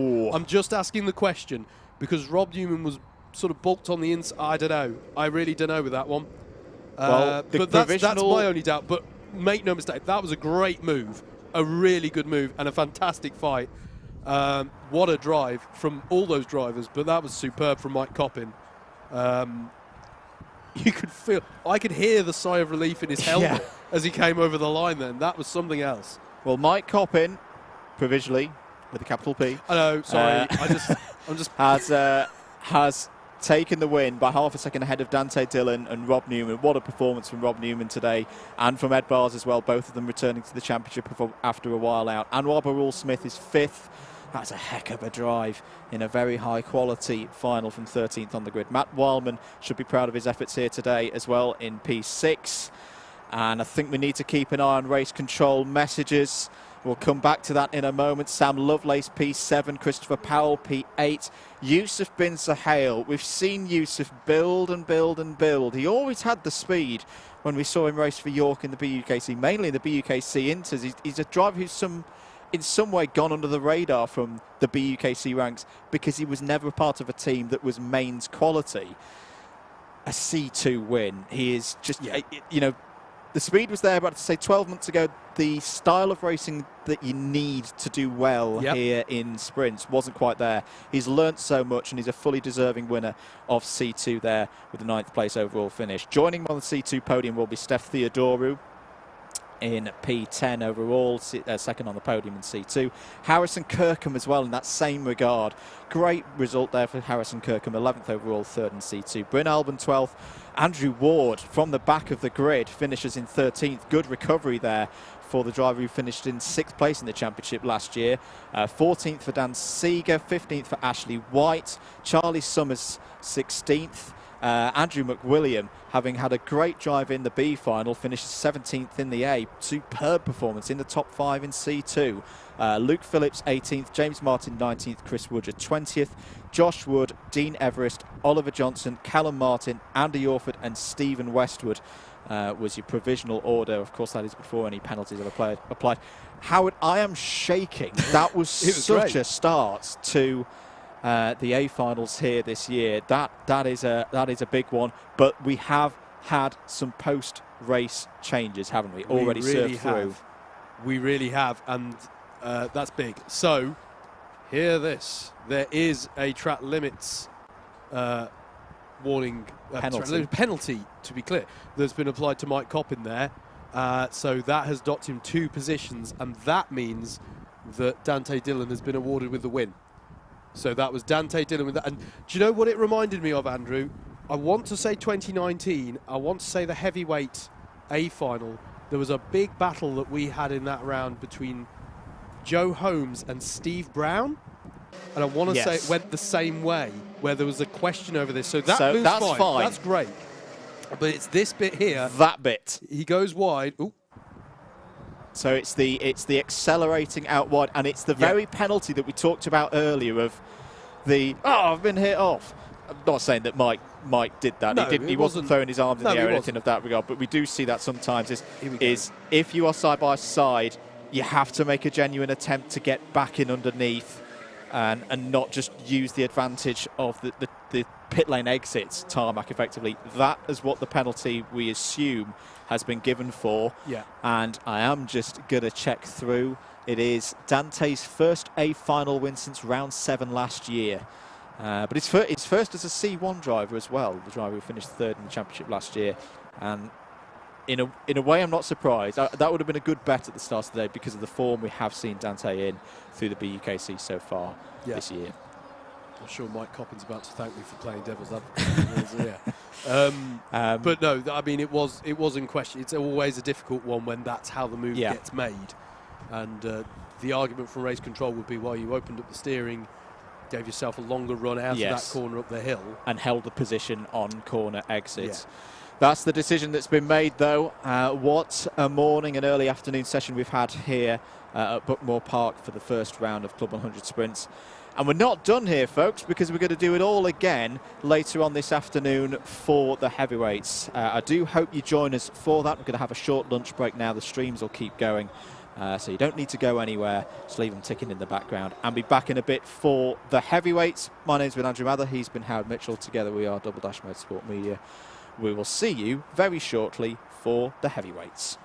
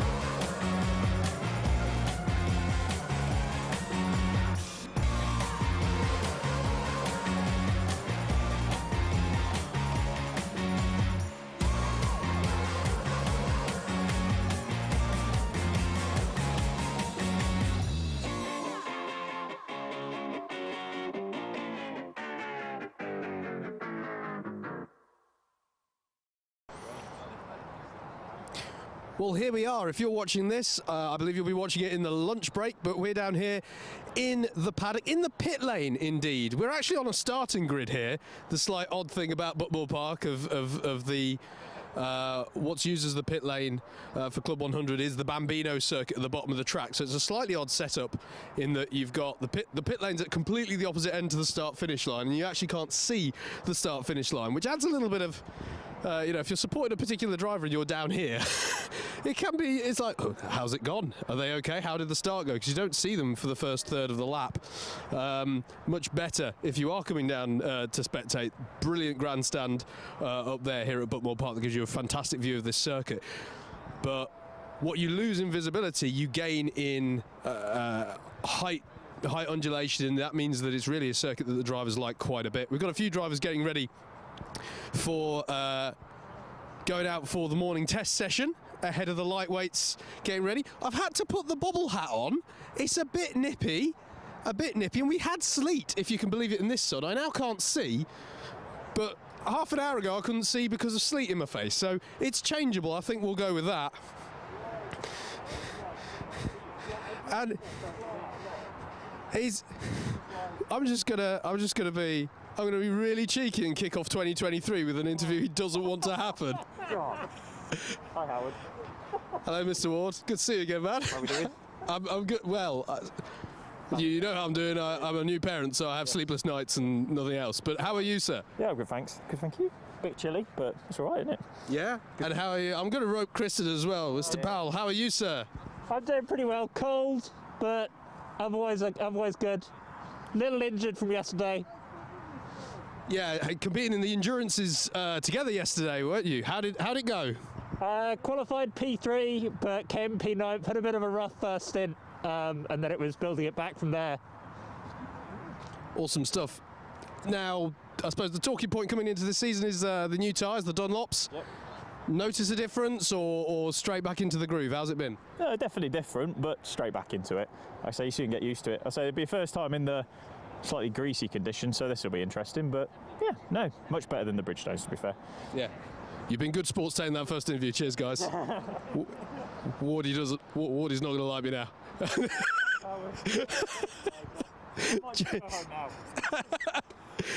James Martin, no, we're going to break the dot. You'll be fine. You'll have a good round when we stream it. It'll be fine.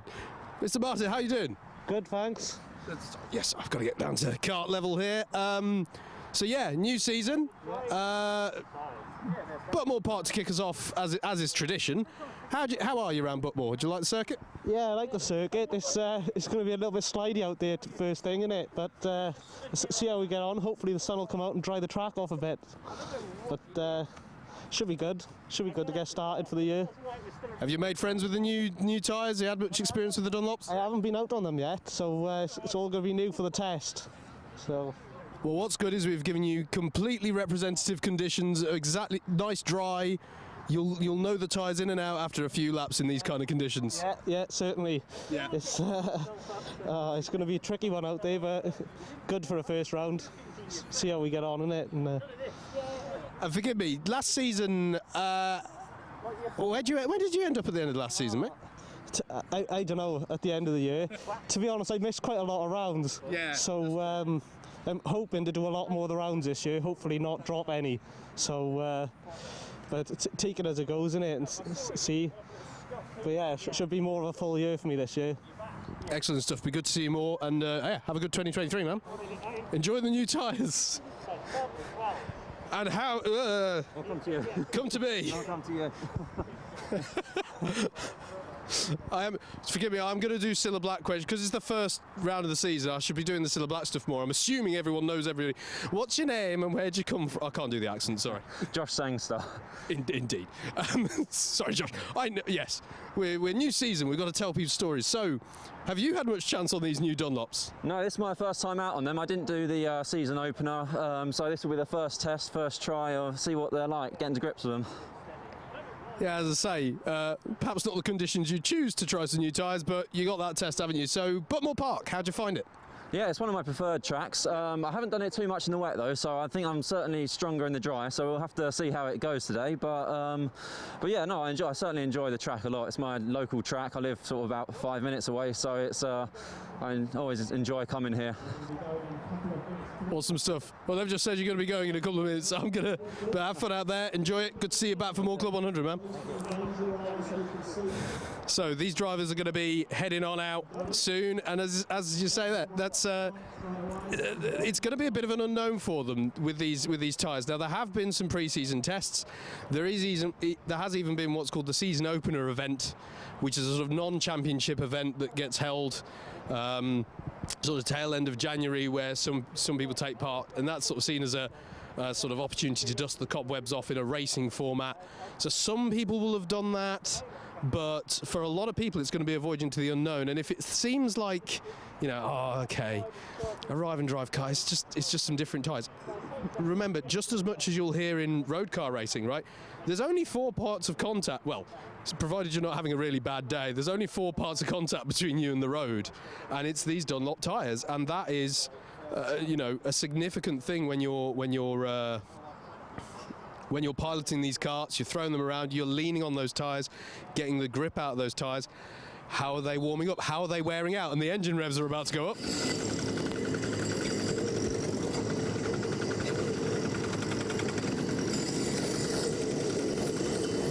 That's the first time I've heard this noise this year. It's always good.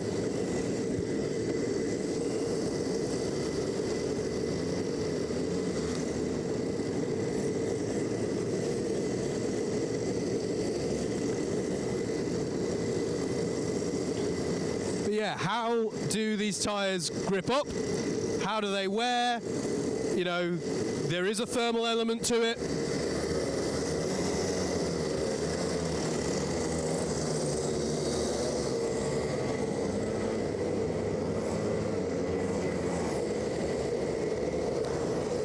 And they're going to go out there now for this half-hour test session in greasy conditions, try and get some bearing on it. Which, by the way, at this time of day as well, this is another thing about Buckmore Park in particular, with the height, you know, you're going over blind crests sometimes as well. The sun at the moment is, I'm very intentionally not looking that way because it's blinding, and the drivers have that going uphill into the Garda corner over there, which means that spotting, you know, the classic rules, never use shadows for your braking points because the shadows will change over the course of the race meeting. And obviously at this time of year, the sun's really low and stays there for a fair amount of time. So it's tricky, you know, it's a challenge. You've had all of the off-season. You know, the pecking order's all thrown out a bit. Some people have changed classes between heavyweights and lightweights.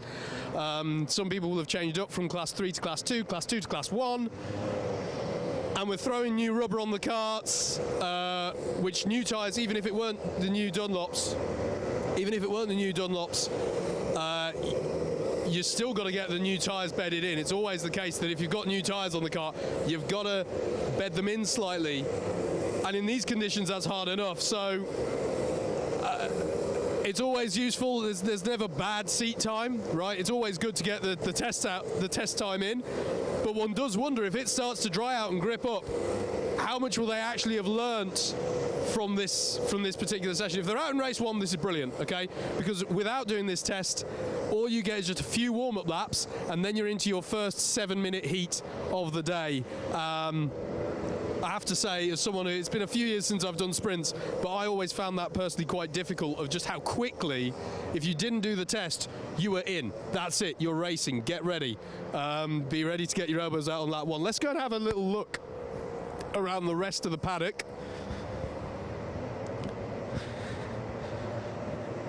Here at Buckmore Park. Always love coming here, always. It feels right now that it's the season starter, and typically the season ender as well. Here is, of course, where they all want to get. I hear it's quite nice to stand on. I've never been on. Not actually. I'm doing myself a disservice there. We had some good times in endurance a few years ago. I'm going the wrong way to talk to drivers, though. Sorry, just giving you some exercise. So yesterday, this would have been a hive of activity here. The fuel bowsers would have been here during the endurance championship that they run. Always important to remember there is a plethora of formats that CLUB100 run.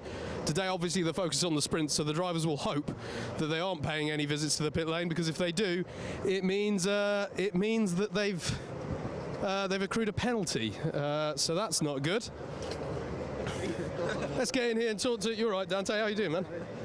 Probably not the time to. Hi. How you doing, buddy? Yeah, I'm doing very well, thank you. A bit chilly, but sun's come out, so weird thing, it just rained pretty well, like a few minutes ago. Now it's bright sunshine. Yeah, your choices today seem to be you can either be wet or blind. Yeah, yeah, it's very true. I was about to opt to the clear visor, not anymore. No. So yeah. So looking forward to today. Class 1, obviously, load of Class 1s. So should make it very entertaining. Obviously, Anwar's taking part as well. So, yeah, a lot of good people, so it should be fun. Does it feel any sort of freer when it's round 1 and it's like there's no pecking order, you're just going out, or is it a seasoned pro like yourself, you're just like that all season, I guess, but how is it first round? Anything different? No, not particularly. Not feeling nervous or anything like that. Just looking forward to it, really. Just trying to get the best result I can, especially with my first heats really far back as well, for a Class 1 or 2, starting 12th. So, yeah, got really no pressure going into it. Just do the best I can, just get settled in and go from there. Brilliant stuff. All right. Thank you very much. Now, cheers. Anwar, quick word? Yep. Quick word? I can't get words out, don't worry, it's not like I'm the commentator. How are you, sir? Yeah, I'm good, mate. How are you? Yeah, I'm all right, thanks. And the big move for you in classes this year. Yeah. You won the heavyweights, and it just went, right, mic drop, we're gonna move on to the lightweights. So tell us a bit about the thing. Was it just... Well, do you need to teach me your secrets of the weight loss, or what? You don't want my secrets of weight loss. It was twofold, really. So I won heavies, and I was thinking to myself, I kind of wanted a bit of a different challenge. More than anything, because I kind of been racing against the same people for 6 or 7 years, and like I just kind of want to keep it fresh, keep myself interested in the racing. And the second thing was I was losing weight, and I kind of thought, well, you know, if I'm losing the weight, I may as well challenge myself and have something to keep the weight off, you know. So yeah, I'm down to 81 kitted now, so I'm only a couple of kilos over.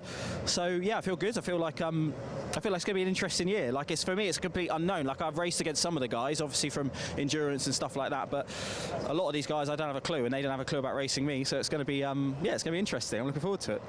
Yeah, I was just saying to Dante, is it like weight off? There's no pecking order. There's no precedent. It's just you get to go in today and just have fun, almost being like a disruptor, really, within those who are familiar with each other. Yeah, I think so. For me personally, I mean, I don't have a lot of expectations. I can sort of go in and just enjoy it and have fun and have a different challenge. And I guess I'll see after the first couple of rounds as to how I get on with it. But yeah, I think there's a lot of good drivers. I think that's another reason why I moved across. I mean, heavies, there's lots of great drivers in heavies, but there's so many Class 1s in lights, and you know, where we're all potentially in heats together, that I just think it's just going to be a completely different approach to what I'm used to with the heavyweights.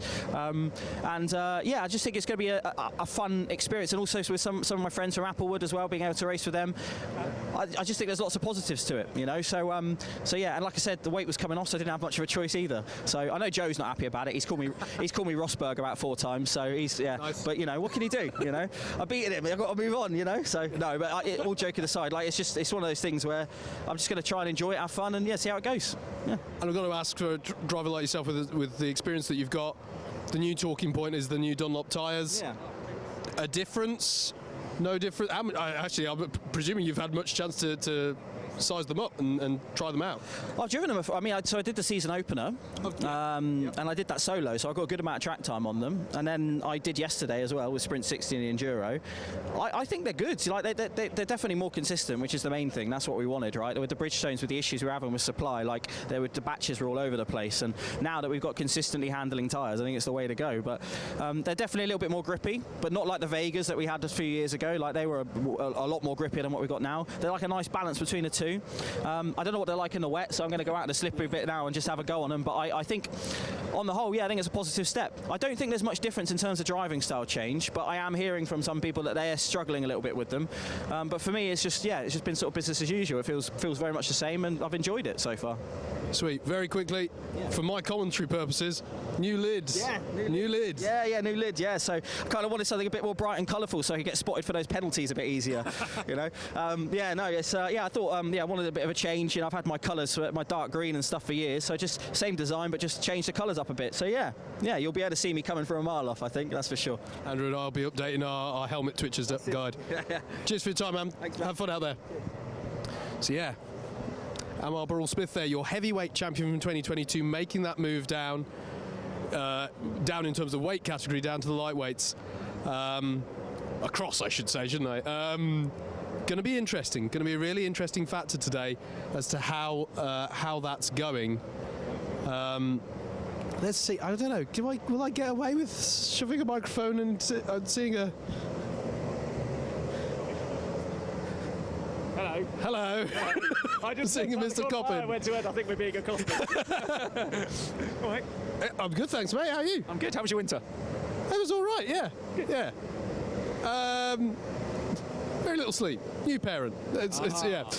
You got 3. Then you don't sleep at all. And then So- you do this. Yeah, but you are a good karter, so I can have hope. Well, that's a brave statement. I'm not sure I'm a good karter. I can't. Mate, you lapped me enough times. 2023. Yeah. Sorry, Ed. I would bring you in as well, mate. Ed Bars as well. Come on. Mike Coppin and Ed Bars. Where did you come? Seasoned Club 100 karters. 2023, guys. Yes. What are we looking ahead to? We're looking at. That's a weird question. How are we looking for 2023? Let's do that. Lighter, heavier. Yeah. I think that's what we've deduced so far. Yeah. Okay. Yeah. Just as a reminder for those watching, 2022 result for you guys. I mean, you were second overall. Really at the sharp end, of course. And Ed's half a season. Yeah. It was half a season for that. Was last year. Yeah. Sorry, they all roll into one for me now. No, back more so in 2023 then. Yeah, doing 8 rounds this year, so don't think I get a drop round, but get a full season in at least. I can tell you, having studied the rules, that will be a valid season score. Yeah, no drop rounds there, but also a proper score. So yeah, that's cool. Big changes coming into this season. A few tweaks to penalties here and there, and the new tyres. Any thoughts on those? Had a chance to try them out, or? Yeah, I did the season opener and did the enduro yesterday. Tyres are much better. Yeah, the grip coming from the tyres is a lot better. I mean, I think we're finding about a second a lap compared to where we were with the Bridgestones. So karts are a bit more physical, which is good. Makes them a bit harder to drive, which is good. Separates the best from the worst. So I think it makes it interesting for the year. And most importantly, it brings the parity closer, which is what it needed. So yeah, it makes it meaning more when you win. So. Ed, you had much chance to try these out? No, first time getting in the kart will be in first heat, so yeah, just winging it. Yeah, I was saying a moment, I don't know how it's going to be, because those who are testing now, you'd usually say, no, they're going to get their eye in. As greasy as anything, it's not going to, So, yeah, going to be an interesting challenge. And any particular hopes for the season? Consistency, yeah. Consistency is probably the main thing, I think. Not having drop scores, it'll be a struggle, because you've got some tough competition this year, but yeah, just consistent season. That's pretty much it. Awesome. Well, yeah, good to have you back on the regular. And is it just sprints you're doing this season? Yeah, you're endurancing it up. How did yesterday go? Came second. Apparently, all I do is get second places. So I don't really know what to say. Consistency. Exactly, consistency. Exactly. Yeah. Consistently for first loser. That's very Talladega night. I think it's podiums. Consistency, nailing it. I think in all seriousness, I think all we would all want is to come away from a race weekend having had a really good fight. He and I have had many a good fight over the years, so I think we just want to come away from that. If you win, it means more. If you don't, then you know you've had a good battle. So he might be going, bugger that, but who knows? And I'm going to go get ready for testing. No worries. Chief's talking to Ed. Good to have you back on the regular, mate. Take care. So there we go. I'm just going to check. How are we doing for time? No, hang on. We've spotted Mr. Theodore. Hello, Steph. How you doing, buddy? I'm good, thank you. I'm good, yeah. It's fantastic to see. I try, folks, but this man, just that beard. 2023, mate. How are you looking? I don't know. End of last year was not great. I had too many penalties, too many silly incidents. So, not sure. But this year, I'm going to try and change it and try and come top 3 in C2. That's my plan.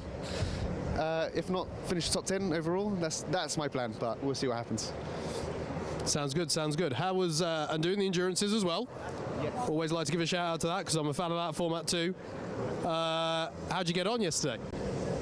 Good, with your old teammate Andrew Ward. Indeed, yeah. We actually spoke to him later, so you can cross-reference this and see how have you all got the line right on how yesterday went. I think them two carried me yesterday, but yeah, Will's there. A few silly, a bit slow on pit stops and I wimped out when it rained a little bit yesterday. We lost a couple of seconds, but yeah, it'll be all right. We'll be all right, I think, for this season. Sweet. Well, yeah, bit of a voyage into the unknown as ever on round one, but have yourself a good one, and yeah, have fun out there. Okay, so I think we've probably got to wrap it up there. We will see. You'll be watching this knowing how those drivers all fared, so we'll see how their predictions of success or otherwise go. Half a testing left to go before we get racing properly for the 2023 Club 100 sprints. I can't wait. I'm sure you'll have enjoyed it by this point, and I think, if I know the schedule properly, we'll now hand down to more paddock walks, more thoughts from the drivers ahead of the afternoon's action. But right now, as I'm stood here, we're getting ready to go racing. It's going to be good.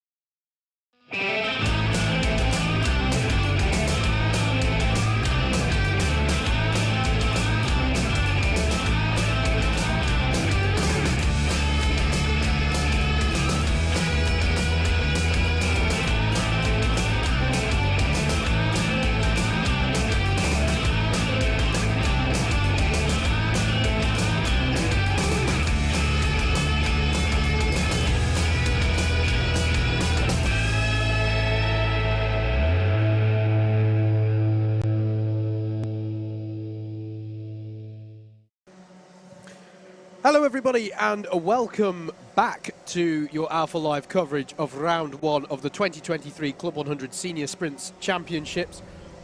Coming to you from Buckmore Park, my name is Howard Mitchell. I'm alongside Andrew Mather, my Double Dash Motorsport Media colleague here in the comms position for you. And we are going into the second half of the day's action here for round 1, which sees us watching the heavyweight class take to the circuit for the first time. Hopefully you were with us for the lightweights earlier today. If you weren't, you missed some cracking racing.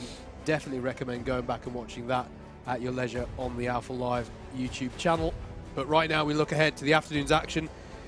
Little bit overcast over the circuit, but by and large we've had some really nice sunshine, blue skies here at the circuit, which you wouldn't have expected when we came in today. We were greeted by sleet this morning actually, but it cleared up nice and quickly.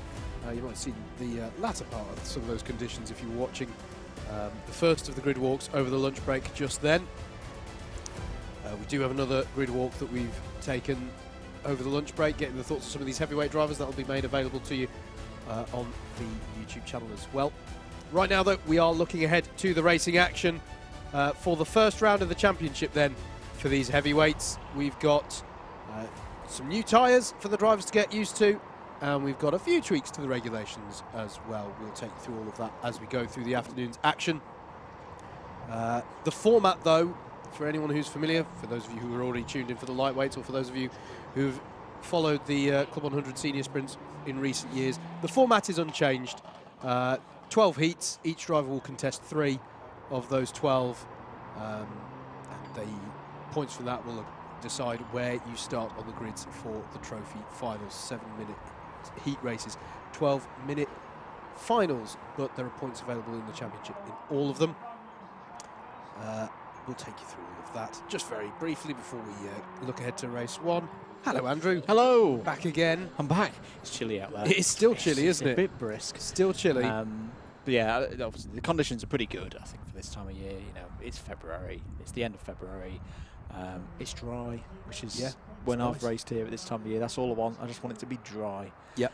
We've definitely got that, and everyone seems quite buoyed down there in the paddock. Good to have a chat with some of our heavyweight drivers. I think we're in for a good afternoon of racing. Absolutely. Well, if it was anything like the lightweights this morning, we are in for yet another treat. With that in mind, I think let's have a look ahead to the first heat race of the season for the heavyweights. Round 1, Heat 1, coming up next.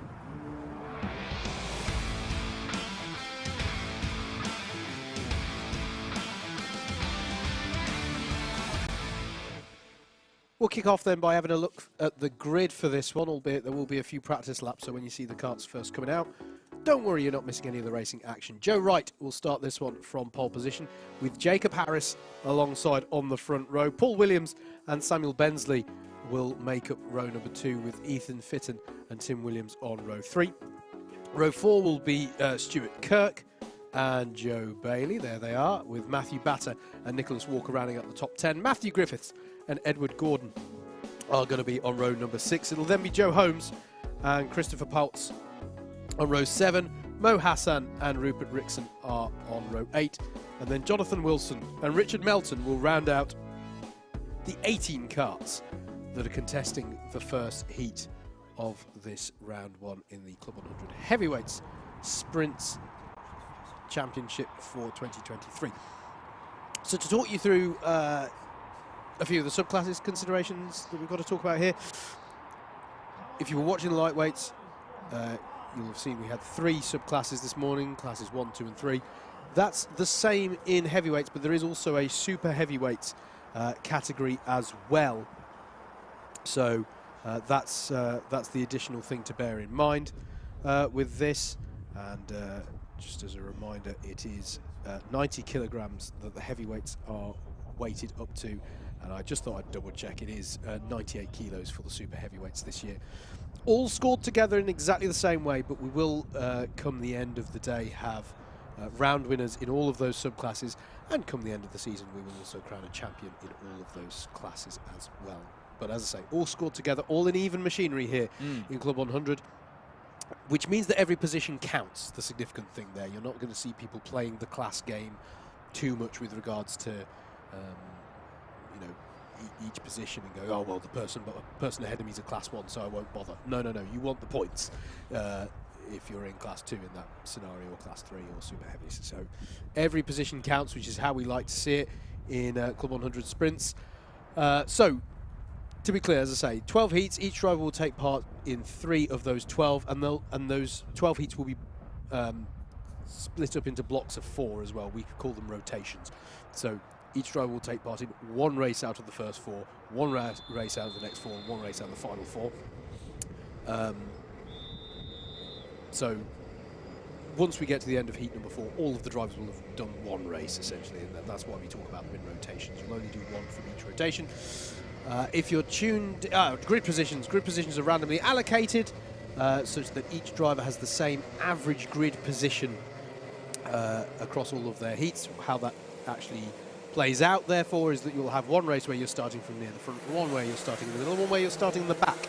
So obviously with the 1 where you're starting in the front, it'll be a question of trying to convert that into a good result, whereas the 1 where you start from the back, it'll be almost like a damage limitation. How far forward can you get? The small exception, the small caveat to add to that is for our Class 3, that's our novice class of drivers. They're actually allocated to grid positions at the back. They still have random allocation within that little pack at the back, such that they still have the same average grid position within that subclass. But there's just that little addition there to avoid a novice driver having the slightly stressful task of starting from pole position of the whole pack. So that's something to bear in mind there. If you are tuning in to support a particular driver, then you want to try and make a note of their kart number. They've been issued with that today, and that will be their number for the rest of the season, so keep an eye on that. And the other thing to talk about is just the number plate colours. Class 1 drivers will have a yellow number plate both on your timing screen and out there on track. And then a blue number board will be for our Class 2s and Class 3s. And then the super heavyweights, I believe, are still carrying their green number plates into this season. So you can easily spot on screen which class a driver is in. The small exception being it's a little harder to distinguish between Class 2s and Class 3s because they do carry the same number physically. But if you are in doubt, head on over to the Lifetime, live.alphatiming.co.uk, click on Club 100, or head on over to our live stream. Alongside this Alpha live stream, we've got an additional extra details stream on our Double Dash Motorsport media channel. Have that one as well alongside, and we've replicated the timing tower for you there as well. The only correction, I'll say that the plates physically on the carts for the C1s are red. I just checked outside. Unless there's some I want to say they were yellow. Okay, fine. No. Unless I'm looking no, that's fine. But there I we thought go. they only had the ones that have red. The yellow on the yellow on timing? Well, traditionally they've been yellow. I thought they used to only have 1 pack of red plates, so they'd give 1 out to the lightweights and 1 to the... No, never mind. No, you're right. I can see someone with a red plate now. I stand corrected. Yeah, apologies for the we had a technical, well, that's a technical hit. The battery went flat on my phone, so we lost the 4G, so we lost the DDMM comment box coming off. We was doing a paddock walk, but it's back now. It's all good. And yeah, no, that's it. Looking forward to this afternoon's racing, and everyone's smiling, everyone's happy, everyone's raring to go. Yeah.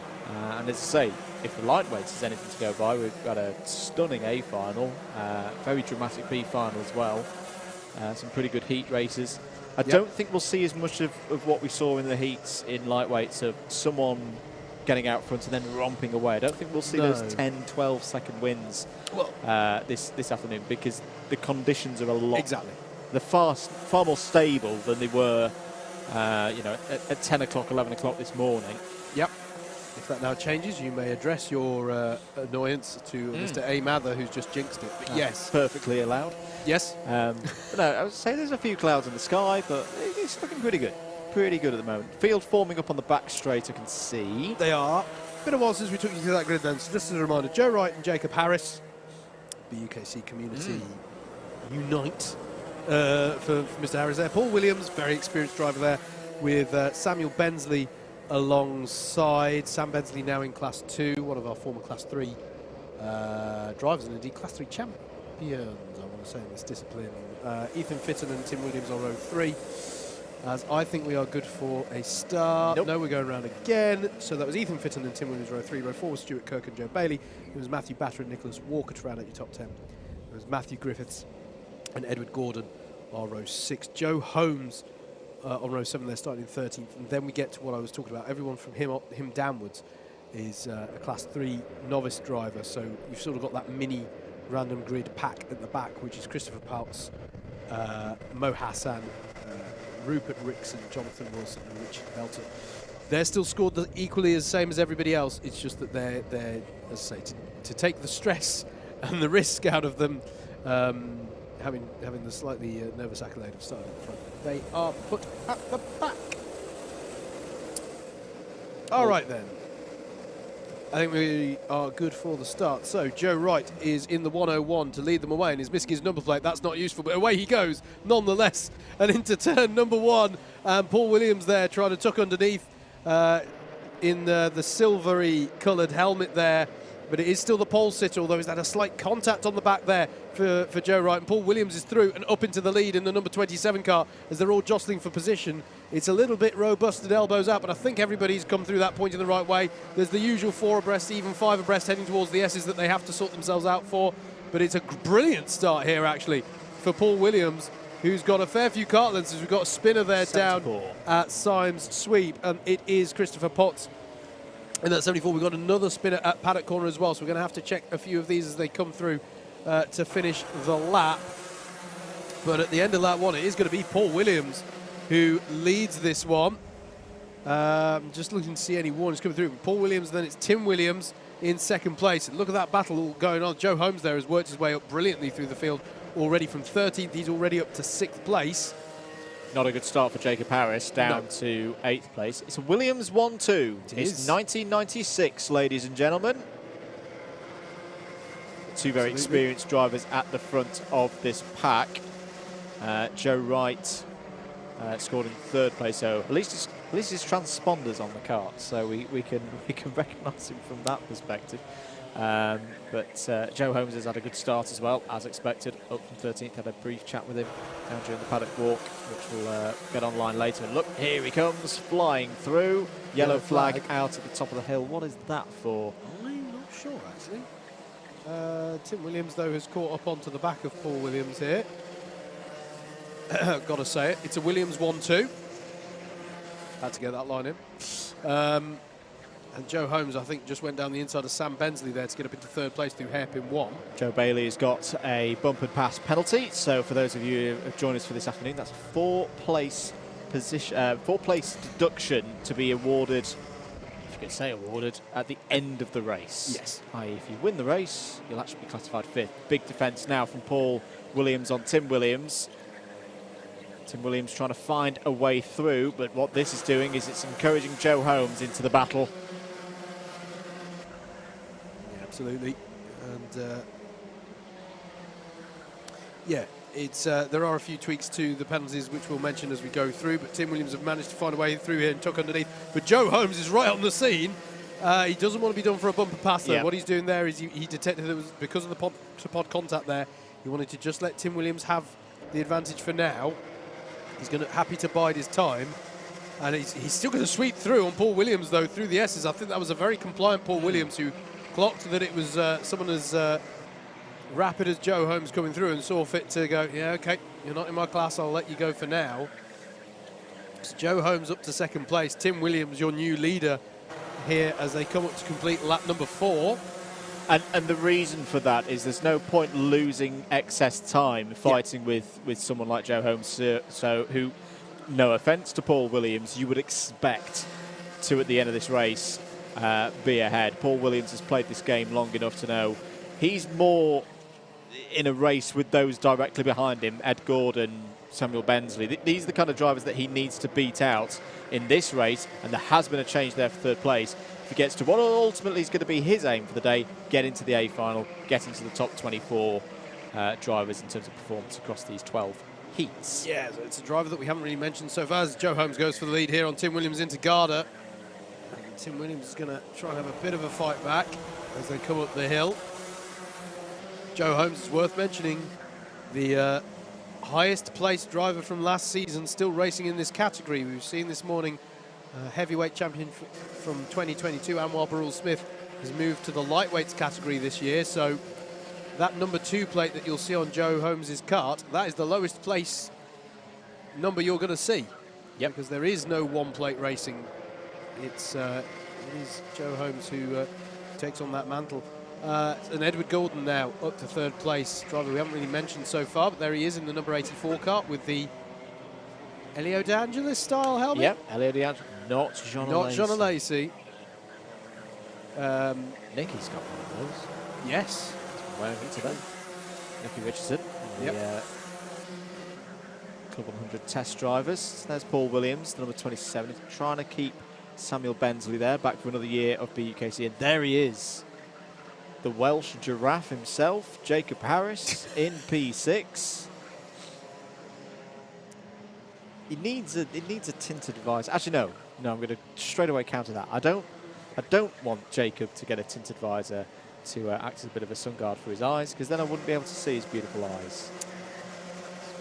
Back to a race. Very going poetic. on. That's Stuart Kirk, by the way, who in the number 12. He's the only super heavyweight driver in this race.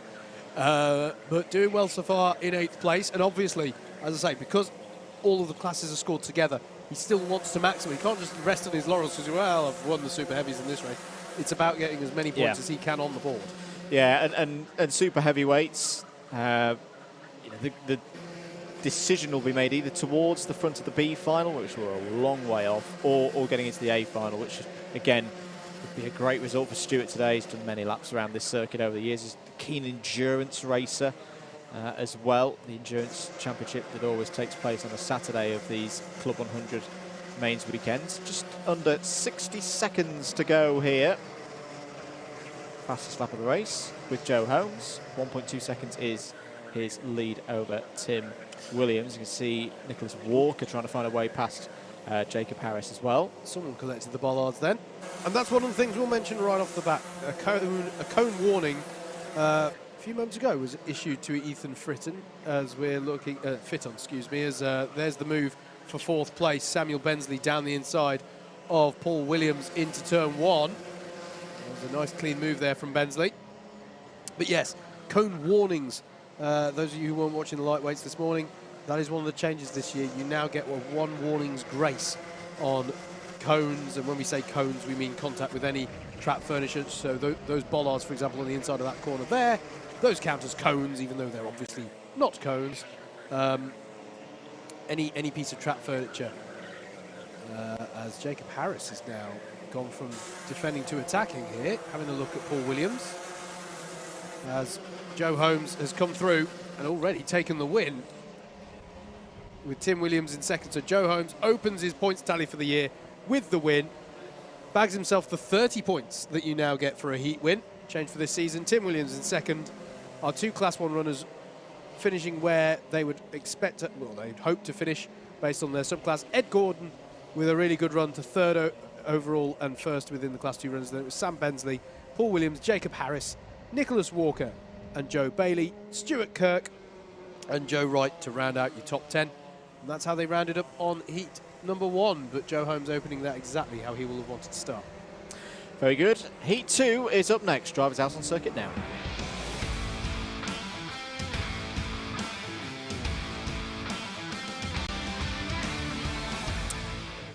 Here's your grid then for heat number 2 of the heavyweights for round 1. Tim Penny will start this one from pole with Dan Giles alongside. Elliot Alt and Lenny Wood will be row 2. Then it's Callan Singerfoos and Lawrence Cheer on row 3. Alex Pritchard, who I believe went fastest in testing just as we were going back live with you here on the stream. And Vijay Patel are row number 4. Ethan O'Donnell and Lee Henderson round out your top 10. Simon Kavanagh and Adrian Ray will be next on row 6. Then it's Tim Hill and Marcus Gilby on row 7. Row 8 will be Jason Kirkham and Luigi Amitrano. And then it's David Harvey and Nick Lucci to round out your 18 kart field for heat number 2 of 12. Spoke to Ethan O'Donnell down in the paddock. I thought, well, brand new season, round 1. I'm going to go and shove my microphone in the face of people that I don't know. And I had a brief chat with Ethan O'Donnell, Karen O'Donnell cheering on in chat as well. And yeah, starting there from, where was that? Was that 10th? 9th yeah. on the grid. In the super heavyweights. Yep. Always good to see new people coming in. Absolutely. Tim Penny. Good test this. Yes. Hasn't bought his systems today. Has he not? No. Does he want Jaffa cakes? So Tim had a very good hit rate on avoiding the DDMM comms box curse last year by providing offerings to the altar. He hasn't done so I today. see. I get it. Yes. So if he has a bad one here, we know why. We do. We do. Should say, by the way, Ethan, competing in the super heavyweights, who you just mentioned, he's got possibly the two most experienced. He's got a lot of experience here. He's got Lenny Wood and Lee Henderson as the other two super heavyweights. So he's got some good markers, good benchmarks. I was going to say, yeah, to go by here. Again, don't worry, you're not missing any racing action. They're just doing the warm-up laps at the moment. As gosh, already it feels like the shadows are lengthening here at Buckmore Park here today. It's still relatively short daylight time that we're in at the moment. Do keep your comments coming in if you're tuning in to support a particular driver. And thank you so much for your engagement thus far today, folks. But if you haven't already, do please give us a like. There's a poll. The stream. There is a poll. What is there? your favourite circuit from a choice of 4? Yes. Buckmore Park. Yeah. Which is now coming back with a vengeance. Yes. It's now up to 40%. Wilton Mill 43%. Handow 13%. That'll be the Jacob Harris fan club that are all voting for that. And Clay Pigeon 4%. I wonder why Adam Chapman of Alpha Live put those 4 in the poll. wonder who chose those 4 as the shortlist. Well, DDMM has voted Buckmore Park. I'm okay with that. I'm okay with that. We could only have 4 options. So I don't know, we might have to do a second round of voting. Supermarket car park couldn't go on there. No. We'll do a second round of voting. You know, we'll put Ella Park, we'll put Rye House, Sheddington, Lid. That's the other one we're not going. We'll have to have a knockout competition. We'll do the second round. But yeah, do please keep interacting with us. We really do appreciate it. Like, share, and subscribe. Let's get people talking about this wonderful Club 100 Championship that's getting underway again for 2023. The 10 rounds that are going to be in the senior sprints. And that's not to mention the British University's Karting Championship, the juniors and the cadets, all going on over the course of this year. Right now, though, we're good for the start of heat number 2. No, we're not. They're doing the dance that tells me that they're going round again. Because I can say, hello, Kirith. Kirith Cali-Wright has tuned in on the DDMM comms box cam. Because he's done that and said hello, he gets shout-outs. Hey. That's how it works. But yeah, the drivers will go around for this one more formation. Alex Pritchard there. I'll be looking for a good result in this one. But thank you for your continued support, everybody. Next Club 100 in real life action, 15th of March, BUKC at GYG. But don't forget, we've got our Club 100 and BUKC iRacing Championship first round of the year on the DDMM YouTube channel on Wednesday night. Do tune in for that. And if you are someone on iRacing with a history in Club 100 and BUKC, get involved. Meanwhile, though, we are ready to go for heat number 2. We are indeed. Should be a good one. Yeah. The 36 Tim Penny then, driver with the blue helmet there on your right and driver's right. Going to lead them away. Looks like a strong start from the pole side of the grid. I think Dan Giles was maybe caught napping a bit there. It's been a strong start there for Elliot Alt as a result, as they all stream through. And Lee Henderson is already round, I'm afraid to say, there at turn number 1. So we've got one spinner there as they come through hairpin 1 for the first time. It's still Tim Penny at the head, though. No, it's not, because Elliot Alt will go down the inside of hairpin 2. It's going to be side by side between them. Tim Penny's going to get the switch back and get his position back again as quickly as he'd lost it, as they come down the hill for the first time. And it's a good start as well for Alex Pritchard, the sole Class 1 runner in the field. You're absolutely right, mate. It is red number plates on the Class 1. There's a hit the bollard double hit, because going off in avoidance of something else there was one of our super heavyweight drivers. It might have been Ethan O'Donnell, actually. You have to check that on time. But at the end of that one, it is Tim Penny who leads. As there's the 24 of Callan Sigafus having a look at Lenny Wood. So yeah, Lee Henderson went round, and I'm afraid that Luigi Amatrano seems to have had some kind of incident that's put him off the back as well.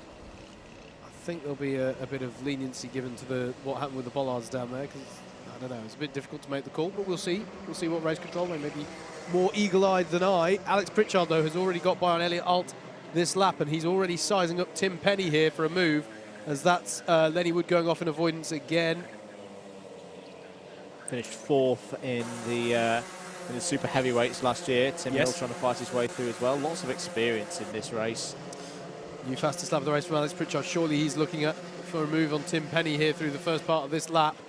We're looking a little further back now at the battle over fourth place. Oh, as Lenny Wood spins. Oh, well, that was all by his own. That's very uncharacteristic for Lenny. Very experienced driver in Club 100 racing. I can see out my window that it is still Tim Penny at the lead of this one. Coming down through Sime Sweet now. As, the battle for fourth place is coming down here. And then there's the 29 and Lawrence Cheer you just saw briefly there. This is Sigafus in fourth place. And then there is, well, it's not Lenny Wood anymore. It's Tim Hill, who's up into fifth place. Another extremely experienced driver there. And here's the battle for the lead. Down the inside goes Alex Pritchard on Tim Penny. Decisive move there through turn number one. Goes a little bit defensive in hairpin one just to deter any counter-attack. He'll do the same in hairpin two. And I think he'll consider that job done for taking the lead of the race. Yeah, but still lots to play for. Elliot Holt is not too far behind. You don't want to fight too hard because Elliot will close in. For a good result here. There's Callan Sigafus up to fourth place, and Tim Hill has worked his way up into the top five. 4 minutes to go. Absolutely. Not yet at the halfway mark of this 7-minute heat. Change for the lead will be confirmed as they come over the line this time then. Alex Pritchard in the number 7 cart there. As I say, sole class 1 runner in this heat. But everyone's in that even machinery. It's still impressive for him to have got to the head of the field. Alex Pritchard working hard at the steering wheel there through hairpin number 1 is clearly pushing on. And Mike Elliott Holt in this race has just set the fastest first sector of anyone. That's pretty much the run round the far side and on the approach to hairpin number 1. Sector 2 is then ending there as they transition up to Garda, and then the third sector for when we're talking about them is then this run round Garda, round Senna, and then up over the hill, round Cafe, and to the end of the lap. Tim Penny, new fastest lap of the race, 46.713, aided by the Alex Pritchard shaped hole in front of him, getting a bit of slipstream. Yep. He's certainly not letting the fact there's a Class 1 runner ahead of him intimidate him here. He's perfectly happy to keep Pritchard under pressure. He's ahead of this one.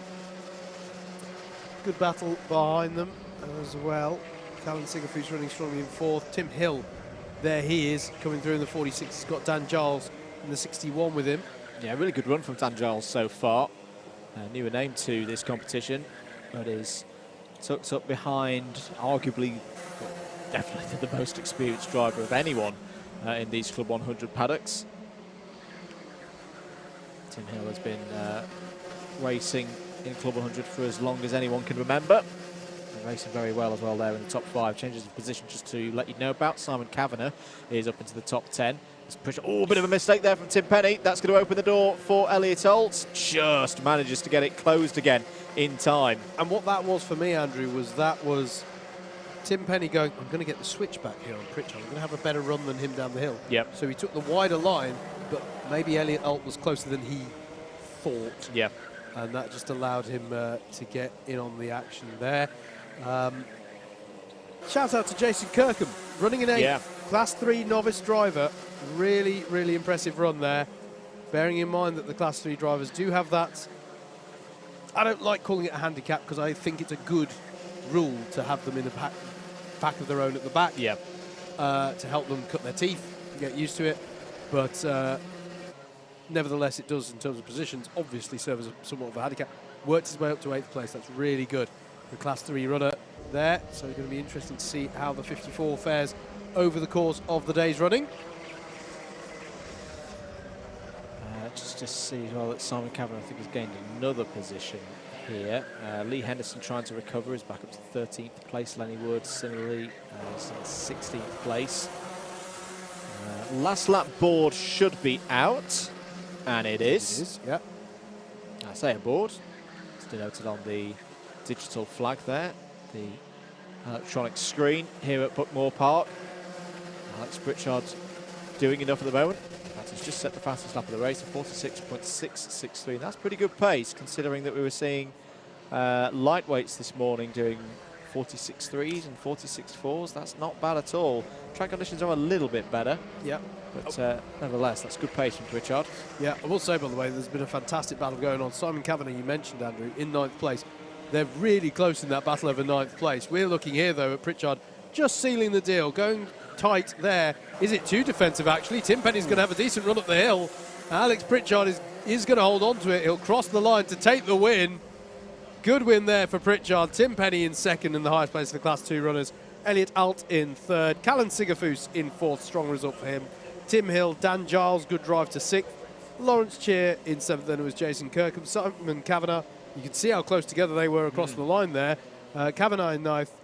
Ethan O'Donnell finishes his first race there, 10th, and the highest place in the super heavyweights. So fair play to him there. Yeah. There was Adrian Ray, Vijay Patel, Lee Henderson in 13th, recovering from that spin at the start. Marcus Gilby, David Harvey, Lenny Wood, Nick Lucci, and Luigi Amatrano to round out how they all finished.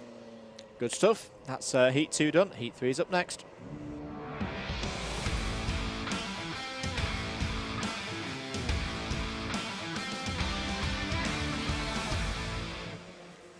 Here's your grid then for heat number 3 of this first round for the heavyweights in Senior Sprints Club 100 2023. Damien Smith starts this one from pole with the ever-experienced Steve Bosley alongside him. Kieran Chigty and Richard Newton making it all super heavyweights subclass second row. Kurt Holmes and Oliver Castro are row 3. Then it's Andrew Hicks and Mikey Nichols, Vinod Harani and Richard Allen to round out the top 10. Luke Elliott and Alexander Lamin are your 6th row of the grid. Marcus Naris and Antonio Gitsonio are next, with Pepe Lucchesi and Heinrich Watson-Miller on row 8. Matthew Carlin Britton and Tom Jobson round out your 18-cart grid for the third heat of the day for our heavyweights and super heavyweights.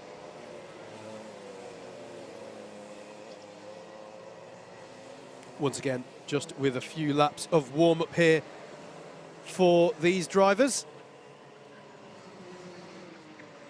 So they'll be looking to familiarise themselves with the karts, get to grips with that.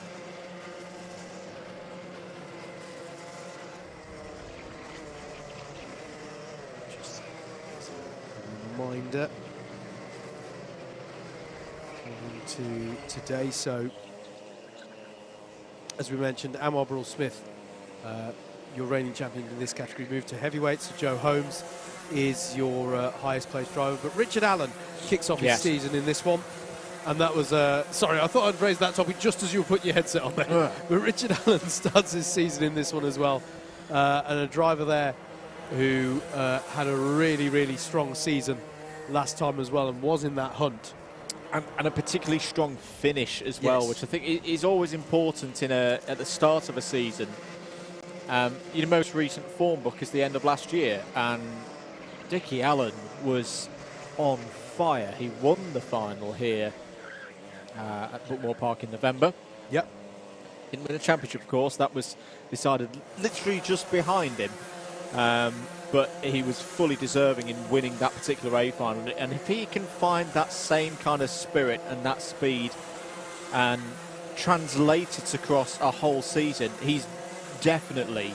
I mean, he was a title contender last year. He was a slight outside chance when he got into that final round. He was always just chasing those couple of points. But that was the level at which Anwar and Joe were racing last year. You know, Anwal's not here anymore. That's from his position. He'll be looking, well, that's one competitor out of the way. Yep. It's positioned nicely for a very good run for Richard Allen this year. And he's got to do the business out on track. He definitely does. The other thing I want to draw attention to is making their debut in Class 1 in this heat. It just so happens we have all of the top 3 from Class 2. Yes. In the form of Kurt Holmes, Mikey Nichols and Steve Bosley. All happen to be in this heat, making their debut as Class 1 runners. So that's going to be an interesting one as well. They now carry those red number plates. You can see Steve Bosley there in the number 8. Very experienced driver. We always get good battles from Steve Bosley. Knows how to get his elbows up, but in a fair but robust way, I'd say. In a family manner. Yeah, exactly. I had a chat to him during the paddock walk, and he was saying, I asked him, "You're back again. Yeah. What brings you back year in, year out?" And he said it's the family nature of Club 100. In particular, this class. He's raced in it for many years. He's looking to be in that top 10 discussion again. As I say, he was 8th last year in the championship. I think we're going to go around again. I just wonder, is there a carts? Yes, there's one driver that's had to have a change. So we're just waiting on that particular individual to come back into the fold. I'm thinking, is it Lucchese? I think it might be, yes. Now getting back into position. All super heavyweight row 2. It was actually Oliver Castro. I think, who was taking up his position there. But all super heavyweight second row on this grid as well, and an experienced one as well. Kieran Chixie with a number of seasons under his belt by this point, Richard Newton as well. Going to be interesting to see how they get off the mark. Vinod Hirani alongside Oliver Castro, the other 2 super heavyweights in this field. So there's 4 of them in this one. Here we go then. I think we are going to be good for this start this time then. Damien Smith in the 34, Steve Bosley alongside in the 8. Eyes on the lights, engine notes rise, and away we go for heat number 3 into turn number 1. And it looks like a good start again from the pole side of the grid. Kieran Chixie there had a good start, but a really good start there for Kurt Holmes in the number 6, who slots into second place. No, he doesn't, because Richard Newton has had a great start as well and has got himself now up into second place in that number 22 car as they work their way through the S's for the first time. Lovely, brave stuff from Richard Newton. Was bold on the inside through hairpin 1. That's where he got second place. He was in a fight for it with Kurt Holmes, Damien Smith, early leader in this race. Richard Allen down the inside of Steve Bosley there. The 3 on the 8s gains a position. Kieran Chixie goes through as well, does he? He's going to have better drive up the hill. No, Bosley's going to keep his foot in and hold on to that one. But yeah, good, strong move there from Richard Allen. Early doors, penalties. It's seen as the wrong way. Penalties already coming in. I wonder if they're jump start penalties to be. No, they're both. Bump and pass from Steve Bosley. Pass. Oh, as Damien Smith has a wild moment there. That's race lead change. Yeah. Richard Newton to the front. Didn't catch that. I'm not sure if there was. I don't know if he was helped into that or whether that was just he just got all crossed up into hairpin 1. We're going to see it again, thankfully. No, I think the move was already done by hairpin 1. So yeah, indeed, I think he was just looking for a counter attack and outbraked himself, frankly.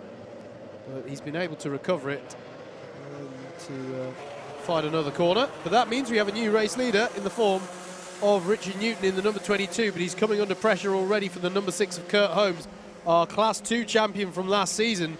He's not going to dive down the inside of turn number 1, but you get a sense of inevitability there that there's going to be an attempt at the move. Here he goes, then Kurt Holmes down the inside of Richard Newton into hairpin 1, and Dickie Allen's on the scene as well in the number 3. He's going to switch back to the inside for hairpin 2 and get that move done. So 2 Class 1 runners there showing their experience, getting by there on Richard Newton and taking themselves up into first and second. And that was really important for Richard Allen in the context of this race, because Kurt Holmes, you'd imagine, is going to try and pull away now. Yep. And he wants that gap to be as small as possible. Damien Smith's round at the back. Yep, Damien Smith has had a spin down through paddock, and a couple of the drivers just squirreling through there. And it was a double whammy as well, because at exactly the same moment he got a contact warning come through, so he's got to be a bit careful of that. As Steve Bosley sends one down the inside of Richard Newton. It was a cone warning there for Richard Allen. So this is the classic example. Oh, sorry, no, it's a contact warning. No, it's a contact warning and a cone warning. for Richard Allen, who now switches back and before finished the point has taken the lead of the race. Previously, that would have been a one-place penalty for Richard Allen, but not the case now, as we've been saying throughout the day. That is just a warning, but if he hits another piece of the track furniture and dislodges it, that is going to be a place deduction. Which means as he gets past Kurt Holmes, he is net in the lead. Yes. Penalty, Mikey Nichols. Advantage by contact takeout, so I would imagine that's linked to +6 positions indeed, mate. I imagine that is what led, excuse me, to Damien Smith coming to a stop there. Yep, I'm fine. Just had a sudden hiccup. Track limit warning for Kurt Holmes. No hiccups for him or Richard Allen at the moment. And Richard Allen is the fastest driver out there, 46.827. Steve Bosley digging in deep there. This is a good start for the Boz, as we call him in this comms box. He's running well there. 1, 2, 3, all C1 drivers. Richard Newton's still there in fourth. Remember, though, he does have a penalty. In fact, Bosley has a penalty as well, I've just remembered. So Kieran Jigsey's on for a good result here. Could be looking at third place. Andrew Hicks, in that same regard, could benefit quite strongly from this. He's running in 7th place. Now, the penalties are applied from the back. By that, I mean Mikey Nichols' penalty will be applied first. Everybody shuffles up if you're in that range. Then it would be the case of Richard Newton's, then Steve Bosley's, if the race was to finish like this. So, yeah, if you're in that region, around Hicks, around Lamin, Watson Miller as well, there's opportunities here to gain some positions due to decisions from race control. I mean, that race, I thought Kurt Holmes was going to throw one down the inside like we saw with Mike Coppin earlier. It's like buses coming two at once, not seeing a move, particularly through that left-hander, because it's so hard to make a gap work down there, but never mind. Watson Miller, your highest place in your Class 3 novices. Am I right in thinking that he's had BUKC experience, though, Henry Watson Miller? Yes. Oxford? Yes. Yes. So a little bit of experience there, but still adjudged to be suitable for that Class 3. Through hairpin 2 at some speed, which was not the case when we were here a few weeks ago for BUKC, where it was so frosty at the start of the day that drivers were having to come to a stop to get around the corner. There's just no grip there at all. Much faster conditions here today. Oh, Kurt Holmes looking for a move down the inside. We'll argue he was there, pod to pod with Richard Allen, has got it done. Now, forceful move. Yeah, but absolutely. I'd say that was fair. Yeah, I'd say that was Kurt fair. Holmes was in control of his kart at all times through that move. Richard Allen throws it straight back at him. Yep. Just whilst this is starting to seriously come to the boil, are they going to let me? No, Kurt Holmes is going to go pod to pod with him, and Richard Allen too happy now about that. That's borderline for me. I should just say, whilst we were seeing that, we did see the first of a new kind of penalty, not new kind, but an adjusted penalty for 2023. 6 places will be deducted from where Kieran Chigsey finishes for an unsafe rejoining of the circuit, which led to contact. Yes. And that has got a new 6 position thing as Dickie Allen goes up the inside at Garda once again. So no matter whether he was happy or not with Kurt Holmes' move earlier on in the lap, it's been he's got past, and here we go then on to the last lap. Kurt Holmes once again dives down the inside. If you're Steve Bosley, though, you've got to be licking your lips at the opportunity here. Dickie Allen's clearly not happy with the way which Kurt is prizing open the door, but that was beautiful by Bosley. 3 abreast between the 2 hairpins, and Dickie Allen's gone round the outside of both. That was something else there by Dickie Allen. What is it about today, man, that's generating moves I've not seen either before or in for a years? very long time. That was really unusual, but it is not done at all here. Down towards Paddock Corner. Who's bold coming into this one? It stays as they were at the hill. Dickie Allen is understandably going to go tight there to deter any move.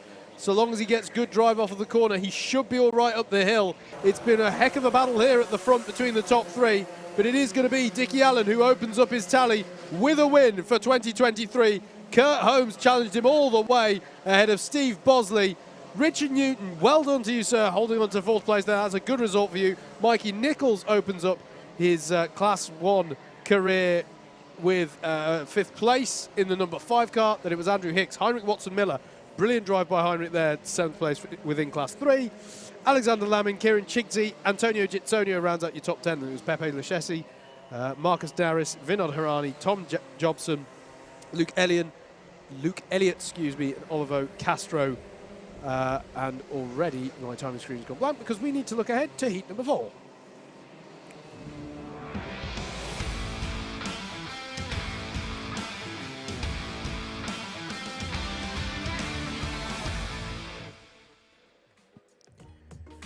Let's take you through the grid then for the final heat of this first rotation of heats. Adam Wright and Mike Bodner are row 1. Scott Parker and Chris Alcock are on row number 2. Steve Lindley and Tom Angier make up row number 3. Row 4 is Kai Crawford and Bill Taylor. Richard Neal and Glenn Orford round out the top 10 on the grid, and then it's Nicholas Stieper and Carl Walker on row 6. Row 7 is going to be Yonald Muhai and Christian Hoos.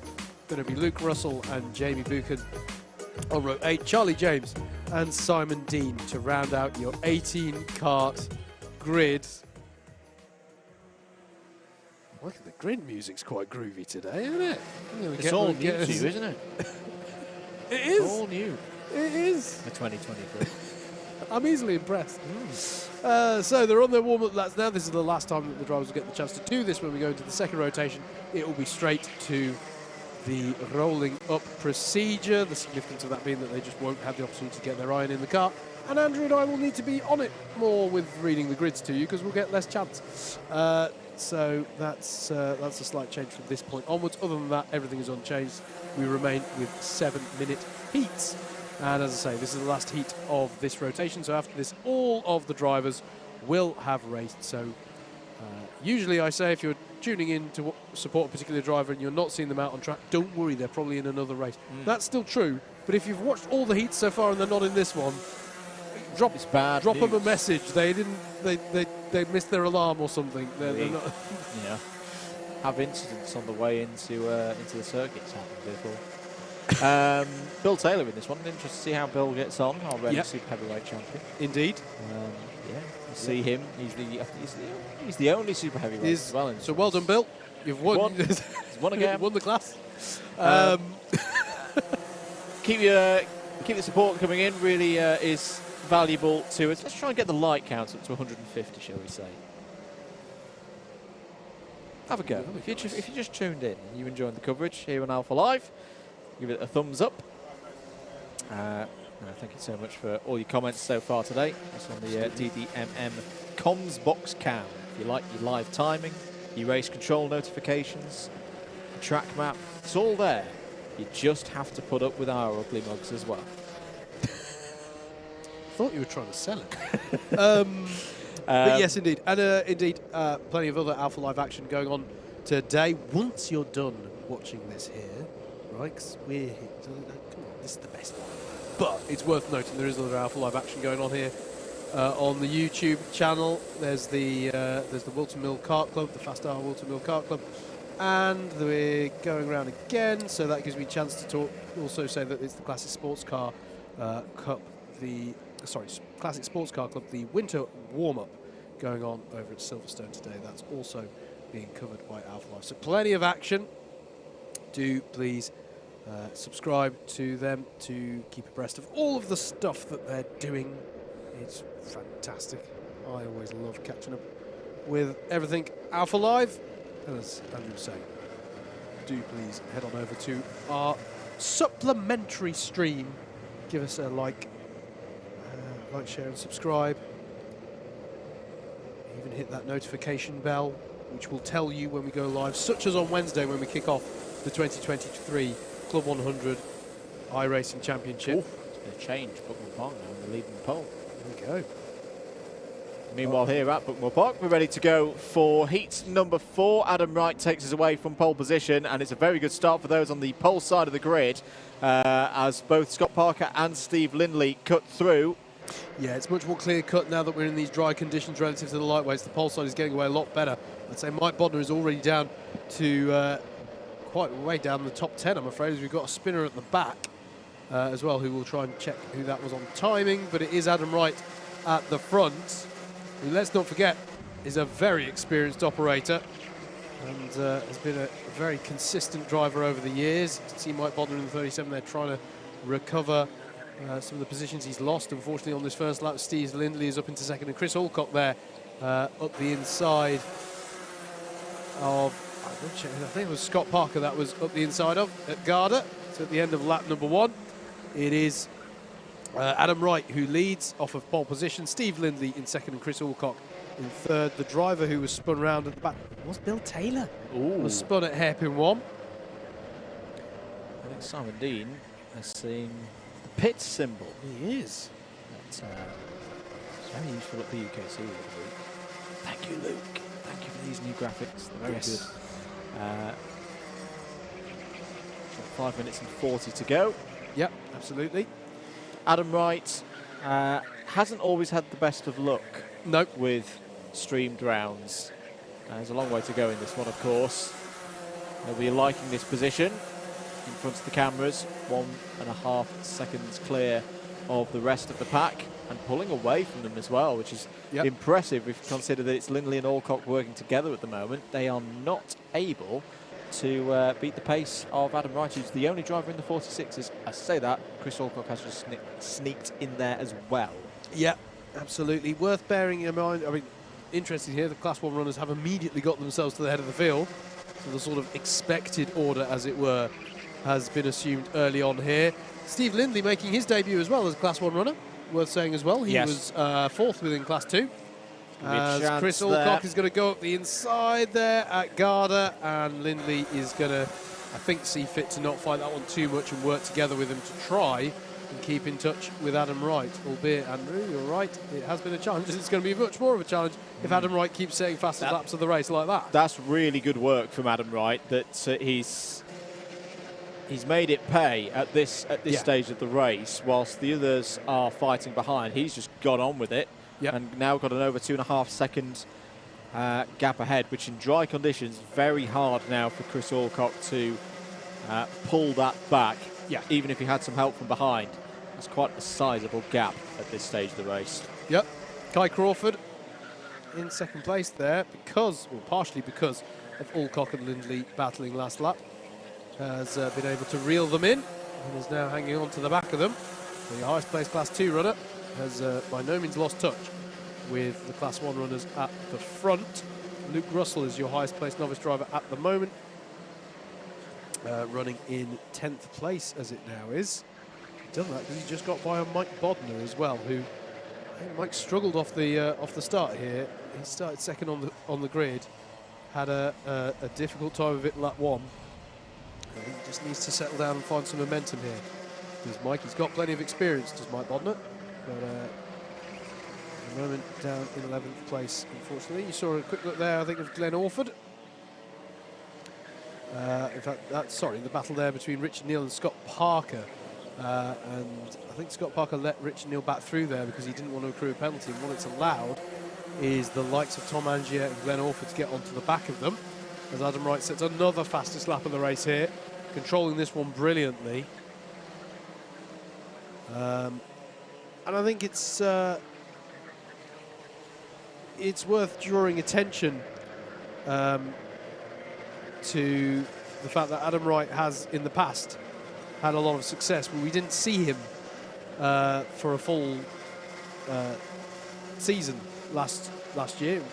We only saw him for the first half of last season. Oh, that's a spin! That's really uncharacteristic. That is the 25 of that's. Oh, no, it's not the 25. I need my eyes tested. It's 26. It's the 26 of Tom Algier. That is. I think that was unforced. Here's the replay. Yep, she takes too much in.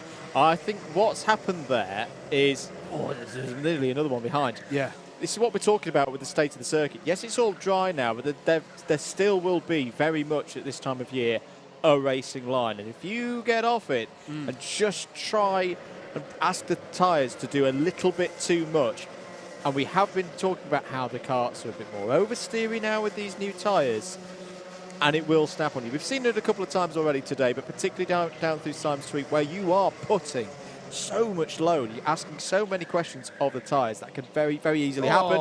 As could that. That is going to be at least a cone warning for Glen Orford. And he knew it the second it happened. Glen Orford was, you know, and it's, do you know what? It's quite easy to do in a way that you push so hard on the exit through paddock that once you realised that, bearing in mind the rear of these Club 100 karts wider than the front, and the delta between the front width and rear width is more than on some owner kart categories as well, so it can happen that you clip that, but them's the rules, and you've got to get used to the bounds of your kart. And there is the cone warning for Glen Orford.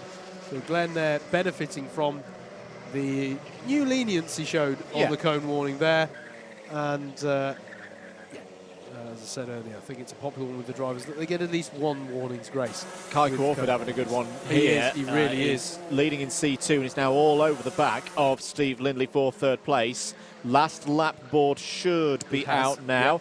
And is Kai Crawford trying to go around the outside? Oh, you just see it again, gets off the racing line, kart squirms a bit, has to get out of the throttle to make sure it doesn't go round. That's good driving from Kai Crawford, well defended by Steve Lindley as well. 46.4 is the fastest lap of the race from Adam Wright, who has won this one as a canter as long as he can get round the final couple of corners. This is the closest scrap on circuit, highest up the order. Lindley and Crawford 4P3. It's very much a figurative canter though, because he's been at galloping pace, make no mistake about that. And here he is now coming up the hill. Adam Wright, we didn't see him for a lot of last season, but he's been such a strong force in this championship before and takes the first win for himself for this year. Chris Alcock will finish in second. Steve Lindley in third, holds off Kai Crawford. Then it's Richard Neal. Scott Parker just about holds off Glen Orford there for sixth place. Then it's Nicholas Steeper. Yonel Muhai in ninth, and then Carl Walker to round out the top 10. Bill Taylor recovers to 11th, then it's Luke Russell, Jamie Buchan, Mike Bodner, Christian Hoos, Charlie James, Tom Angier and Simon Dean. But Adam Wright, dominant fashion there to get his points tally off to a start. Already we're looking ahead to rotation number 2, which kicks off with heat number 5.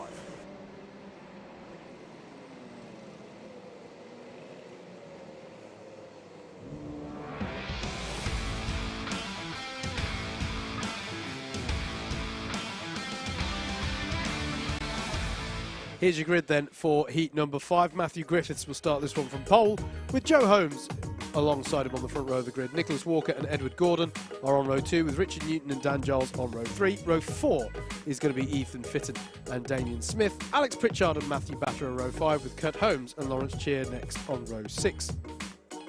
Tom Jobson and David Harvey are next, with Jason Kirkham and Marcus Naris on row 8. Luigi Metrano and Henry Watson Miller rounding out your 18 kart grid for this 5th heat of the round, and we're already good for the start, I believe. Matthew Griffiths in the 28, the number 2 of Joe Holmes alongside, and this is where we see the experience of Joe Holmes. We've seen some weak starts from the anti-pole side of the grid so far. Joe Holmes is out very wide as they go 4 abreast into hairpin 1, and through they go. But Joe Holmes, that was a bit of a heart-in-the-mouth moment for him there, as they come through hairpin number 2 as well. And this is quite a robust. I'm relieved to see everyone facing the right way after that series of corners, because that looked like quite a robust exchange. Yeah, I thought we were going to see Joe Holmes be the first person to really take the fight from starting on the anti-pole side of the grid. But as it happened, he got hung out to dry, as the bollards are never going to survive all of those karts hurtling towards it. And what this has meant is that it's allowed at the front quite a gap to form already as they come through to finish lap 1 for Alex Pritchard and Kurt Holmes. So really unusually, Joe Holmes is the Class 1 runners who have fared the worst across lap 1. Yeah, he just got hung out to dry on the outside, and then it was all a bit messy on the inside of him as well. But the result was he's now down to 6th place. Yep. Fully expecting some notifications to come through from race control, because I think Paul Bollard got hit 3 times in that one. Yeah. And in fact, yes, there's been a bump and pass penalty for Edward Gordon, track limit warnings for Ethan Fitton and Edward Gordon again. So here's the battle between Jason Kirkham and Richard Newton, and Nicholas Walker wants to buy in on that, as does Joe Holmes as well. He's going to get double overtake there. That's brilliant positioning from Joe Holmes. And he's going to do 2 positions in 1 corner there, take himself up to 4th place. Really good driving again in his second heat of today as well from Richard Newton. He's impressing me so far, Andrew, driving nicely. track limits advantage penalty for Dan Giles. That was experience. That was just experience telling for Joe Holmes that he knew those two karts ahead of him going wheel to wheel. They were going to run wide. If he just held back a little bit, he was going to have the undercut on and the speed differential up through the hill. That's exactly what he did. Alex Pritchard and Kurt Holmes now fighting. So two C1 drivers going toe-to-toe. Yep. I just wonder at this stage of the race, if you're Alex Pritchard and Kurt Holmes, do you want to work together? Pritchard seems intent on defending at the moment. They have got a good gap over Joe Holmes, 4.5 seconds. Yeah, although Joe Holmes has just got by Richard Newton, so he's now in a position to chase them. I wouldn't be battling this much at this stage, to be honest. Switchback's going to be on here. Not even at half distance it's not. here. It's not going to be on for the switchback. I agree with you, mate. I expected Kurt Holmes to get on by there, but he didn't. I'd say this is just playing into Joe Holmes' hands for them to be battling at this point. You can see it's quite a gap, make no mistake about it, but if they're battling like this and Alex Pritchard goes wide around the bollards, Kurt Holmes is up into the lead there. It's a lead change. I suppose if Kurt can now, Alex Pritchard's not too happy about it. But if you Kurt and you can break away at this point, I guess. But yeah, this is that wasn't best play in my opinion. As Joe Holmes sets the new fastest lap of the race and goes a second quicker than the top two. Yeah. So this is going to be interesting to see how that the way they've played that last lap pans out for the remainder of the race. Richard Newton still running well though, in 4th place overall. Nicholas Walker having a good one as well. Edward Gordon in 6th, albeit he has accrued a penalty. Has he? Or was it just warnings? It was just warning. No, penalty. Sorry, penalty was shown for the 84 from laps ago. What's happening in Class 3 at the moment? Jason Kirkham is having another really strong run. He's up in 7th place. Richard Newton as well in the super heavyweights. There he is, number 22 in 4th place. Ooh, bit of a check there from Nicholas Walker across on Edward Gordon, racing the Elio De Angelis style helmet. Yeah, he didn't like that. I think he felt that move was a bit late there. There was a little bit Lance Stroll, Fernando Alonso in Austin, Texas last year. I can get the sentences out. There's a track limit warning for Alex Pritchard. He's got to be careful with those. He will accrue a penalty if he does it too often. Here's a battle on screen. Heinrich Watson-Miller ahead of Jason Kirkham and Dan Giles. So that means there's been a change, actually. Heinrich Watson-Miller now your highest placed Class 3 driver, as will be confirmed on timing as they come through. Now there he is going up into 7th place. It's a good little battle going on there. Pace looking better now for the top two. Now that they're no longer squabbling over that position. They're both into the mid-46s. Edward Gordon again trying to find a way past Richard Newton. Always worth doing, even if you've got some form of post-race penalty, because in terms of the points, yes, you won't finish ahead of the driver ahead when the penalty is applied post-race, but you'll still have a net gain of some points for overtaking somebody on track.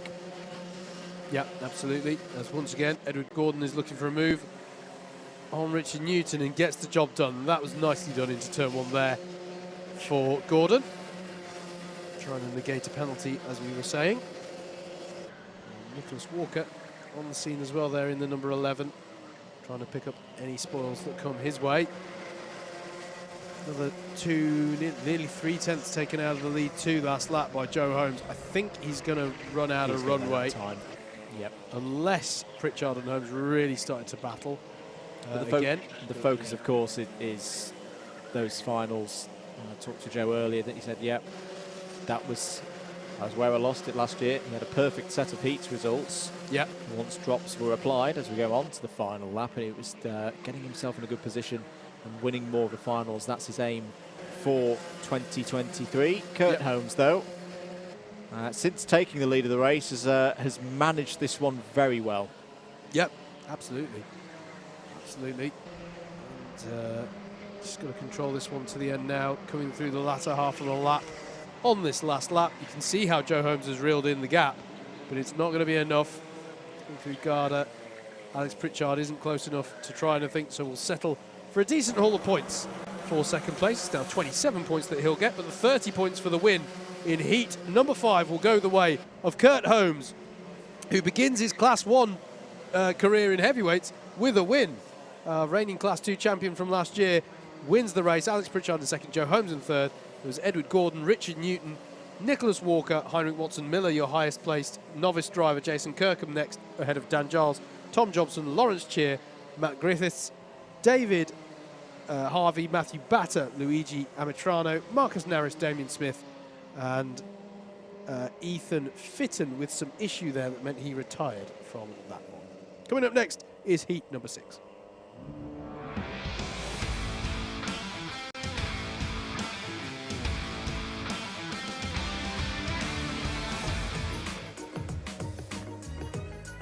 Here's your grid then for heat number 6. It's going to be Simon Kavanagh and Tim Hill on row 1, Lee Henderson and Adrian Ray on row number 2, Lenny Wood and Steve Bosley on row 3. It will then be Kieran Chigsey and Scott Parker on row 4, Andrew Hicks and Bill Taylor next on row 5, Callan Sigafus and Olavo Castro are on row 6. Simon Dean and Jonathan Wilson are next, ahead of Mo Hassan and Jonald Muhai.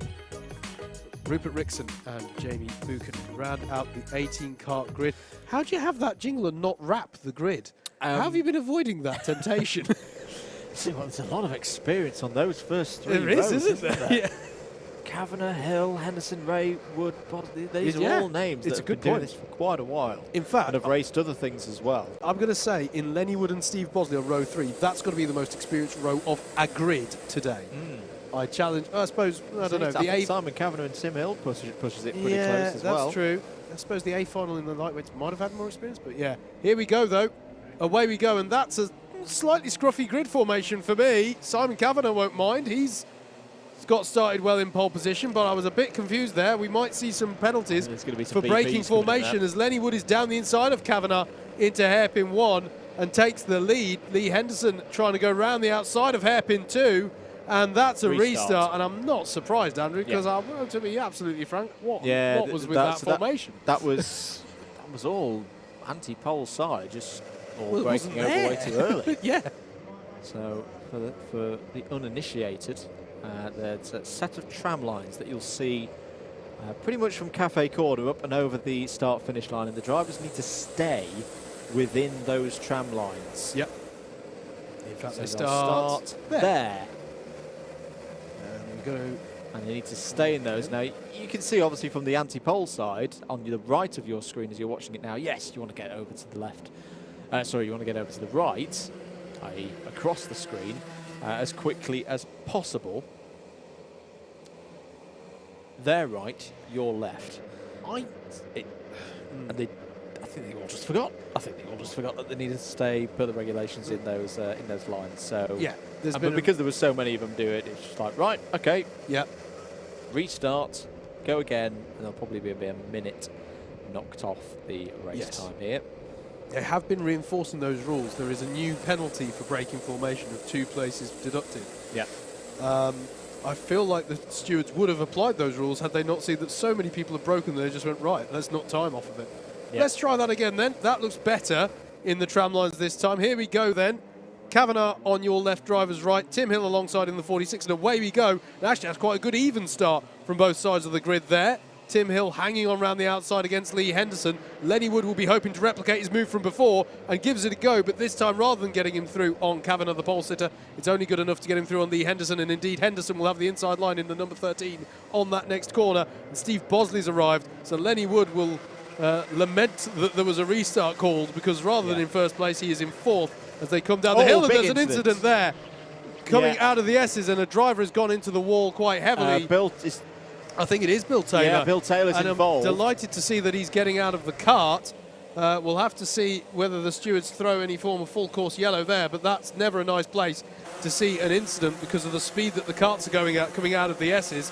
As they come up the hill for the first time, though, it is Lee Henderson who leads ahead of Simon Kavanagh. And look at this, Bosley versus Wood, and Wood's round. And there was a bit of pod to pod there, was there not? Yeah, there was. There was not like earlier when we saw An uncharacteristic mistake from Lenny Wood in his first heat. I'm delighted to say that I think everyone's got started again after that incident. Bits of the barrier have been rearranged, and everything's backing up now as they go down the hill. Yeah. This is all going to get a little bit tight because Lee Henderson really lifted off there. He did. I think we have gone full course yellow. That is why we've gone fair full enough. course yellow. We have. You're absolutely right, mate. Full course yellow out. I'm delighted to say that it's the barrier that's predominantly, although I can see the number 15 of Scott Parker is pulling into the pits. So I wonder if he's got damage on the right-hand side. Oh, yeah, that's right-hand side pod is out of shape. I think the rear bumper is out of shape as well. Bill Taylor is still circulating, but is, in fact, I think we called it that Bill Taylor had gone in the wall. Scott Parker and Bill Taylor have very similar race suits. So I wonder if it might have been him. Bill Taylor's fallen down the order He as has, well. I agree. I don't know which one was actually in the It was wall. Bill. Okay, fair enough. So yeah, Bill Taylor has started circulating again. His cart looks fine as he's just going by our window, as we're still under full course yellow here. But yeah, he's far off the back, I'm afraid, is Bill Taylor in this one, and that was race run for Scott Parker. I'm delighted to say, though, that it's only the carts and the barrier which have really had any issue there. All of the drivers seem to be okay. It's never nice to see incidents there. As I think we're going to be good to go back to green, are we this time? They're still working on the barrier. Yeah, I can see them out there. Because I think what's happened is that there's a conveyor belt wrapping around the barriers, which has absolutely done its job because we did not see carts in and through the barriers. Correct. That needs to be, so you see the black fabric you see on your screens at the bottom edge of the barrier, that is being replaced through here. There, you see it being replaced there, and the barriers need to be put back in shape as well. Until that is done, we will stay under full course yellow. Now, we well could be, so we've got 2 minutes and 45 to go. Okay, I think we are now back to green. We will be back to green in a moment. Yeah, I think they're going to resume it this time across the line because the barrier has been repaired. So I would assume we're going to see green flag, and this is going to be interesting. No, that's still showing yellow. They are still under full course. Apologies. So this is going to be, I think, are we going to get like 2 laps? 3 laps. 3 laps of racing if they, well, it depends. I'm not saying it. If you're Lee Henderson, you want to back off. You want as fewer racing laps as possible here, because the pace under a full course yellow is dictated by the lead car, so long as it's reasonable. Look at the stream here. This could be interesting. That's 2 minutes. I think Lee's done a pretty good job with this. I think he's going to leave this with 2 laps of green. If we even go back to green this time around, let's wait and see. Yes, we are. Green flag confirmed then. Lee Henderson then has to be the stopper in the bottle for the next few laps. This could be really interesting here. Simon Kavanagh is in second place. But interestingly, it's Kavanagh who's under attack more here from Tim Hill. And Tim Hill is down the inside of hairpin 1. Steve Bosley sees the opportunity as well. Is he going to get that job done? It's going to be 3 wide through hairpin 2. That's going to be scruffy on the exit as they all work themselves out. But that could not have gone better, in my opinion, for Lee Henderson off of the restart. He's now got about 6 kart lengths between himself and Tim Hill. Steve Bosley's got himself into 3rd place. But here we go. Lee Henderson, is it going to be last lap board this time around? It's going to be sure. It's going to be really tight. I think it won't quite be, but we'll see as he comes across the line at the top of the hill. Look at this. They're all working themselves out. 3 abreast up to Cafe Corner in the mid-pack here. And it's not last lap board, so there are 2 more to go. Penalties being issued. Oliver Castro for breaking formation. Speeding under yellows for Castro as well. Bill Taylor. Now, this one's interesting. I thought I saw it. Bill Taylor got a fastest lap of the race during the full course yellow and has received a penalty for speeding under yellows. I think that one's fairly demonstrably true. Lenny Wood for overtaking under yellows. So a few drivers did not get that restart procedure, or indeed the full course yellow procedure, correct. Lee Henderson has not had a Club 100 Sprints race win in nearly 2 years. This could be something here. He's going to come around this time to definitely see the last lap board. And I don't think Tim Hill's going to have enough pace to overhaul him. New fastest lap of the race from Lee Henderson, a 47 dead. He's just got to bring this one home, and Yep, circumstances played the way they did, but you've got to take the chances when you can. But you've got to say as well, what He's Lee did controlled it. during the full course yellow was a supreme job. Yeah. But the pressure is on now. He's checking over the shoulder, seeing that Tim Hill is there. It's just got to be clean. Yeah. It doesn't need to be that quick. It's just got to be precise. Down the hill now, through Sime Sweep. This is going to be a very popular victory if Lee Henderson can close it out. He's round the danger spot of where those cones are. He's got 2 corners to go. It's nearly been 2 years since we've been able to say this in the Club 100 heavyweight sprints. Lee Henderson is a race winner. Brilliantly done by Lee Henderson, and he wins comfortably by 1.6 seconds ahead of Tim Hill. Steve Bosley in 3rd, Callan Sigafoos 4th, 5th Jonathan Wilson, 6th Timon Kavanagh. What a race, Howard, for Lee Henderson. Yeah, Jonathan Wilson as well, class 3. Yeah. 5th place. That was 4 racing laps, but as you say, he played that full course yellow perfectly, did Lee Henderson. Fair play, right. Well, that was Heat 6. Heat 7's coming up next here at Buckmore Park.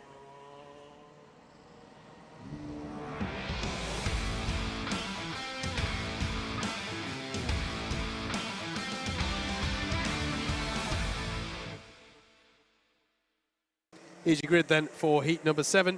Dickie Allen will start this one from pole with Alexander Lamin alongside Vinod Harani and Luke Elliott on row 2, with Chris Alcock and Jacob Harris on row number 3. Elliot Holt and Tim Penny are next, with Adam Wright and Joe Bailey on row 5. Mikey Nichols and Tim Williams are on row number 6. Stuart Kirk and Richard Melton are next, with Matthew Carlin Britton and Christian Hoos on row 8. Row 9 of this 18-kart grid is going to be Christopher Potts and Luke Russell. And well, maybe not the most racing action in that one, but I kind of loved the technicality of what we just saw there. A win's a win. A win's a win, absolutely, 100%. Win's a win, and thankfully, no one came to blows. No one suffered any injury in that full course yellow incident, so it was just good to watch. Bit of checking up here on the grid. They've got to be a bit careful here. They are under starters orders though, and Dickie Allen gets them underway. And it's another strong start from pole there. I'd have to say, in some ways, anti-pole side caught napping again, because look at how Richard Allen has pulled out a gap here. I think P3 was also caught napping there. P3, everyone was caught napping, I think. I think there was a bit of bumping and barging that distracted people there. And Richard Allen with a good start, and Vinod Harani has lost out a little bit off the start there. I can see Chris Alcock is one of the beneficiaries there. Alcock up into 3rd place. Off of that start, as they'll stream their way through paddock corner. But dream start for Dickie Allen there in the number 3. Through Garda goes Alexander Lamin, being hotly pursued by Chris Alcock as they stream up the hill for the first time in this one. At the end of lap number 1 then, Richard Allen leads, Alexander Lamin 2nd, ahead of Chris Alcock. Elliot Alt with a good start as well up to 4th, and Adam Wright, who's got himself up to 5th. Really good start for Adam there, who is already down the inside, actually, of Elliot Alt there. So that is right up to 4th place. Good opportunity for this, I feel, for Alexander Lamin. Another, well, at this stage, very experienced driver. I remember Alexander being in the sprints back in 2014, for example, or 2014, 2015. So this is a good opportunity for him to get some good points on the board, start of the season. He's got some big hitters behind in the shape of Chris Alcock and Adam Wright, and Elliot Holt's been pretty good so far today as well. Mikey Nichols, I feel, needs a good result in this one, and to the inside, decisive manoeuvre from Chris Alcock, and Adam Wright's going to slip down the inside as well. Lamin will try and fight round the outside, but it's a bit slippery through hairpin number 1. Elliot Holt biding his time.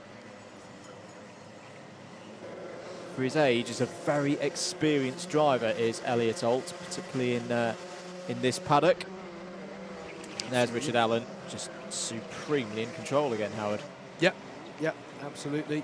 Playing it really well so far. Heading up to Garda. Interesting to see Mikey Nichols and Tim Williams not quite making hay as Class 1 drivers in this field yet. Just trying to get onto the back of this pack we're looking at now, to be honest. Just in a bit of clean air, trying to make their way up. Number 10 of Jacob Harris looking for a tighter line through 1 and 2 to tuck underneath Those ahead of him can't quite make that one stick. Tim Penny showing more of the good pace he had earlier in the day. Fastest lap of the race in 7th place in the number 36. And that's Wright through on Alcott.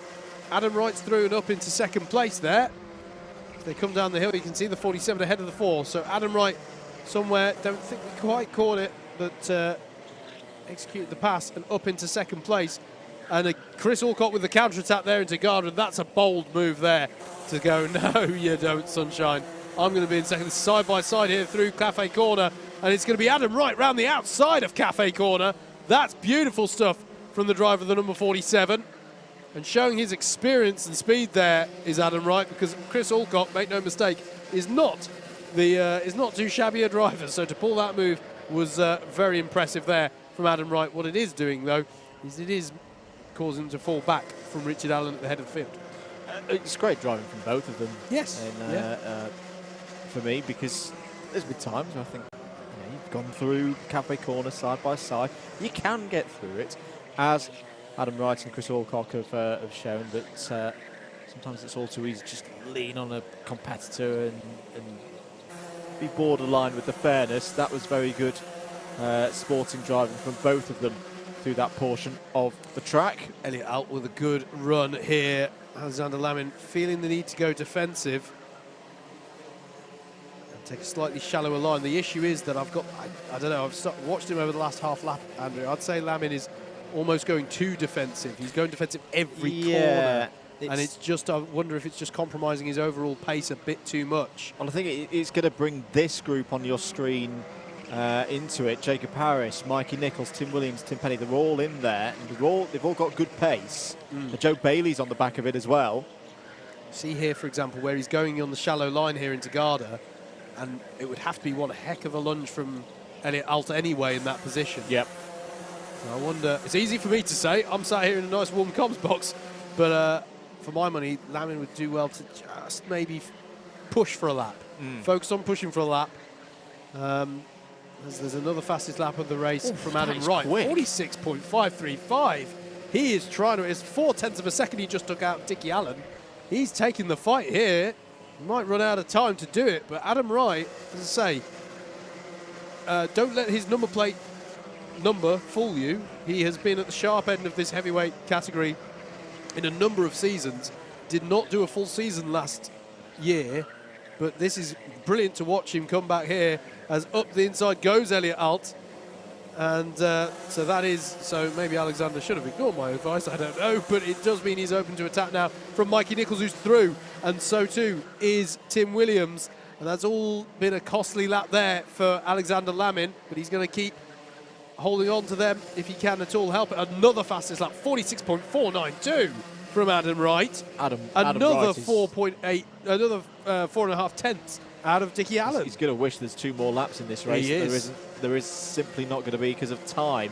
Because Adam Wright's pace here is very, very good. This will give him not the race win in the most likely situation, but it'll give him a lot of confidence for later on in the day. Not half.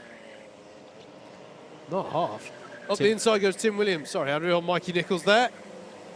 And we're going to have a counter attack there at the hill. No, it's going to stay as it is. So nice move there from the driver of the number 96. Buoyed on, I'm sure. Big West Ham United fan is Tim Williams. You see the detail of the club crest on his suit there. Got a win yesterday, I think I might say. Another 4.5 tenths taken out of Dickie Allen last time around. You're absolutely right, mate. We are on the last lap, though. Richard Allen is going through about paddock corner section now. So here they are. You can see how the gap has closed up. Adam Wright, as you say, mate, will wish there was another lap or 2 on this one. But for me, that's a gauntlet being thrown down, albeit in 2nd place. Richard Allen will come through to take the win for heat number 7. He knows. He knows. Yeah, he's relieved to just see that checkered flag. Adam Wright with an impressive turn of speed in 2nd. Chris Alcock in 3rd. Elliot Alt, highest placed of your Class 2 drivers there in 4th. Tim Williams in 5th, ahead of Mikey Nichols. Then it was Lamin, Penny, Bailey, Jacob Harris to round out the top 10. Luke Elliott, Stuart Kirk, Christian Hoos, Vinod Harani, Luke Russell, Richard Melton. And we expect Matthew Carlin Britton and Christopher Potts to round out the 18 finishers of heat number 7, with heat 8 coming up for you right next on the stream.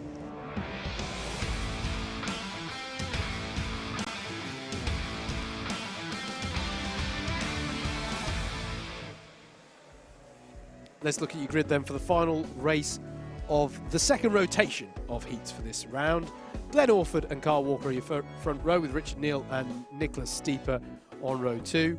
Ethan O'Donnell and Sam Bensley are row 3, with row 4 being made up of Mike Bodner and Paul Williams. There they are. Joe Wright and Kai Crawford to round out the top 10. Vijay Patel and Steve Lindley are row 6. Row 7 is going to be Tom Angier and Nick Lucci. And there will be Charlie James and Antonio Gitsonio on row 8. Marcus Gilby and Pepe Lechesi to round out your 18-card grid. Do keep your comments coming in. We appreciate them. Greg Smith very happy with Lee Henderson's result a few moments ago. Good to see. Hope you're enjoying the coverage, Greg. Great to have some interaction from you. Again, away we go then for this one. Glenn Orford leads them away. And again, for me, that was an interesting formation from the anti-pole side of the grid as Steve Lindley goes very wide. They all stream through the late day sunshine here into hairpin number 1. It is still Orford, though, in the number 35, as side by side there goes Carl Walker and Richard Neal contesting second place in the 30 and the 55 respectively. I'm delighted to say everyone's pointing in the right direction after that one. But a dream start once again for Glenn Orford. Say once again, dream start for the pole sitter, I should say once again. It was not for the first time. The pole sitter's been able to get a few kart lengths in hand. Much better start for Mike Bodner, though, I'm delighted to see there in 4th place. Needs to keep it under control, though, because Glenn Orford is a bit wide coming up or down through Syme's sweep. Decent first lap. That now there is a big clang that I just heard. Bang then, now, was that a door? Was that a bollard? We'll see in a few moments if anyone's delayed coming over the line. No. Penalty. False alarm. I think it was a door. Penalty for V. No, it wasn't. It was the. I could see it. JV is kicking back out the bollards on the inside of Cafe Corner. JV's going to need new boots after this weekend, I think. He is. No, that was someone collecting the bollards at Cafe Corner on the inside. Yeah. Vijay Patel is the only driver to have received a penalty so far for forcing a driver wide. And it's an interesting one, as Mike Bodner has a little nibble at Carl Walker there through Garda. It stays as they were. Yes. JV's going to be keeping a hawk eye on that now, because I don't think they saw who caused that. So I think they've got away with it. It's just happened again. Yes, as Mike Bodner coming under pressure from Tom Angier, I think it is. No, Angier now under pressure from the 70. Oh, and that's so disappointing for Nicholas Steeper. It's easily done. He was right on the limit. Right on the limit with that. I really feel for him, because it's so easily done. He was trying to be so bold on the brakes that the back just started to kick round. And it all just fell apart for him there. We've all been there. We've all been there. Glenn Orford still leads then up the hill, which I know it's early doors, but surely if it were to finish like this would be a first win for Glenn. I don't think we've seen that before. He's under pressure from Richard Neal, though. As you can see here, not a lot of field spread in this pack. They're still really nice, tightly packed here. You know, this is further back. This is Gitsonio versus... Wow, this is Gitsonio versus Charlie James, who gets all out of shape under the braking there. Good to see that there weren't any spins, but there's a gesticulation there from Gitsonio, which is on the... I can see why he's annoyed. That was an interesting attempt at an overtake there. But drivers just trying to cut their teeth, get used to these karts for 2023. Change for second place. In fact, something's happened to Richard Neal out there. He's lost... In fact, where is Richard Neal? He's dropped down to 6th place from 2nd. Sorry, mate. You I was just about to say Richard Neal has not won a race. Didn't win a race all of last year or the year before, or 2019. I think that's going to remain the case, unfortunately, after that lap. He had a costly lap there, didn't he? That was a timey-wimey comms box curse. It was. Richard, if you're watching that back later. Yeah, wibbly-wobbly, timey-wimey. Pepe Lechesi with the the fastest lap of the race set there by Pepe in the number 25. Here is Paul Williams, who has quietly but steadily worked his way up the order, actually, up to 5th place. Experience showing there. This is now ahead of Richard Neal, who needs to be careful because he's just had a track limits warning. There is O'Donnell, who's coming under pressure from Kai Crawford, but positioning his kart nicely there, I think, to deter a move, and is going defensive into hairpin one as well. Do you need to keep an eye on the battle for 3rd, actually? Steve Lindley's just got past Richard Neal there for 6th place. There's the battle for 3rd. That was Mike Bodner and Tom Angier, and then Paul Williams leads the next pack of karts battling over 5th place. So here is Angier in the 26 challenging the 37, the Bodner. Good response this from Tom Angier. Yes. A disappointing race. Good point. Earlier on in the afternoon. 2 minutes to go. Still Glenn Orford leading this race by a second as down the inside. Angier very decisive there on Mike Bodner. That's him up to 3rd. Yeah, really good run up the hill and set up the move into turn number 1 as Carl Walker sets the new fastest lap of the race and takes 3.5 tenths of a second out of the lead gap. It's good, but once again, Andrew, I'm asking the question, is it enough with the time that's left on the clock here? If he can do that again. He's got a chance here, because it just depends on how much time. There may be 3 laps left in this. He's just pushing on, looking calm, looking relaxed. I like when I see that from a driver where they're not too tense up around the shoulders. Yeah. Just letting the karts do the work. So 47.4 for Orford last time around, another 47.4, 47.2. So that was a quarter of a second, and I think they're gonna have 3 laps here. Yep. Yeah, because they'll go round. No, they'll have 2. No, it'll be 2. Sorry, I suddenly thought it was at WMKC then. We have no +1 laps here. It'll be 2 more laps for Orford to hold out here. Paul Williams there having a fight with Samuel Bensley. That's over 6th place. Would that be the same WMKC that viewers can enjoy in the Apple Live channel once they're done here? Good. You're very good. Yes, full enough. Yes. Pepe Lucchese has had a track limit warning. The number 25, Paul Williams, trying to find a way back past Bensley. Love that. Down the inside, but Bensley may have the switchback here, the double switchback, or even looking around the outside. That's going to get very, very tight. And Williams holds off. But here comes Lucchese and Crawford as well. We're on to the last lap. Lucchese looks down the inside. In the number 25, fastest lap of the race goes to Steve Lindley. Do they know that JV's watching that corner? Definitely. That's why they're doing it. 10 seconds to go. Track limit warning for Carl Walker. I think just like we saw before, as Bensley looking back down the inside of Williams. He's just going to run out of time here. Glenn Orford is going to take a really well-managed victory. Not the first time we've said that today. Number 92 of Ethan O'Donnell, we just saw pass through the shot. He's having another strong run here in what is his debut in Club 100. But Glenn Orford takes the race victory. Just by a 10.5 ahead of Carl Walker. What a run for the Big Sky driver. Look at and Tom Angier 3rd, 4th for Mike Bodner, 5th for Steve Lindley. And then look at that, 6th down to 11th, covered by 1.2 seconds. It was Williams, Bensley, Crawford, Lucchese, Neal and O'Donnell. Wow, what a finish that was to the end of rotation number 2. Heat 9 is up next.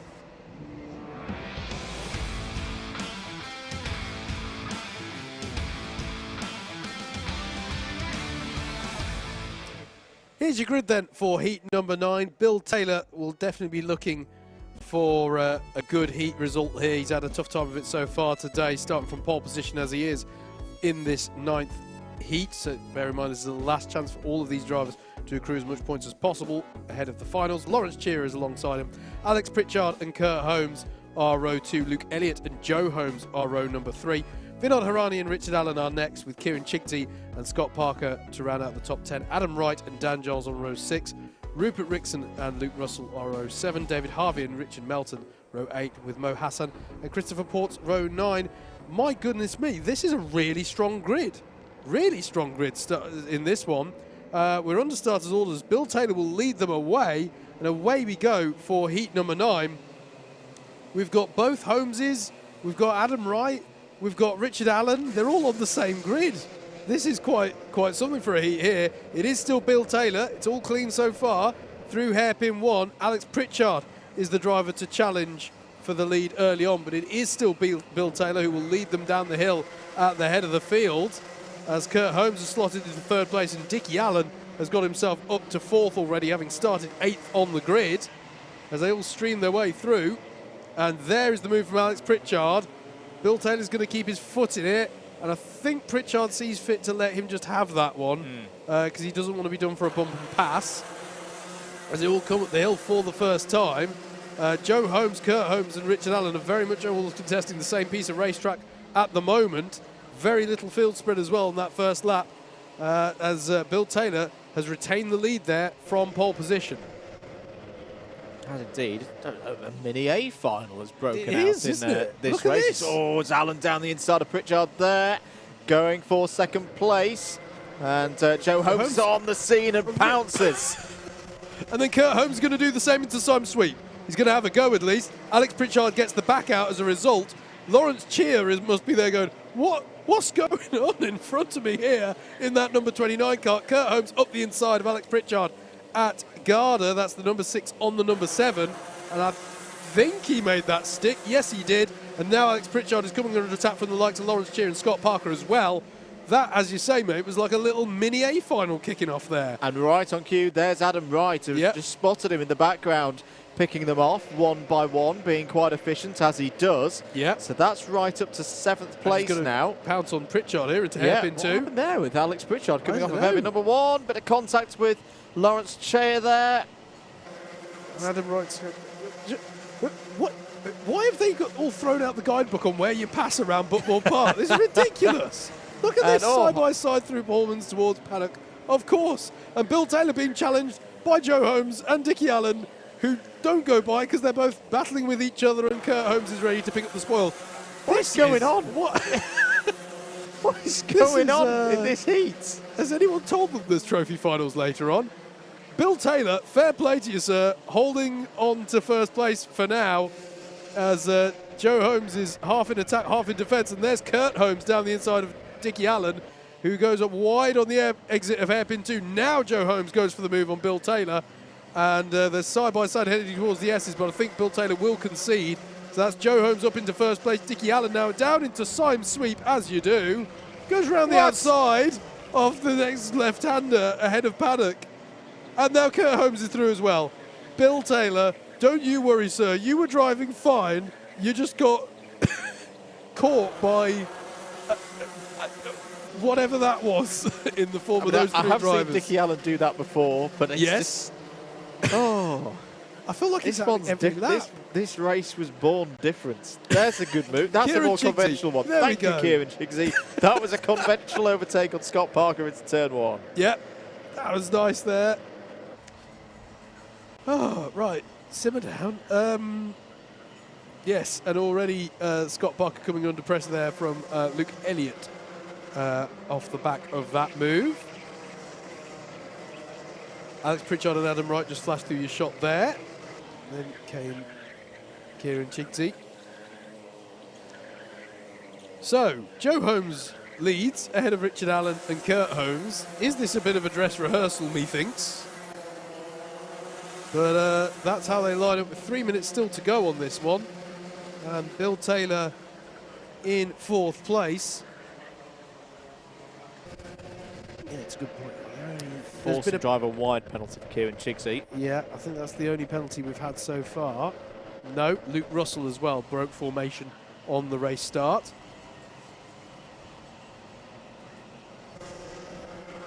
As Scott Parker has got by on Kieran Chigsey there. So that's a change there. Change back. Change back where indeed. they were Yep. a lap ago. Mo Hassan's having a good run again. I just saw him there in the number 53. Good point. Good point. So going through centre and up the hill now is Scott Parker. Pace very even between the two leaders. Joe Holmes and Richard Allen both doing a 46.5 something. Yep. Kurt Holmes has just PB'd with a 46.6. How's Adam Wright getting along? He's in 6th place at the moment, trying to find a way back past Alex Pritchard. They're trying to work together to re-catch Bill Taylor here on the screen, coming down through Symes Sweep. Stunning couple of corners. Yep.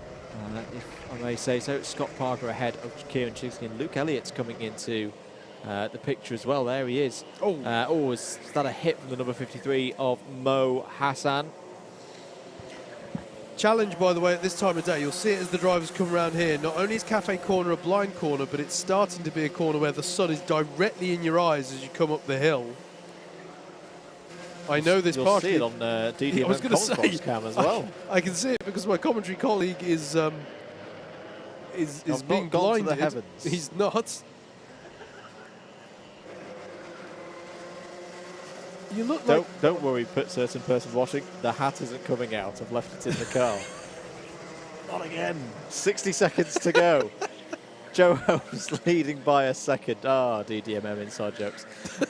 Here's Alex Pritchard and Adam Wright. 4th and 5th places. Good scrap this between two accomplished drivers. Well, I could renounce the car and grab it in between before the next race. Yeah. So here is Alex Pritchard, and that's a case of can he keep Adam Wright at bay, because that is the main thing for them to fight over at this point. Going defensive into hairpin 2, and he's going defensive out of hairpin 2. He knows how experienced Adam Wright is, but again, is that too defensive? One wonders. Meanwhile, Joe Holmes, he's just gone through the shot there. Joe Holmes will be heading up the hill towards victory, but look at this. This is a tasty little battle, this. But I don't think Adam Wright's going to be able to do it. Joe Holmes is going to cross the line. There he is to take the win. Richard Allen in 2nd, Kurt Holmes in 3rd, Alex Pritchard in 4th, ahead of Adam Wright. Bill Taylor, highest place of the non-Class 1 runners in 6th. Lawrence Chair next, ahead of Scott Parker, Kieran Chigsy. Luke Elliott rounds out your top 10. Dan Giles is in 11th. Mo Hassan in 12th. David Harvey is next, and that's my timing screen just got off. Bits of the comms box are falling apart, but here we're getting ready for heat number 10.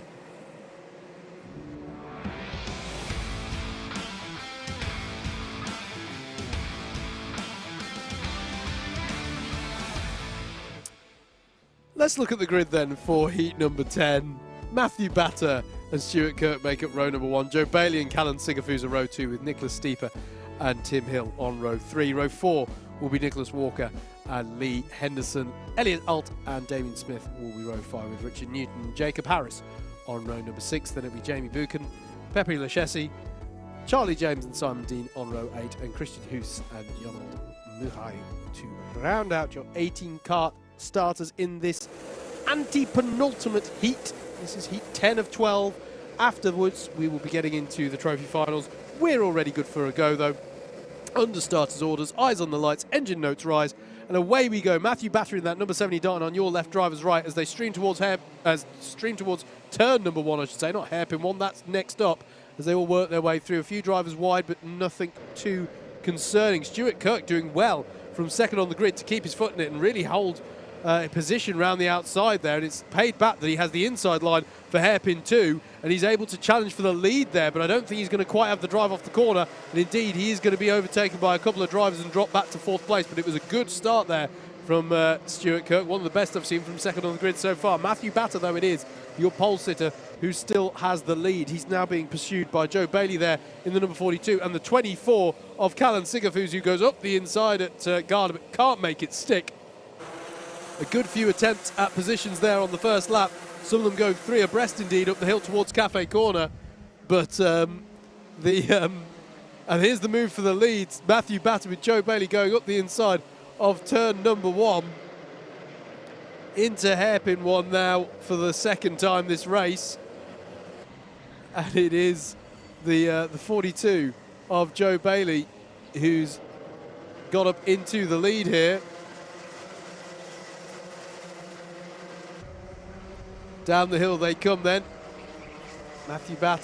Joe Bailey, excuse me, ahead of Callan Sigafus. Matthew Batter now down into 3rd place. with Tim Hill pursuing him.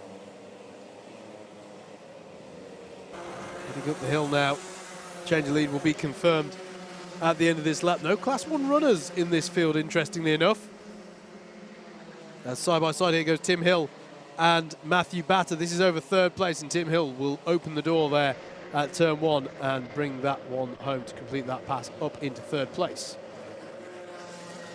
It's always a good opportunity for the C2s when there's no C1 because the pressure's taken off. Yeah. It's a good practice for taking that step up of trying to get a race win without that fear of, there's a C1 right up behind me. Am I going to be able to deal with this pressure? Yeah, absolutely. Absolutely. Does take the pressure off slightly as there's been a change there again. Callan Sigafus past the 42 of Joe Bailey, so another change of lead. 2 changes of lead in as many laps there. Callan Sigafus, and there's a penalty there being issued for... so we've had a couple of penalties coming, excuse me. So Richard Newton has had track limit taking an advantage, and Tim Hill has been given an ABC bump and pass penalty. So there'll be 4 places added to wherever he finishes. Not sure. I'm sure I saw Joe Bailey gesturing at the board there, but I haven't seen anything come up for him. Jacob Harris with the fastest lap of the race. Lovely to see there from everyone's favourite grid interviewer. Oh, you've not caught up now. He's not doing it this year. That doesn't mean he's not my favourite. Oh, fair enough. Unlucky Piers. Well, Jacob has a certain style about him, I'm just saying. Piers does a good job, don't get me wrong. Callan Sigafus then leads. New fastest lap of the race, 47.6. This is Stuart Kirk challenging Matthew Batter over 4th place. Batter feeling the need to go a little bit defensive there through hairpin 2, just to deter a move.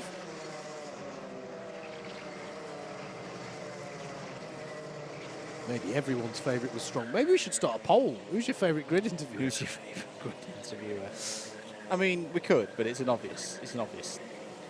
Foregone conclusion, eh? 3 minutes of this race to go. Callan Sigafus doing a really good job here, leading this race. And at pace as well. Yeah. Has pulled out nearly 3/10 over Joe Bailey on that lap alone, so the gap is now more than 4/10 with Tim Hill, 3rd place. Tim's on for a good run here into, I'd imagine, the A final, because it's not the first time we've talked about him being up towards the front of the order here today. Stuart Kirk as close as he's ever been to Matthew Batter here. Can I set some homework, mate? Is Sigafus wins? I think Sigafus has had wins before. I want to say he has as well. But yeah, I'll get back to you on that one. Yeah. When the last time was.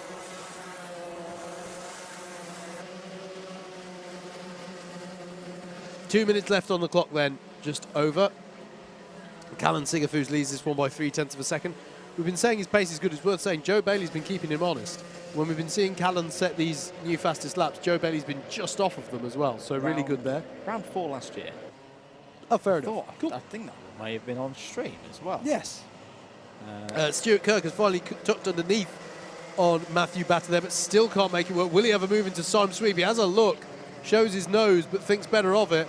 And Lee Henderson has caught up to the back. And if you were wondering why Stuart Kirk was so keen to get by Matthew Batter, bit of a super heavyweight battle here as Lee Henderson gets onto the tail of the number 12 car. Nicholas Walker's on the scene as well. Could be big this for Henderson if he can get through, even if it's just one of them.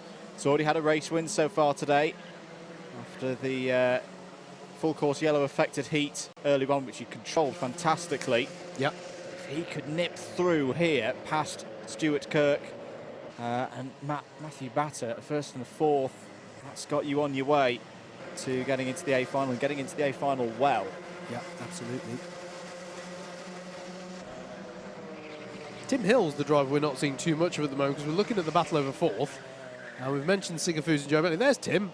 He is in the race. He's just in a bit of clean air at the moment as Lee Henderson goes up the inside. And that was beautifully done there by the driver of the number 13 kart. this season. And closed out nicely on corner exit, just holding a little bit wide, making sure that there wasn't going to be an opportunity for Stuart Kirk to fight back. And Kirk is now having to contend with the likes of Nicholas Walker behind and Pepper Lucchese, who has the fastest lap of the race so far.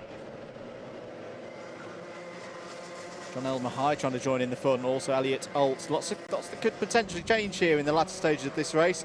Callan Sigafus, though, and Joe Bailey are going to get a good amount of points here on the board. Have taken advantage of the way the draw has occurred here today. No C1s. You can only beat what's out there on track with you. And Callan Sigafus has done just that and taken a well-deserved race victory. He takes the win. Joe Bailey second. Tim Hill, more good points for Sir Timothy there in third. And here they all come. Oh, Lee Henderson nearly got fourth place there, but has got to settle for fifth in the end, just behind Matthew Batter. Sixth for Stuart Kirk, seventh for Nicholas Walker, eighth for Pepe Lucchese, John Elmer ninth, and Elliot Alt in 10th. Absolutely. Coming up next is the penultimate heat of the day in heat number 11.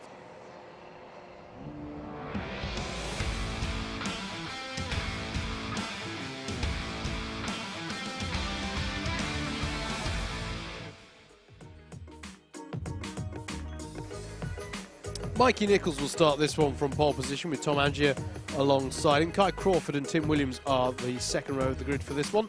Adrian Ray and Alexander Levin are row number 3. Next up, it'll be Richard Neal and Matthew Griffiths ahead of Simon Kavanagh and Paul Williams to round out the top 10. Tim Penny and Lenny Wood are next up on the grid, and then row 7 will be Chris Alcock and Heinrich Watson-Miller.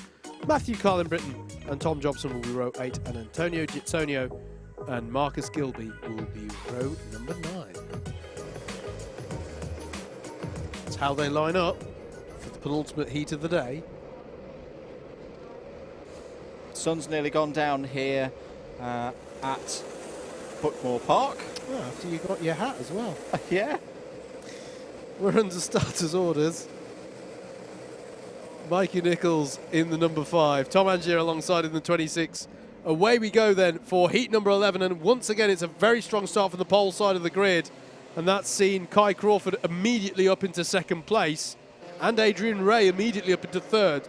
So the pole side of the first 3 rows is have been major beneficiaries off of that start. They all go through hairpin 2 for the first time. So it is Mikey Nichols, Kai Crawford and Adrian Ray, your top 3 down the hill through Syme Sweep.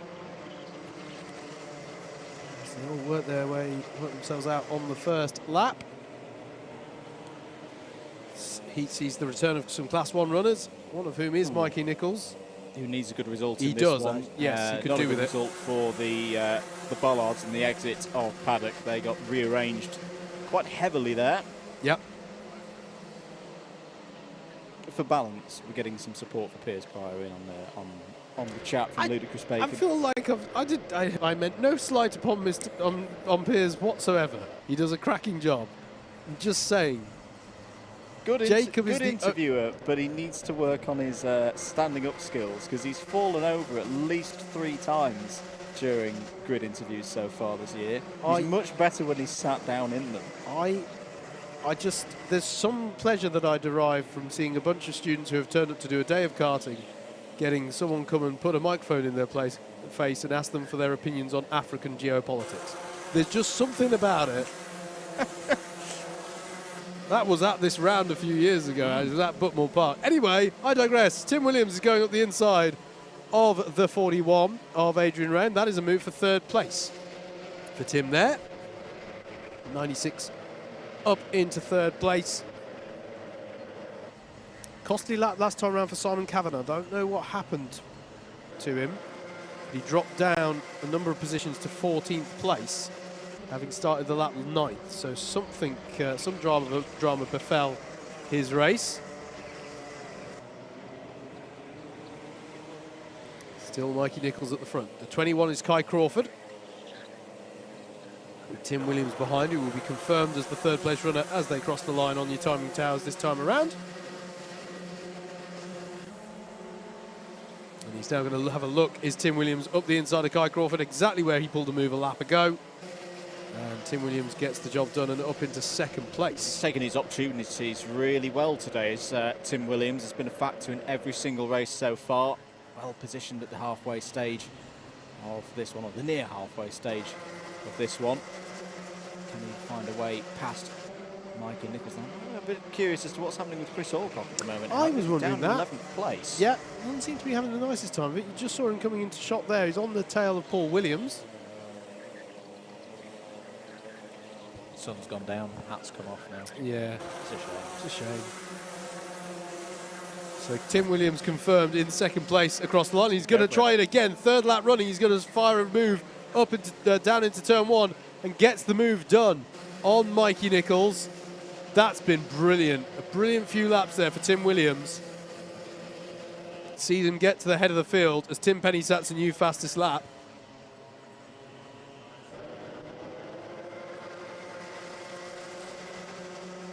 Down through Simon Sweet then comes new race leader.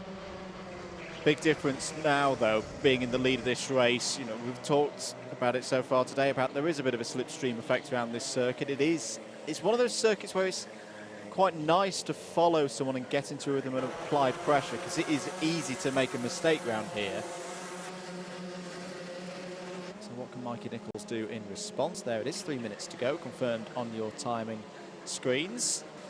Oh, on the top left-hand corner, Tim Penny's going along quite nicely as well in 5th place. It's an interesting one, isn't it? When you're driving with another person immediately in front of you, you're always. It's a weird one. You never want to be driving purely off of what they're doing, right? Yeah. It's the old Brundleism, look but never stare. But you don't. You're always calibrating relative to that reference point in front of you. It's like, I was a bit quicker than them there. I was a bit slower than them there. And all of that good stuff.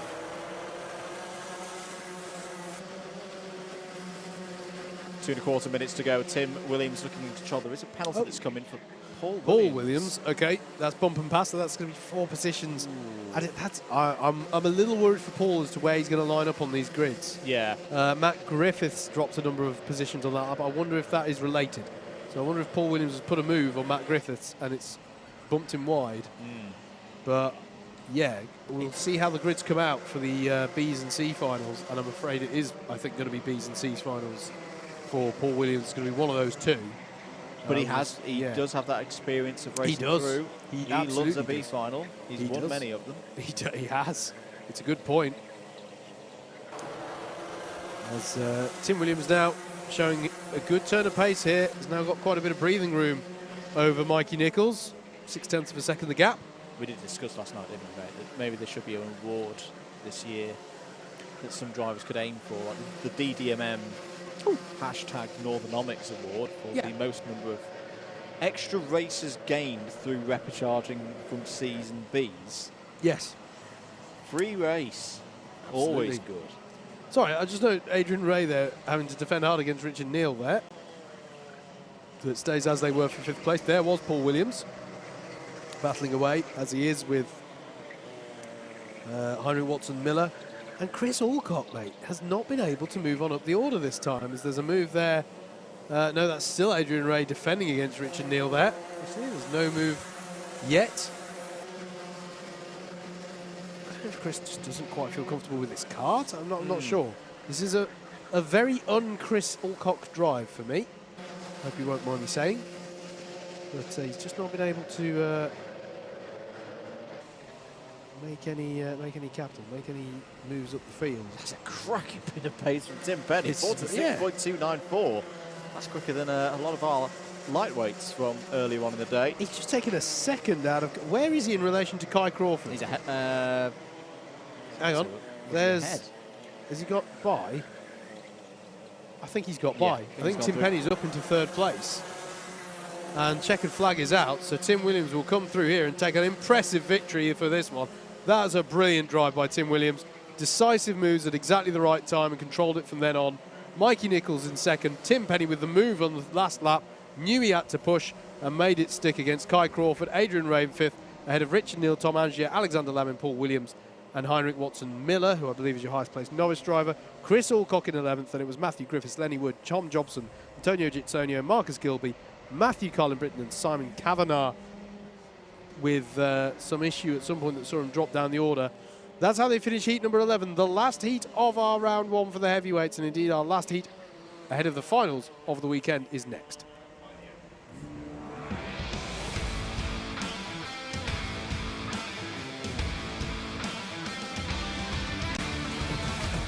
Here's your grid then for the last heat of the day. Vijay Patel and Olavo Castro will be your front row. Andrew Hicks and Steve Lindley are row 2, ahead of Edward Gordon and Kyle Walker. Row number 4 is Ethan O'Donnell, ahead of Glenn Orford. Ethan Fitton and Joe Wright are next, ahead of Samuel Bensley and Steve Bosley on row 6. Row 7 will be Mike Bodner and Luigi Amitrano. Jonathan Wilson and Nick Nucci are row 8, ahead of Jason Kirkham and Marcus Naris. So this is the last of the 7-minute heats. After this, the grids will have been decided for the finals. If drivers haven't had quite such a good time in the heats as they would have hoped for, there is an opportunity for redemption, but we will get to that in due course. First off, we've got to have a heat, and that was a very uncertain looking under starters orders period there, but we are underway. Vijay Patel leads them away in the number 40 kart. Into turn 1 they go. One of the more even starts we've seen between the pole and anti-pole sides of the grid for my money there, but it is still Vijay Patel who will lead them through, as it was that Ethan O'Donnell there who was involved in a bit of contact. Someone spun round there. I think someone hit Ethan O'Donnell, who then went into Steve Lindley, who then went into whoever the poor driver was who got spun round and is stranded at hairpin number 1. We're underway again now, but there was a little bit of a little bit of pinging off of each other there. Yes, bit of a ruckus, let's say, through hairpin 1, but it is still Vijay Patel who will lead them up the hill. Edward Gordon's had a good start here. Yeah. He's I think in the top 3, maybe even more. Yes, he's up in 2nd place, and he's now having a look down the inside of Vijay Patel through the first couple of corners. He's going to have to let him back through, though. And here comes Kyle Walker in the white suit with the sky blue details. We've already seen put in some really impressive pace today, and is used to keeping leaders under pressure, actually. Saw it do that a few heats ago. Olavo Castro was your driver who dropped down. Lost 12 positions on that first lap, I'm afraid to say. So he lost out heavily there in that hairpin 1 incident. It's really not good considering he started on the front row of the grid. A good conversion of this could be the run. Points. Yeah, that's a great run for Edward Gordon up the hill. He's got the job done into Cafe Corner. Nice move there from the driver of the 84. Gets the move done. Vijay Patel comes right back at him, though, into turn number 1. And Kyle Walker, I think, would have capitalised, but was coming under pressure of his own from Andrew Hicks. Once again, it's Vijay Patel, though, through, but it's not going to stick, unfortunately, for him. Edward Gordon is through and up into the lead, and immediately Patel has to worry about the pressure from behind as Steve Bosley is starting to get stuck in it, as is Steve Lindley, trying to move their way up through this quite dense pack of Class 2 runners, Andrew. Andrew Hicks got forced out wide badly there, lost at least 3 positions, but Edward Gordon key phase of the race this, to try and break away, and what's Steve Lindley up to there? He's just pointed through to Kyle Walker. Steve Bosley is on the scene as well. Yeah, so everyone down to Mike Bodner, the top 10 really closely packed here, albeit Edward Gordon has got a little bit of a jump at the front, a second's gap in hand over this pack.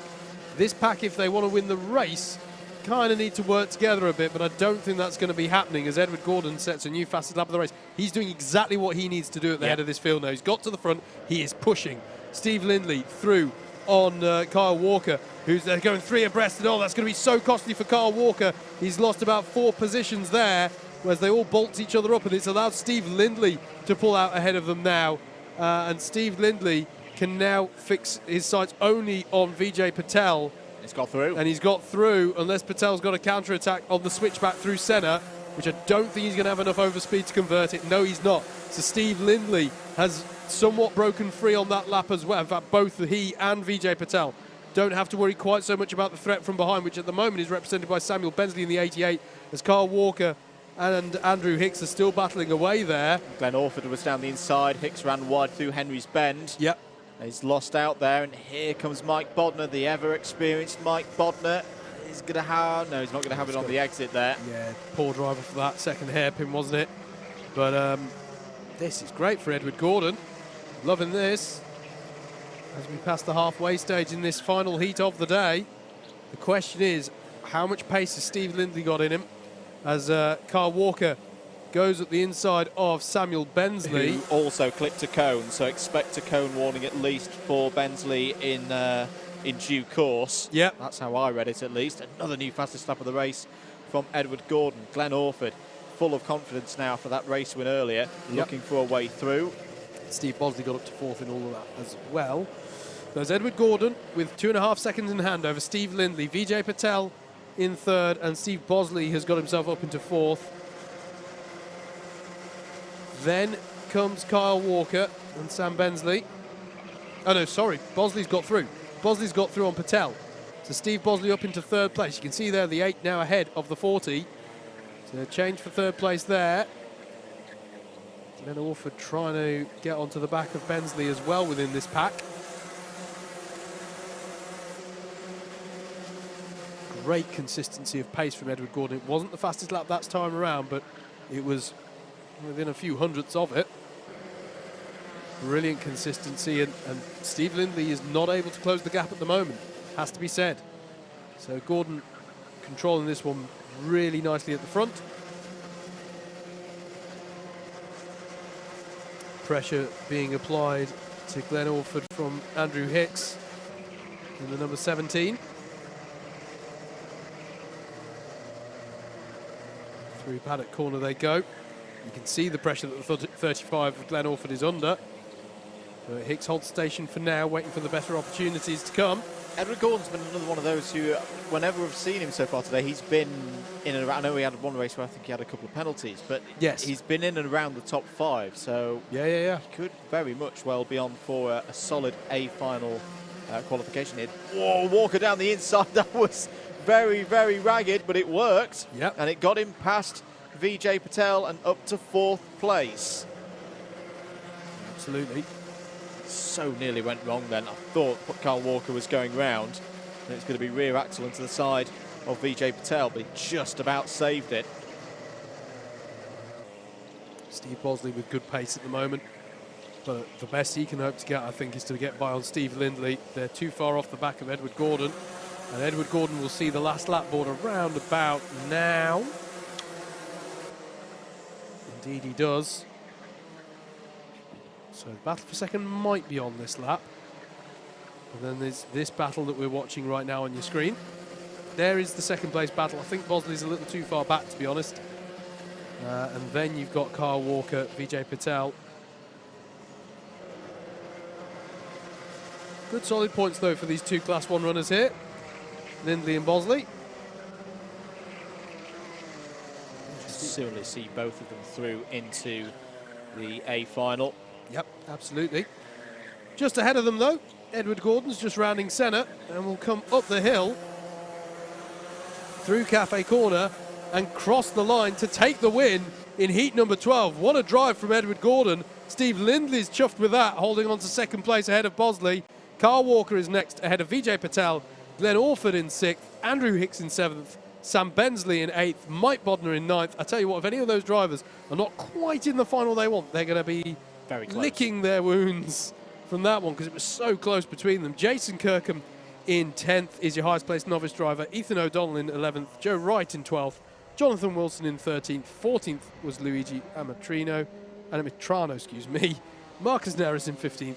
Olavo Castro in 16th. Difficult race for him. And then Nick Lucci. Round out your 17 finishers in that one. And that's the end of the heat racing. So there'll be a short break here whilst they work out the grids for the CBs and A final. And we'll take a short break here on the stream. We'll be back with you soon here at Buckmore Park.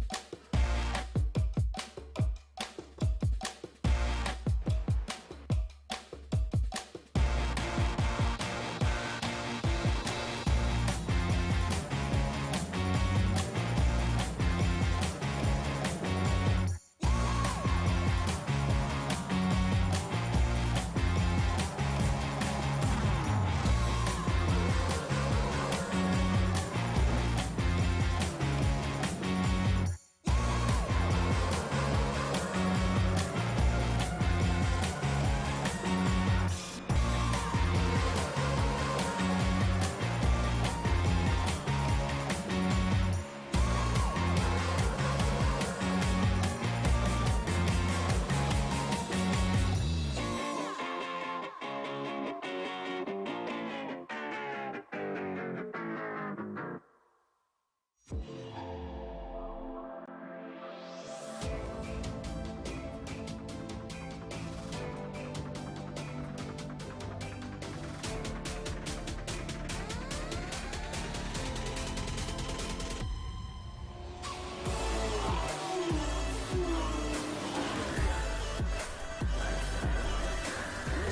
by side, who's going to be the bigger man? Oh, big off! Straight in the gravel trap, both cars out. Is it going to work for Sean? He slides up the inside, it's getting very close, he's not made it. Have you ever seen a championship decided like that?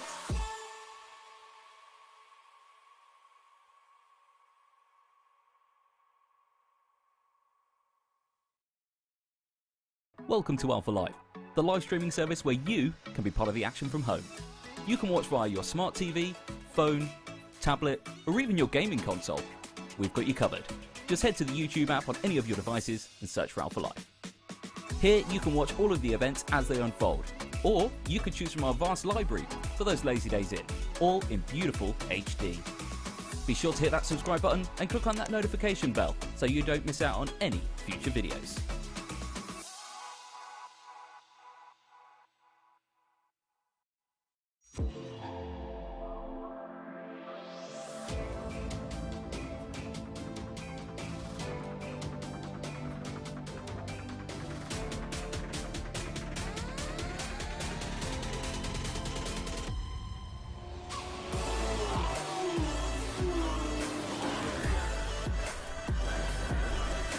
Side by side, who's going to be the bigger man? Oh, big off! Straight in the gravel trap, both cars out. Is it going to work for Sean?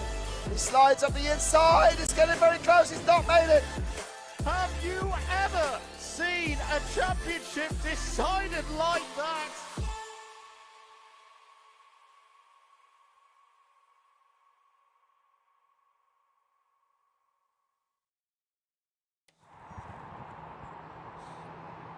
Welcome back, everybody, to Buckmore Park. We're in the slight pause in proceedings just whilst the grids are calculated for the C, B and A finals for this afternoon's racing for round one of the 2023 Club 100 Sprint Championship. This is the heavyweights class, and we're building towards the last three races of the day and the opportunities for the big points, Howard Mitchell, for the drivers who've been racing here today.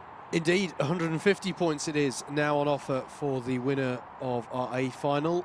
And I believe the drivers are being instructed as well that they're no longer meant to have tinted visors on now that the sun has dipped below the tree line here at the circuit.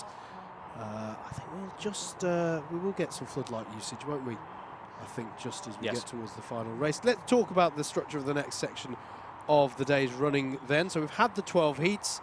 All drivers have had opportunities to accrue as many points as possible, and now that those points have been accrued, they will be allocated accordingly to one of the finals, which will kick off with the C final. There'll be a B final and an A final, and if there's a tie on points, it'll be decided by who has set the fastest lap, which we see quite a few ties, funnily enough, because there's several ways to achieve the same score over the three heats that each driver will have contested.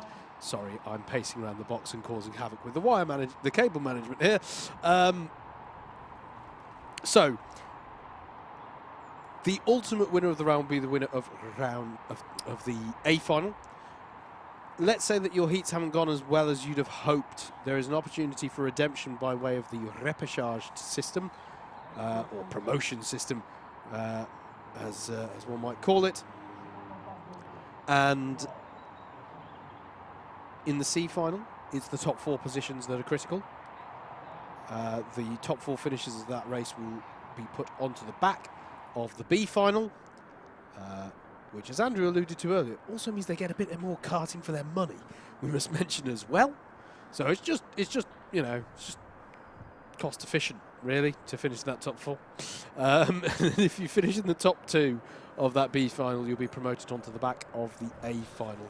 So that's going to be the key thing, and that means that the tactics are a little bit different. We're into longer races now. They're 12 minutes, not 7, for the next three races that will bring us to the close of today's running. And as we say, tactics. If you're running in 5th place and you're in a battle with whoever's in 6th in that C final, work together unless it is genuinely there is no hope left of getting up into 4th place. You've got to work together, not lose time. And as we've said before, there's all sorts of permutations. It's difficult to track who's got what penalties. It's difficult to, you know, you haven't memorized everyone's kart number. Certainly at this stage of the season. To be honest with you, at no stage in the season had I ever memorized the kart number of all of my competitors. So it can be quite complicated, but we kind of like it. I think Andrew and I, we really like this bit because it gets tactical and frenetic. If you don't get into those promotion spots, then it's about scoring as many points as you can for the round. And we should be clear here that 150 points are on offer for who wins that A final. It cascades down all the way through all 3 races, is a key thing to bear in mind. Unless you get disqualified. Unless you get disqualified, then you score nothing. What else is there to say on this one? Obviously we'll be determining who's winning the round in each of our subclasses as well. So it's not just about who wins it outright. Who's going to be our Class 3 winner for round 1? Who's going to be our Class 2 winner? Who's going to be our Super Heavyweights winner? And we'll also keep track of the various podiums in those classes as well. Hello to Sam Dimolo, who I spoke to earlier on today in the yes. paddock walk. He says, "Are you warm in there?" It's like, "Yes, mate. Yes, we are." I feel really guilty because the camera. In our defence, it was quite chilly in here this morning because we've had there's a cable gap in the door, which we're feeding all of the cables needed to make the stream a reality here through the door, and it was quite chilly earlier. But for some reason, it's the heatings. I say for some reason, Adam turned the heating on. But so it has got warmer in here, and I did feel a little bit guilty when the camera crew just popped in because they are soldiering through these quite chilly conditions to give you all of the pictures. So shout out to them. In fact, shall I do unusually? Shall I do the credits? Yeah. When we're several hours out from the end. So yeah, shout out to the camera operators today, which is Joe Sassoon, Jack Mitchell, Jake Grubb, and Luke Woodford as well, who's been the general runner. He's been doing camera work, he's been doing some directing as well, alongside Luke Adam 2.0, Chapman. as we're calling him, for Alpha Live. Alpha's Luke they've 2. They've traded Luke 1.0 in and upgraded to a younger, more capable model. I'm not an expert. I'd say Adam Chapman just gave us a look of, you weren't supposed to say that on air. I don't know. Well, we have. And Adam Chapman, who's been producer for today's production as well, and has been calling all the shots. And then here on the credits, I've got some guy called Andrew and Howard. Don't really know what they did. Shall we get on with the C final? Let's get on with the C final. Let's have a look at the grid then for the C final. Actually, no. Let's look ahead now to the C final on the stream.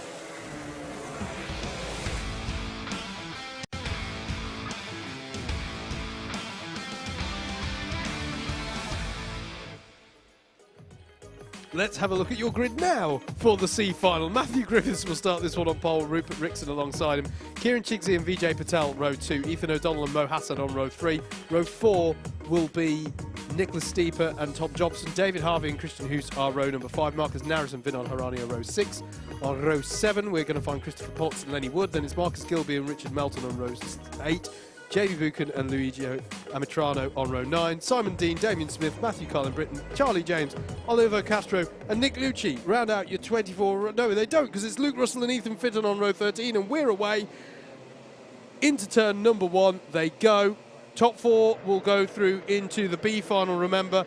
And as they go into hairpin number 1, you can see it's visually a lot darker out there on the circuit. The shadows have fallen on the track as they stream through hairpin 2 for the first time. Good start from Ethan O'Donnell in the purple and white suit there, local to this circuit, but first time in Club 100. It'll be good to try and get through to the B final here. He's in the 4th position there. As long as you finish in the top 4, doesn't matter what the order is, as long as you're in the top 4, you'll be there on the grid for the B Oh, and they've final. held each other up. Oh, that's gutting for them both. And that, I almost want to see a replay of that. That was how not to do it, I'm afraid, for Chigsy and for Marcus Gilby, I think it was. Let's watch this. This is how you don't start your C final. Oh yeah, the back end of the cart just steps out there. Yeah, not a lot that Chigsy could have done there, to be fair to him. He was just on the outside of that one, but that's how costly will that moment prove for them. Matt Griffiths, though, has been able to hold on to this one at the front, off of pole, so that's exactly what he needed to do. The blue line returns, so as long as your name is above that blue line and you don't have large penalties, you can get away with it with a small penalty if you finish third, second or first. It's a way through into the B final. And the leader hasn't galloped away here, Howard, so this is one that's going to be a bit different to what we saw this as down the inside goes Hassan for the lead of the race on Griffiths. This one's going to stay tighter. If you weren't with us with the lightweights early, the top two worked together, disappeared off the front, booked themselves in pretty easily. This has the opportunity to be far more wide open, which is good if you're further down the order. Yeah, absolutely. Ethan O'Donnell briefly in second place there, but they're all battling away, went 3 abreast there, and that's all gone the way of Marcus Gilby now. And in about 3 corners, Matt Griffiths went from controlling the race at the front to down on the bubble now. He's in 4th place, so it's now it's Mo Hassan at the front there in the 53, and Marcus Gilby in 2nd place, Ethan O'Donnell in 3rd, and Matthew Griffiths, former race leader, down in 4th place. Yeah, Ethan O'Donnell's done really well to just hold himself in there. There's a lot changing around him, but 9.5 minutes to go. Hassan, Gilby, O'Donnell and Griffiths. That would be your top 4. Christian Hoos down the inside of Kieran Chigsy into 5th place. Defending. Going to keep it tight there. And I think he'll just be able to stop Chigsy from a counter-attack into hairpin 2. That's nice positioning there from Christian Hoos. I wonder, backing himself now. Some may ask, why is he defending 5th place this early in the race? But I think that's a track position thing of solidify 5th place to then go on the attack. Unless Kieran Chigsy goes and does that down the inside, gets the place back now. That was too costly for me. Yeah. And Hoos is going to go up the inside anyway on Garda. And I understand Chigsy wanted to strike whilst the iron was hot there with a counter-attack. But it was a little bit too leery there, and he's actually lost out ultimately to David Harvey, who's come into the picture there in the 80. Tom Jobson on the move as well. So change of strap now for Hoos and Harvey. They've got to work together. There's a 1.2 second gap there that is doing them no favours up to Griffiths ahead. They've got to work together to see if they can pull the number 28 back towards them. The thing being the 28 is isolated at the moment because there's a 1.1 second gap up to the 92 of Ethan O'Donnell ahead. Let's see what Hoos and Harvey can do here. Meanwhile, Tom Jobson got by on Rupert Rickson for 8th place earlier this lap. So changes further down in the top 10 as well. So Mo Hassan leads by just under a second from Marcus Gilby. Then it's Ethan O'Donnell, and then a further 1.6 back to Matthew Griffiths, who is the driver most at risk because Christian Hoos is starting to close in on him. And then there's the battle you've got on screen now. Kieran Chigsy, David Harvey and Tom Jobson down to 8th place. There's O'Donnell, and then there is Matt Griffiths. Full credit to the top 3. They've really got on with this. What I thought was going to be one of those C finals that stays quite close. It's turned out to not be that case at all. The top 3 should be comfortable now. Should be able to manage this and just be clean. Don't pick up any silly cone penalties or track limit penalties of that description. It's all on Griffiths now to see if they can hold out here in 4th place under a lot of pressure now from Hoos and Chigsy, who've worked well the last couple of laps. They have, that's true. And Chigsy down the inside of Hoos there, and that's Hoos thought he was going to. He was thinking about making the move on Griffiths more than worrying about defending, and well he might. Managed to get better drive off the corner though, so he retains the position. But Kieran Chigsy has already shown himself to be quite bold on the move so far this race, so you can't count him out. Still not at that halfway stage, remember, because we've got the 12 minutes for each of these finals. Big chance now. Oh, and across moves Griffiths there to close the door. Fastest lap of the race from Mo Hassan, doing exactly what he needs to do at the head of the field to solidify this one. Now, we have seen a few times here today that when someone defends, encourages the drivers behind to catch up, encloses the pack, can actually be a very good defensive mechanism because it disrupts what's going on immediately behind you. Indeed. You can dart off the front. Kind of just happened there with Kieran having a little look at Christian Hughes. And it just gave a bit of breathing space to Matthew Griffiths for the next few corners. And there again, Kieran Chigsey up the inside. And that was a good clean move there from Kieran. I liked that one. And Chigsey is up into 5th place. I wonder if he's feeling a little bit, you know, he was running in 2nd on that one. Yeah. After the move put on him into Garda, really held him up. They still need to stay organised though, because Matthew Griffiths, crucially, is holding on to that 4th place. And every single corner, every single lap he does, he gets a little bit closer to that final, B final. We're all trying to get through to by racing here in the C. And I think he's positioning his kart well at the moment. And he's just half a kart width more shallow. So the door's open here. Chigsey will be through. Matt Griffiths will try and switch back, but Hoos is going to be there in the way, and they're going to hold each other up and allow Kieran Chigsey to get away with it.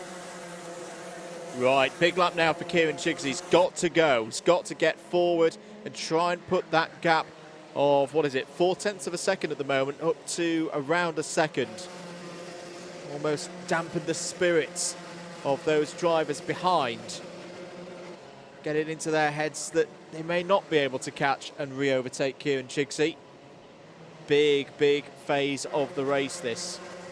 Just looking through, in terms of super heavyweights, it's happening. So we've got 2 super heavyweights going through at the moment and 2 novices. Daniel Smith having some struggles out there today. He's in 10th place.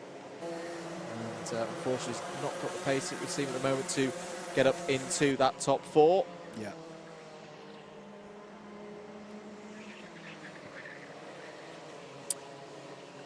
There is the opportunity, of course, of a super heavyweight podium for Kieran Chigsey if he can get up into that B final, because I can double check the grids, but I want to say Bill Taylor's, I think we've got a few super heavyweights already up in that B final. Kieran Chigsey working hard here. It's got the gap up to 0.5 of a second, or thereabouts. It's going in the right direction. More time is whittled away. Can any of these drivers make a difference? There's David Harvey, the black suit and the day-glow yellow details. Kart number 80. Lenny Wood, I don't think we've mentioned, is pulled out of this race, unfortunately. So Lenny Wood down in 24th place, 6 laps off the overall lead. Will not be going any further. Not a good day for Lenny Wood to start the 2023 season, unfortunately. Yeah, that's unfortunate. But hopefully we'll see him back in action at Shennington. 2 minutes 40 to go. Hassan, Gilby, O'Donnell, Chigsey. 4 of those drivers are all in control of their destinies at the moment. Going forward. Oh, until that moment there. And that's Griffiths. Yeah. Griffiths goes round. Oh, that's going to be gutting. Now the question is, sorry Andrew, I didn't see the start of that. Was he helped into it? I think that was a mistake. I think that was just a mistake coming down into paddock. Too much speed. Do need to brake a little bit. Let's have another little look at that. So Kieran Chigsey, who's about 7/10. There is the number 28. Oh, there's no one anywhere near him. Yeah. That's a really strange That's one. really odd.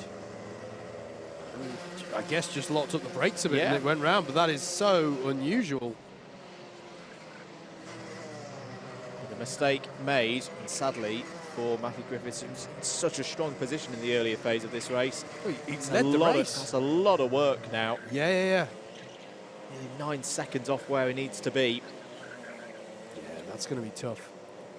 Should just say, by the way, just check the grids. In super heavyweights, the gauntlet's been thrown down. Lee Henderson is the only super heavyweight in that A final. Very good. So if you're Lee Henderson. If you're Lee Henderson. So there's already 3 super heavyweights in the B final. Yep. So for Ethan O'Donnell and Kieran Chigsey in that top 4 at the moment, they do open up an opportunity to get a podium. Yes. 60 seconds on the clock. Mo Hassan still looking in good control of this one. Yeah. Yeah, really good drive so far. Very mature drive, 47.5 last time around. Pretty similar pace for Marcus Gilby. I say that, Mo Hassan's just done a 47.056, fastest time of the race for him so far. Down the inside, fight back. This is a bit of good spirit seeing here from Matthew Griffiths. Agreed. Trying to gain positions and points. Damien Smith fighting as well to try and get back past Rupert Rickson. And they have done indeed. Yeah, as you say, good spirit being shown there. It's so easy after you made a mistake for it to just... You've spoken already a bit today, mate, about tightening up in your driving, tensing up, letting it get to you. And good to see Matthew picking himself back up, dusting himself off and getting stuck in to maximise his points here. Last lap board is going to be out now because the leader came across the line with around 9 seconds to go. More fights going on behind. See Damien Smith trying to defend from Simon Dean, Marcus Neris and Nicholas Steeper.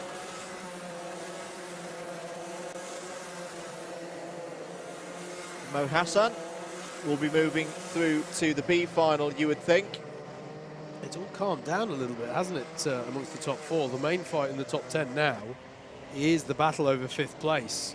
Frankly, whether David Harvey can keep it ahead of Christian Hoos. This man, though, we've not seen too much of him, but he has done everything he needs to do. He's controlled this one brilliantly. Well, he might give a wave in celebration. Mo Hassan takes the win in the C final, punches the air, books himself a place in that B final, as does Marcus Gilby, Ethan O'Donnell, and Kieran Chigsey. And I tell you what, Kieran didn't think that at Garda on lap 1. Yeah. He thought that that had gone away from him, but he fought back. Fair play to him. David Harvey in 5th, Christian Hoos in 6th, Tom Jobson in 7th, Matt Griffiths, well, I'm sure be disappointed, but he showed good spirit there in 8th place. Simon Dean in 9th, ahead of Rupert Rickson, Nicholas Steeper, Damien Smith, Marcus Naris, Charlie James, Vinod Harani, Matthew Carlin Britton, Luigi Amitrano, Jamie Buchan, Vijay Patel, Christopher Ports, Richard Melton, Olavo Castro, Nick Lucci, and as you say, mate, Lenny Wood unfortunately pulling out of this one. That is how they completed their C final. Their racing is done for the day, apart from those who finished in the top 4. And coming up next here will be the B final at Buckmore Park.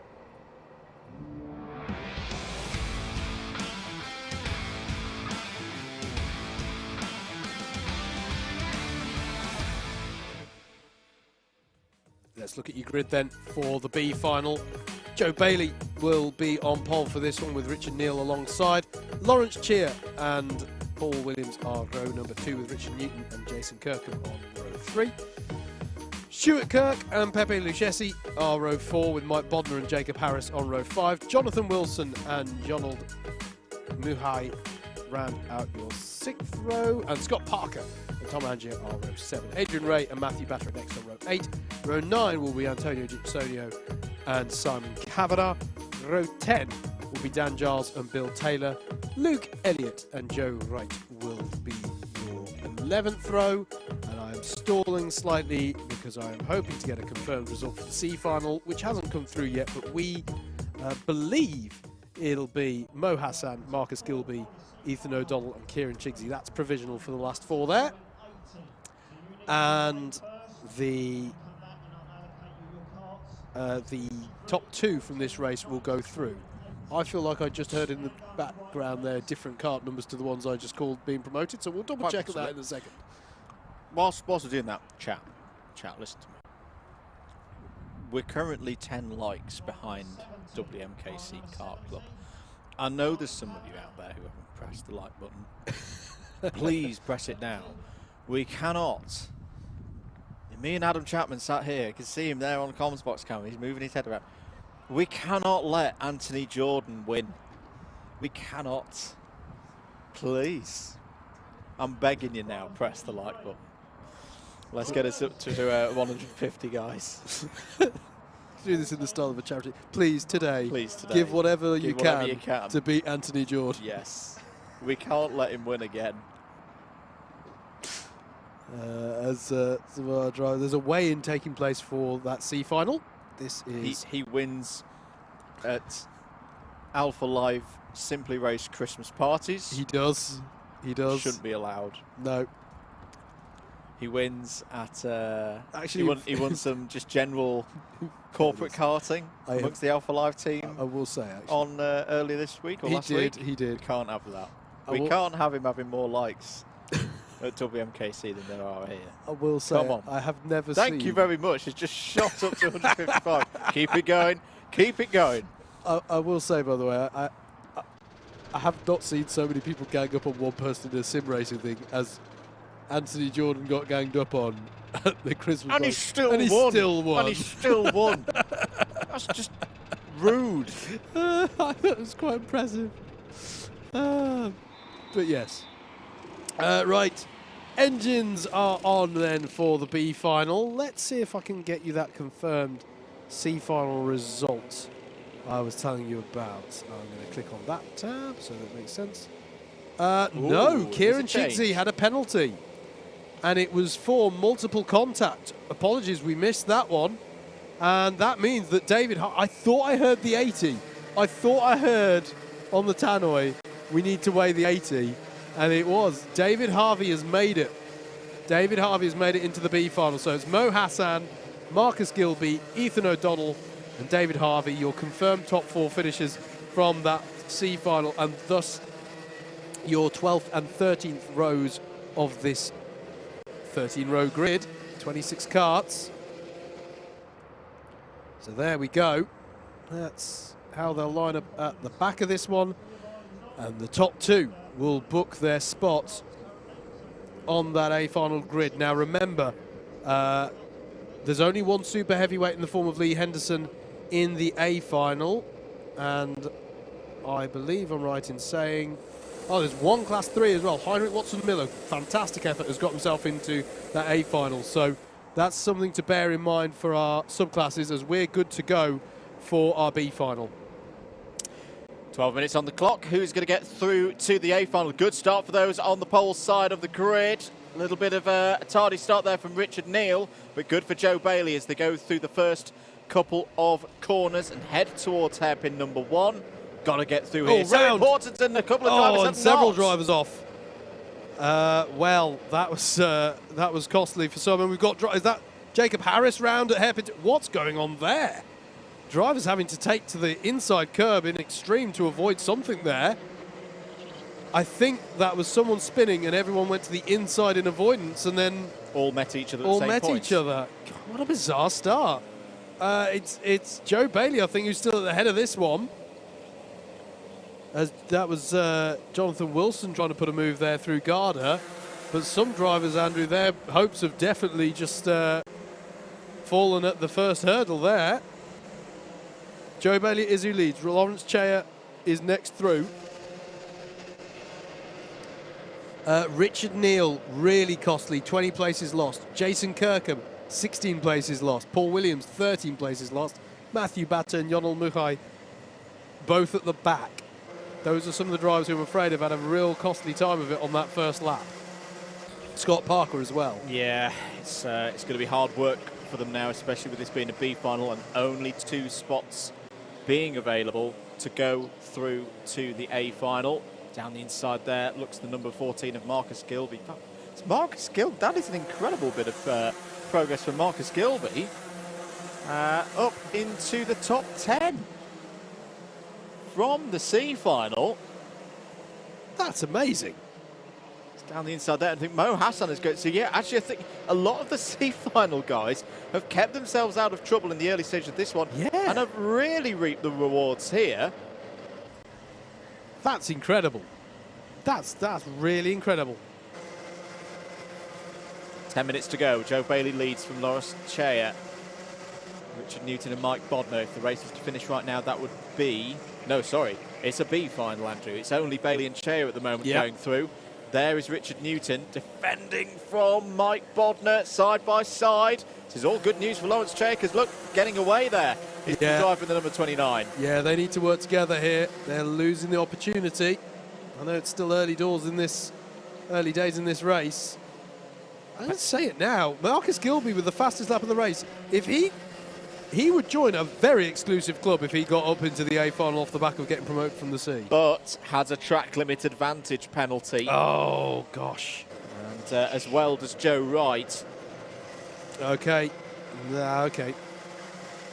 Still calling this impressive, but yes. That does call that into question somewhat. Mo Hassan as well, up into that top 10. That was a cone clip by Stuart Kirk, so expect a cone warning to come through soon for the number 12. Joe Bailey takes the new fastest lap of the race. It's all down to, down the inside goes Lucchese there. Lucchese up to 3rd place. Still got time to close into Lawrence Chaya. 8.5 minutes is a long, long time in one of these sprint races. Lucchese, the speed, if the speed is there, can work with that. David Harvey, another one of our C final repechage winners. Just moving through nicely, 47.525. Here's a battle between the number 20 of Jonathan Wilson and Mo Hassan. Bill Taylor, who's had a weird day, just behind the reigning super heavyweight champion. He's currently in 10th place. Yep, absolutely. Just got over my confusion that lap. Stuart Kirk has had to put a different lid on so that he's got a clear visor. That's what was throwing me. I knew there was something that didn't look right in the picture. So here is Mo Hassan trying to have a look at Jonathan Wilson. This is over 6th place. So the pace I'm looking at the moment, Chaya versus Lucchese. Lucchese has just gone purple through sector number 1, so that was another 10th. The gap is 1.6. Yep. This is doable. This is doable if you're Pepe Lucchese. Here's the number 53 of Mo Hassan, just ahead of Bill Taylor. In sky blue hoops on the white helmet there. Let's be clear here what Jonathan Wilson and Mo Hassan are battling over, Andrew. They're effectively battling over the 2nd and 3rd steps on the podium for Class 3. Yes. Because Heinrich Watson-Miller is up into that A final as Mike Bodner looks down the inside of Richard Newton. For 4th place. Newton himself sitting in a net 2nd on the podium in super heavyweights currently. Because Lee Henderson is already through to the A final, but is the only super heavyweight to have done that down the inside. Here comes Bodner with the classic paddock move. Compliant there was Richard Newton. That's going to open the door for Jonathan Wilson to go down the inside. They're going to be 3 wide. They're going to be 4 wide as they come round the exit through centre. How have they all still... Bill Taylor! No, not a blade of grass was touched there by Bill Taylor. What a brilliant piece of driving. That was 3 positions in 2 corners by Bill Taylor. Let's have a look at that again if we can. That was brilliant stuff. Got a little bit locked up between Wilson and Hassan, so look out for Bill Taylor at the back of this train. Down the inside goes Bodner. He forces the door to be open there. Great stuff. Yeah, really, really good. Let's get, we're going to have a proper look at that. So there we go. Look at this for opportunism. That's brave. That really is brave. I mean, he does get forced out wide there, but I think we'll give him that one. I'd give him that one. I'd give him that one. Where else was he going to go, to be honest? He wanted to give enough room to the 3 people on his inside. Now, this is the key battle for 2nd place. Last spot in the A final. Lawrence Chaya in the number 29 in the yellow helmet. Pepe Lucchese in the multicoloured helmet. And Lucchese's down the inside and has got through hairpin 2. Great move. Great move there. Has Chaya got a response? Because that was textbook through hairpin 2 for Lucchese.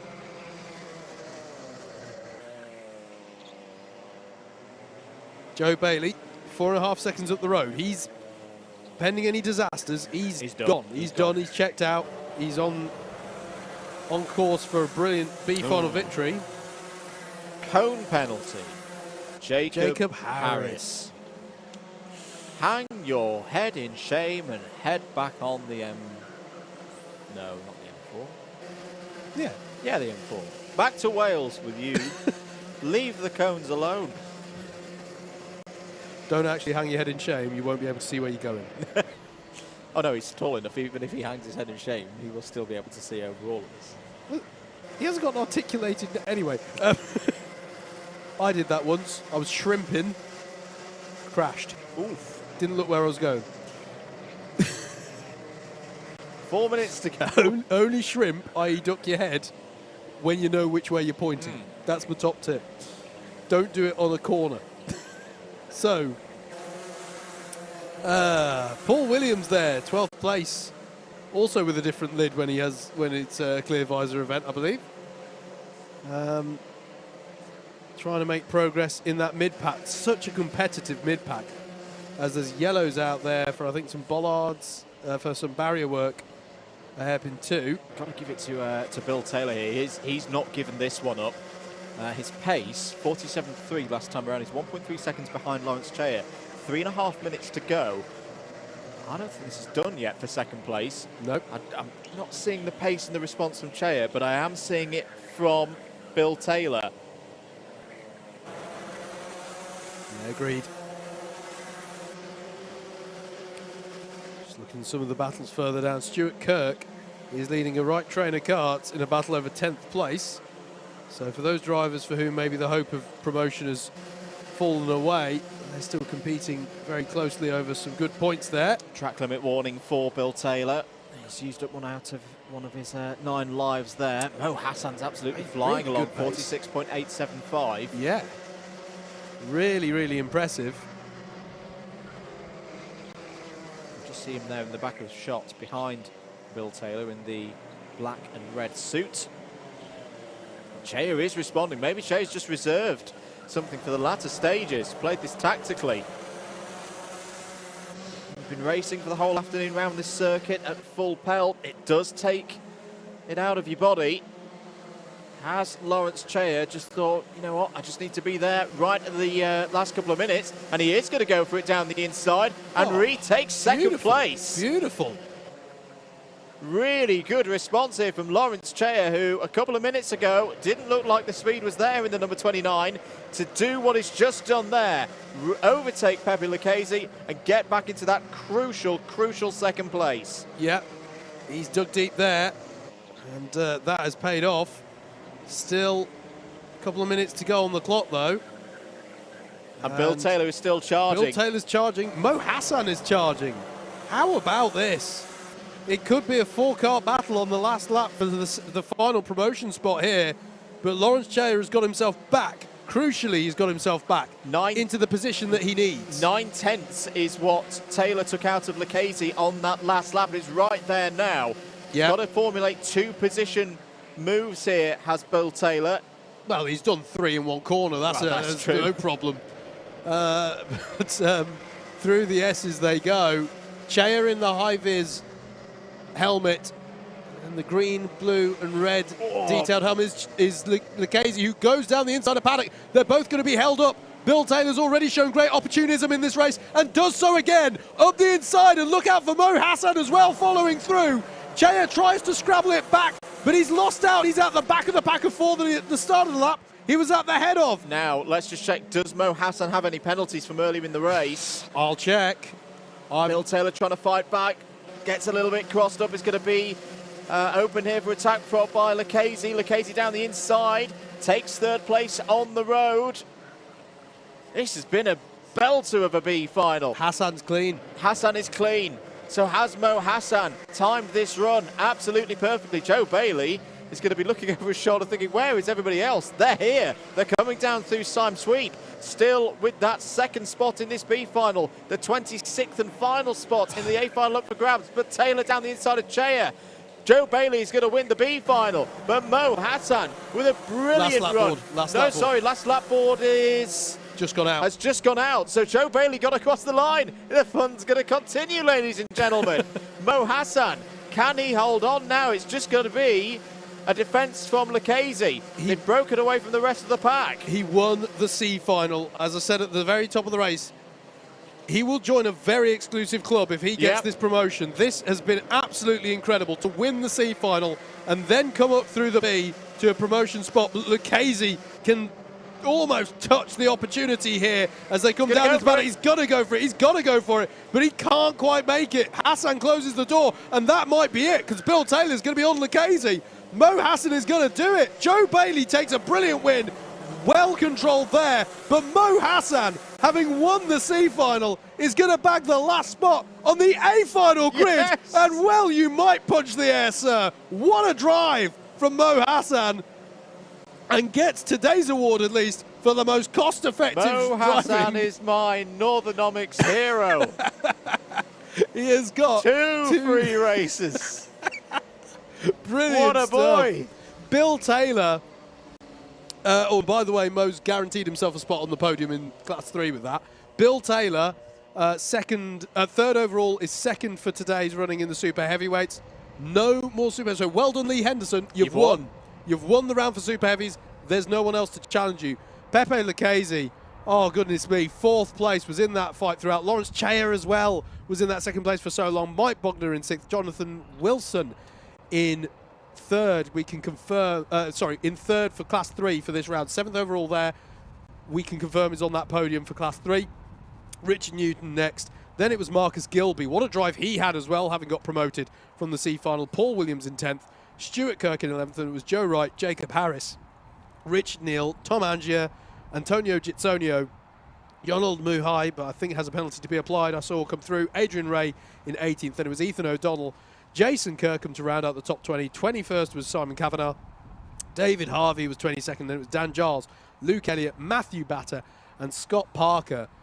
Well, my goodness me. I mean, we've seen it before, but it's quite rare to see someone come through like that.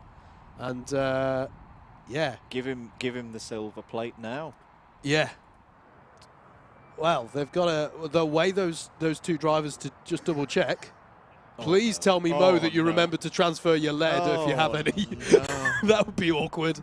But yeah, we'll be back with you shortly though. Coming up next is the A final.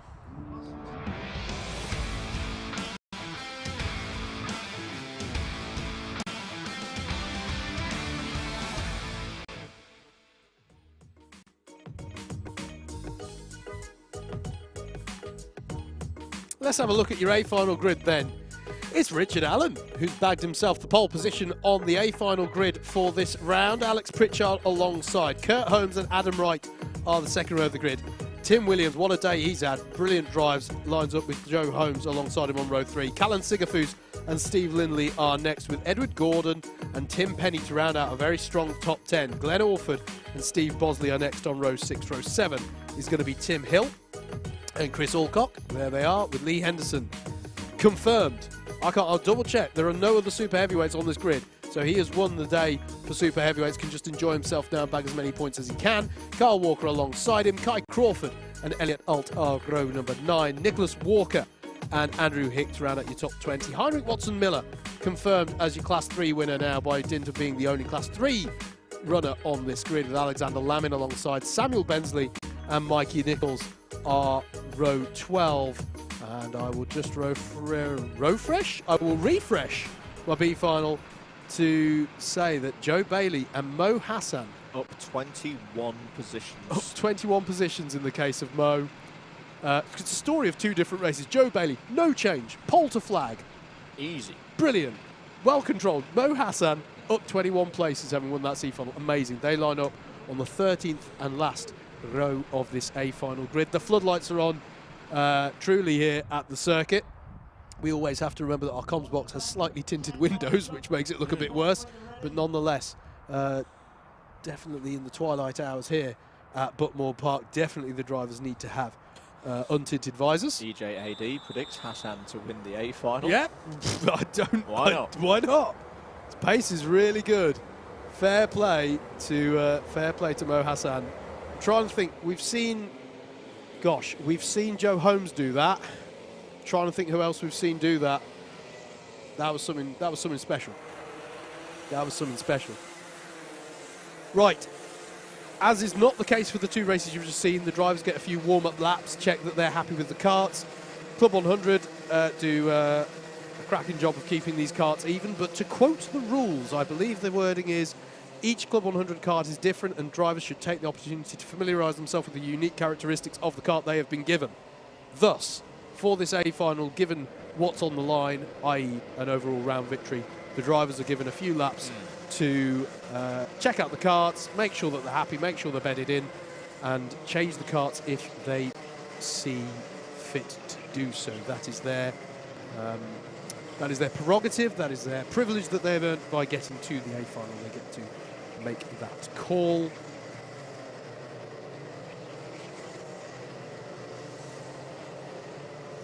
Big thanks for your support today, everybody.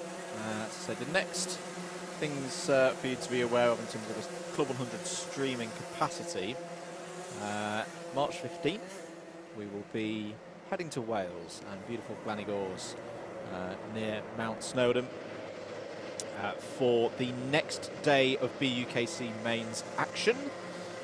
In April, we have got, what haven't we got? We've got more Club 100 sprints, will be at Wilton Mill.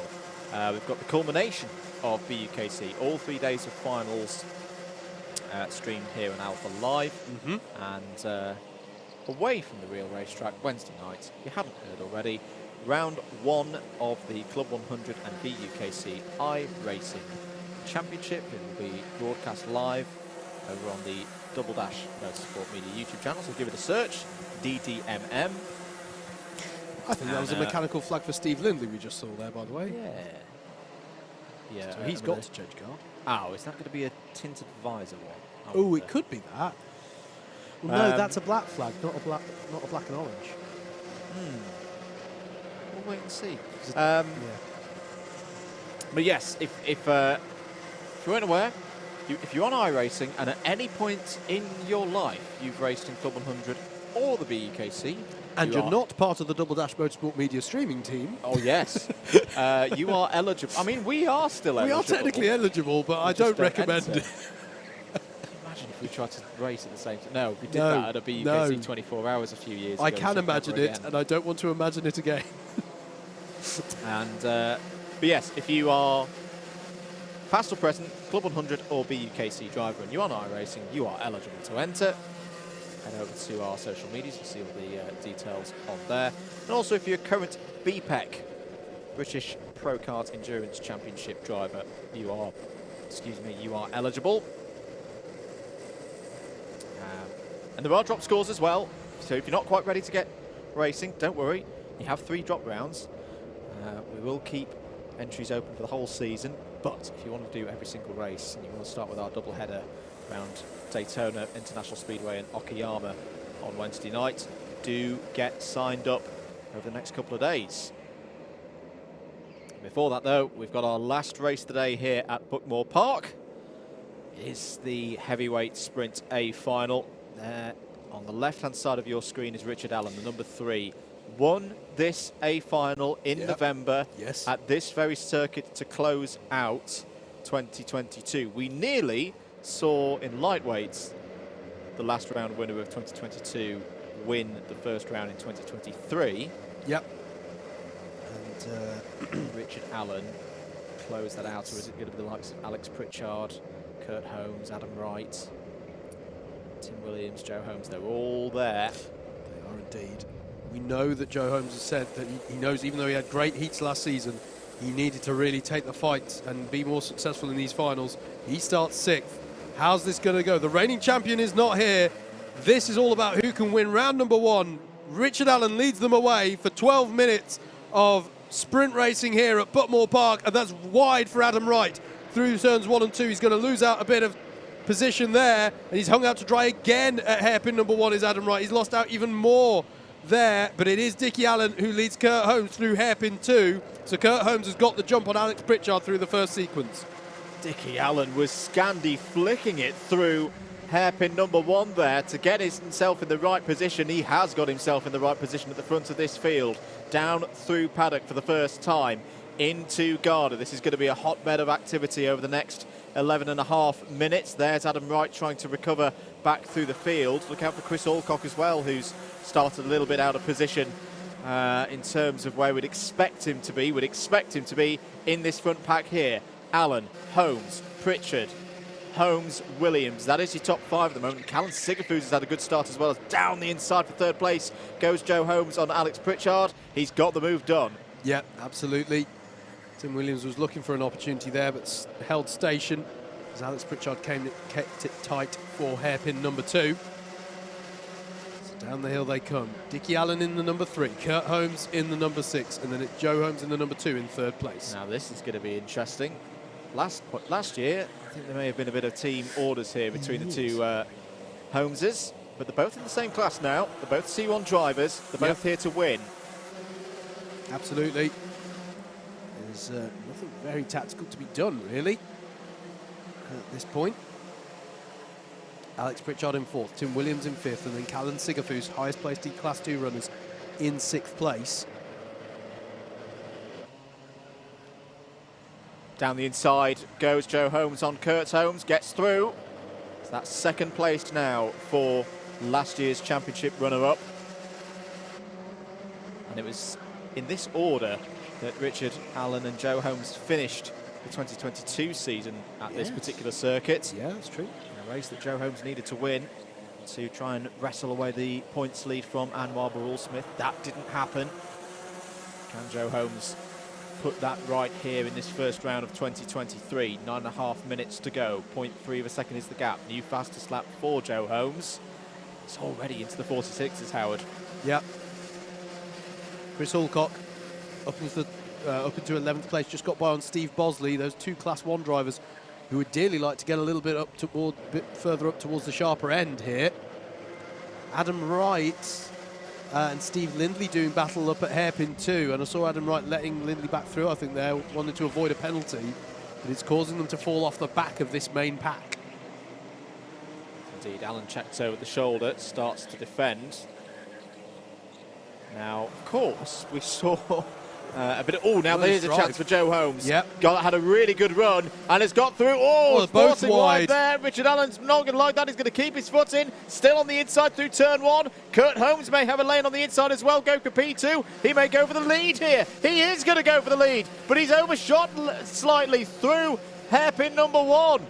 And look out for Tim Williams as well. And there goes, look at that from Dickie Allen. So tight through hairpin 2. Who's going to get better drive? 2 wide, 3 wide. Tim Williams is through on both Holmeses in one corner.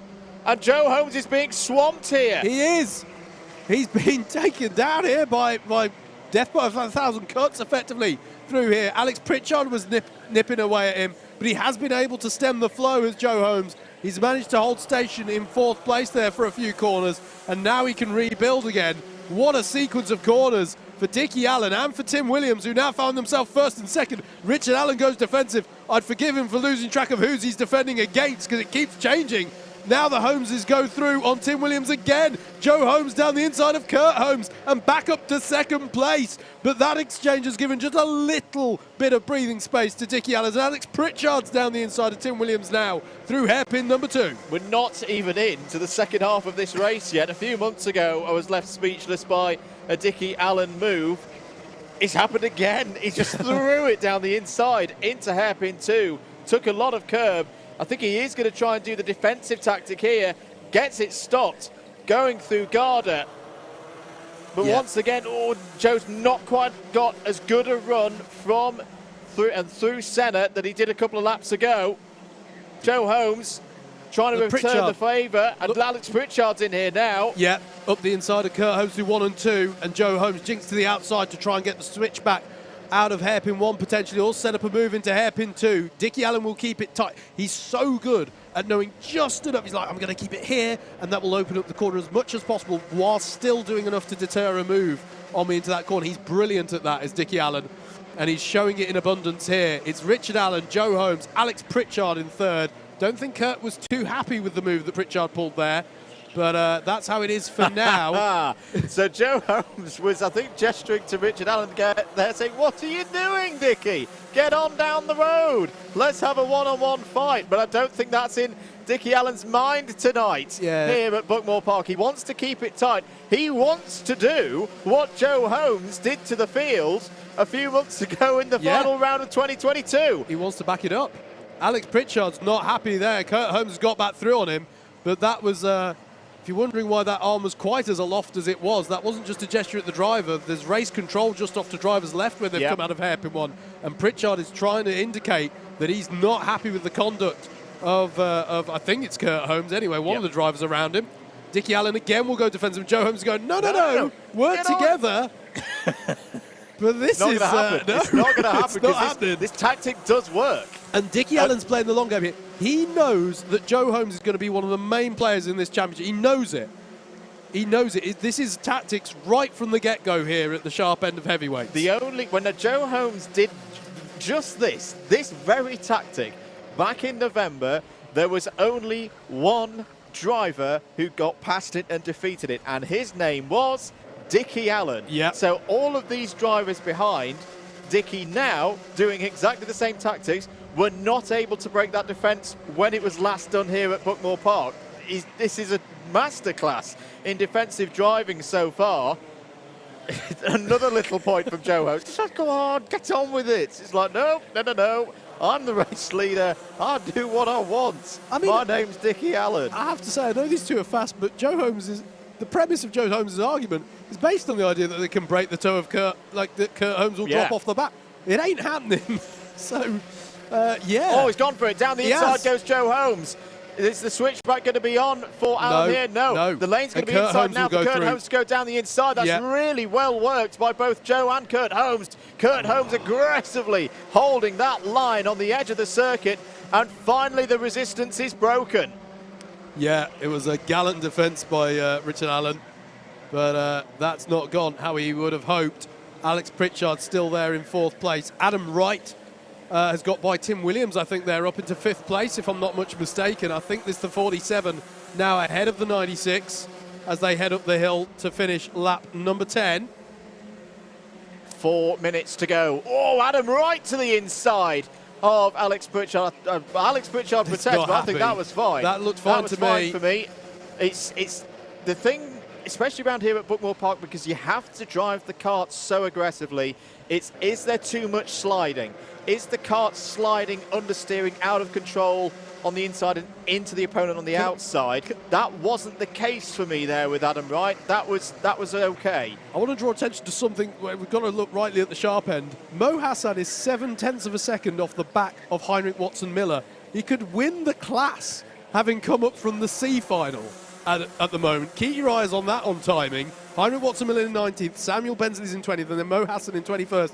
That's the battle for the C3 bragging rights as Lindley is up the inside of Chris Alcock there. He had a really good go at Tim Williams as well, a few corners back. Joe Holmes sets a new fastest lap of the race, and here comes the hammer. 251. Here comes the Holmes hammer. This is what we've seen from him so many times over the years, and here again in 2023 in round 1. He's had to fight for this. He talked to me earlier and said, I just want to have some boring races, make it dull for you in the comms box. He hasn't had that today. He's had to work really hard. He's still got to work hard. There's still 2 minutes and 40 seconds on the clock. But now he's really starting to stretch himself, and it's all over to Kurt Holmes to see if there's a response there. Yeah, absolutely. Absolutely it is. And can Dickie Allen put in a further challenge? He's dropped a little bit off the back of Kurt Holmes. We're looking at the battle for 5th place. Alex Pritchard, Tim Williams, Steve Lindley and Chris Alcock. Callan Sigafoos, by the way, just behind them in the 24. Highest placed Class 2 driver, currently on for that. Very good day. Kyle Walker and Edward Gordon are sitting in 2nd and 3rd within that subclass. And Henry Watson-Miller still holding position in Class 3. Inside of 2 minutes then to close out today's racing, this weekend's racing. It's been so good to get back to the Club 100 sprint action. Chris Alcock looks for a way by on Steve Lindley, but Lindley is an expert in positioning his car when he wants that. He's brilliant at it. Honestly, one of the best defenders I've seen in Club 100. Infuriating at times when you're behind him, but boy, is he very good impressive. Very impressive. Alex Pritchard as well, defending against Tim Williams as they come down the hill through the floodlights here at Buckmore Park. Remember, not the last time we'll be racing here in this season. We'll be back here for the season finale in November. But there's a lot of racing between now and then. Joe Holmes is stretching now. 2 more laps to go. The lead is out beyond a second now. Here is your fight for 5th place. And oh, here comes Chris Alcock. He's doing it. He's wedged a door to be open there on the inside of Steve Lindley. Still holding on there is Steve Lindley, but this time through hairpin 1 has to concede the position to Chris Alcock. Yeah, Chris Alcock just keeps it a little shallower than normal into hairpin 2 to go, please don't come back at me. No, I'm going to keep not that. Today. Not today. There is the battle over 2nd place, by the way. Joe Holmes may have checked out at the front, but it's nice and close between Kurt Holmes, Richard Allen and Adam Wright as well, ahead of this pack that we're looking at now. I have to say, Adam Wright has picked up where he left off for me in terms of Mr. Consistency in this class. Going to be really interesting to see how he structures his season's effort. Pritchard going super defensive against Tim Williams. And Chris Alcock now on the scene. Controlled that really well, did Alex Pritchard, to hold down and make sure there wasn't a Oh, lane and open. Lindley and Bosley. Steve Bosley and Lindley. That was contact, I think. And Steve Lindley is round. I was just about to say that Bosley had caught onto the back of Lindley. And I think Lindley was helped into that one. Last lap board is out then. Still plenty of battles going on. Joe Holmes is in control of 1st. Kurt Holmes is in control of 2nd. Richard Allen is not in control of 3rd place because Adam Wright is all over the rear bumper of the round 11 winner from last year. He may have a run up the hill. Joe Holmes, though, is going to start 2023. He's not number 1 on the plate, but he's number 1 in this round. Joe Holmes wins round 1 of the 2022 Club 100 Heavyweight Sprint Championship. 2nd place to Kurt Holmes. 3rd to Richard Allen. 4th to Adam Wright. 5th holding on there was Alex Pritchard ahead of Tim Williams. Impressive stuff from Tim Williams here today. We'll be happy with that one. 7th for Chris Alcock. 8th for Steve Bosley. I wonder if we can get a little look there of that incident at the end for Steve Lindley. 9th and a win in C2 for Callan Sigafus. Carl Walker completing the top 10, Howard. Yeah, absolutely. Class 2 podium then is Callan Sigafus, Carl Walker and Edward Gordon. Brilliant driving from those 3. Gosh, I've timed it perfectly. My voice is just going as we get to the end of the day. Heinrich Watson-Miller is your Class 3 winner. And Lee Henderson, we already knew, was your super heavyweight winner going into that one as the only super heavyweight who had made it onto the grid. We've seen some spectacular stuff today. Mo Hassan, I still take my hat off to him for getting into that A final, having won the C final and then worked his way up the B final to get that final promotion spot. Bump and pass penalty. Bump and pass penalty for Kurt Holmes, which will take him off the podium. It will. It means Adam Wright on a podium on a streamed round. My goodness me. No, that's a really good spot, mate. Yeah, that penalty will dock Kurt Holmes. Don't think me. Mr. Whitehouse, he's on it. He's not watching the football anymore. Ah, thank you. Thank you, David. There we go. Yeah. Well then, there we go. That was wasn't that a brilliant day's racing? Very good. Buckmore Park. I've thoroughly enjoyed being back in the competition, I have to say, as my first stream for 2023. I know I've already said their names, but shout out to those who made the stream possible. Adam Chapman, who's been our producer. Luke Woodford, who's been camera operator, part-time director. He's been the runner. He's been doing all sorts of jobs around us. Luke, Joe Sassoon, Jack Mitchell, Jake Grubb, your camera operators. Together, Andrew and myself, if you like what you've heard from a commentary perspective, we are Double Dash Motorsport Media. Check us out at double-mm.com and on all the various social media streams, in particular YouTube. Wednesday night, we're going to kick off the Club 100 iRacing Championship. Please join us for that. The live link for the stream is already available, so if you head across the DDMM YouTube channel, click the notify me, remind button. For Wednesday night, we'll be going live from 7:20 p.m. And I have very good news to report. Well done, ladies and gentlemen, on the chat. The scores on the doors, WMKC likes 162 on my screen here. For us here at Buckmore Park, the best Alpha Live team out on the airwaves today. 163. One like well done, difference. everybody. That's incredible. Now, do after this, if you've got a bit of time, go and have a watch of the guys at Wilton Mill Kart Club. If you like your racing, your own racing, club racing, that's all there at WMKC. I've got to look at the producer now. Are we supposed to say, go and check it out, but don't like it? Don't like it. I've never said that before for an Alpha Live video. That's the end. We're done. That's you can like it now. The live likes is what's most. We're going up to 166. There we go. There we go. Right. Who held the lights back till then? Hey, you still haven't your lights on. I have. Oh, you have? I have. Good. I went on hours ago. Fine. Anyway, huge shout out to John Viger and the crew at Club 100 who make this all possible.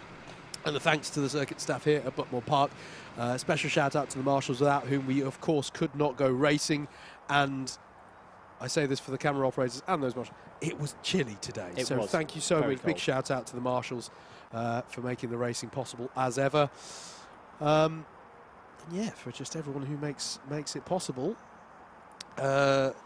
Congratulations to our winners, both in lightweights and heavyweights.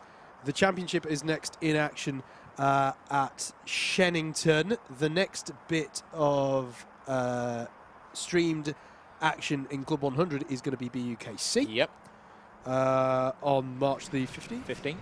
15th. So check that one out when the action moves on to Gladdy Gauls. It's the weekend of the 25th and the 26th of March when Senior Sprints is next in action. Full disclosure, that one's not a streamed event. So the next time that Senior Sprints Championship, this particular championship, will be streamed will be on Sunday the 16th of April when we're up at Wilton Mill. But as we say, Club 100 iRacing Championship, check out the Double Dash Motorsport Media channel on YouTube on Wednesday night. Give us a sub, please. We'd really appreciate the support. And yeah, March the 15th for that BUKC stream that will be here on Alpha Live. Very good. That's all we've got time for. Thank you very much for joining us here at Buckmore Park.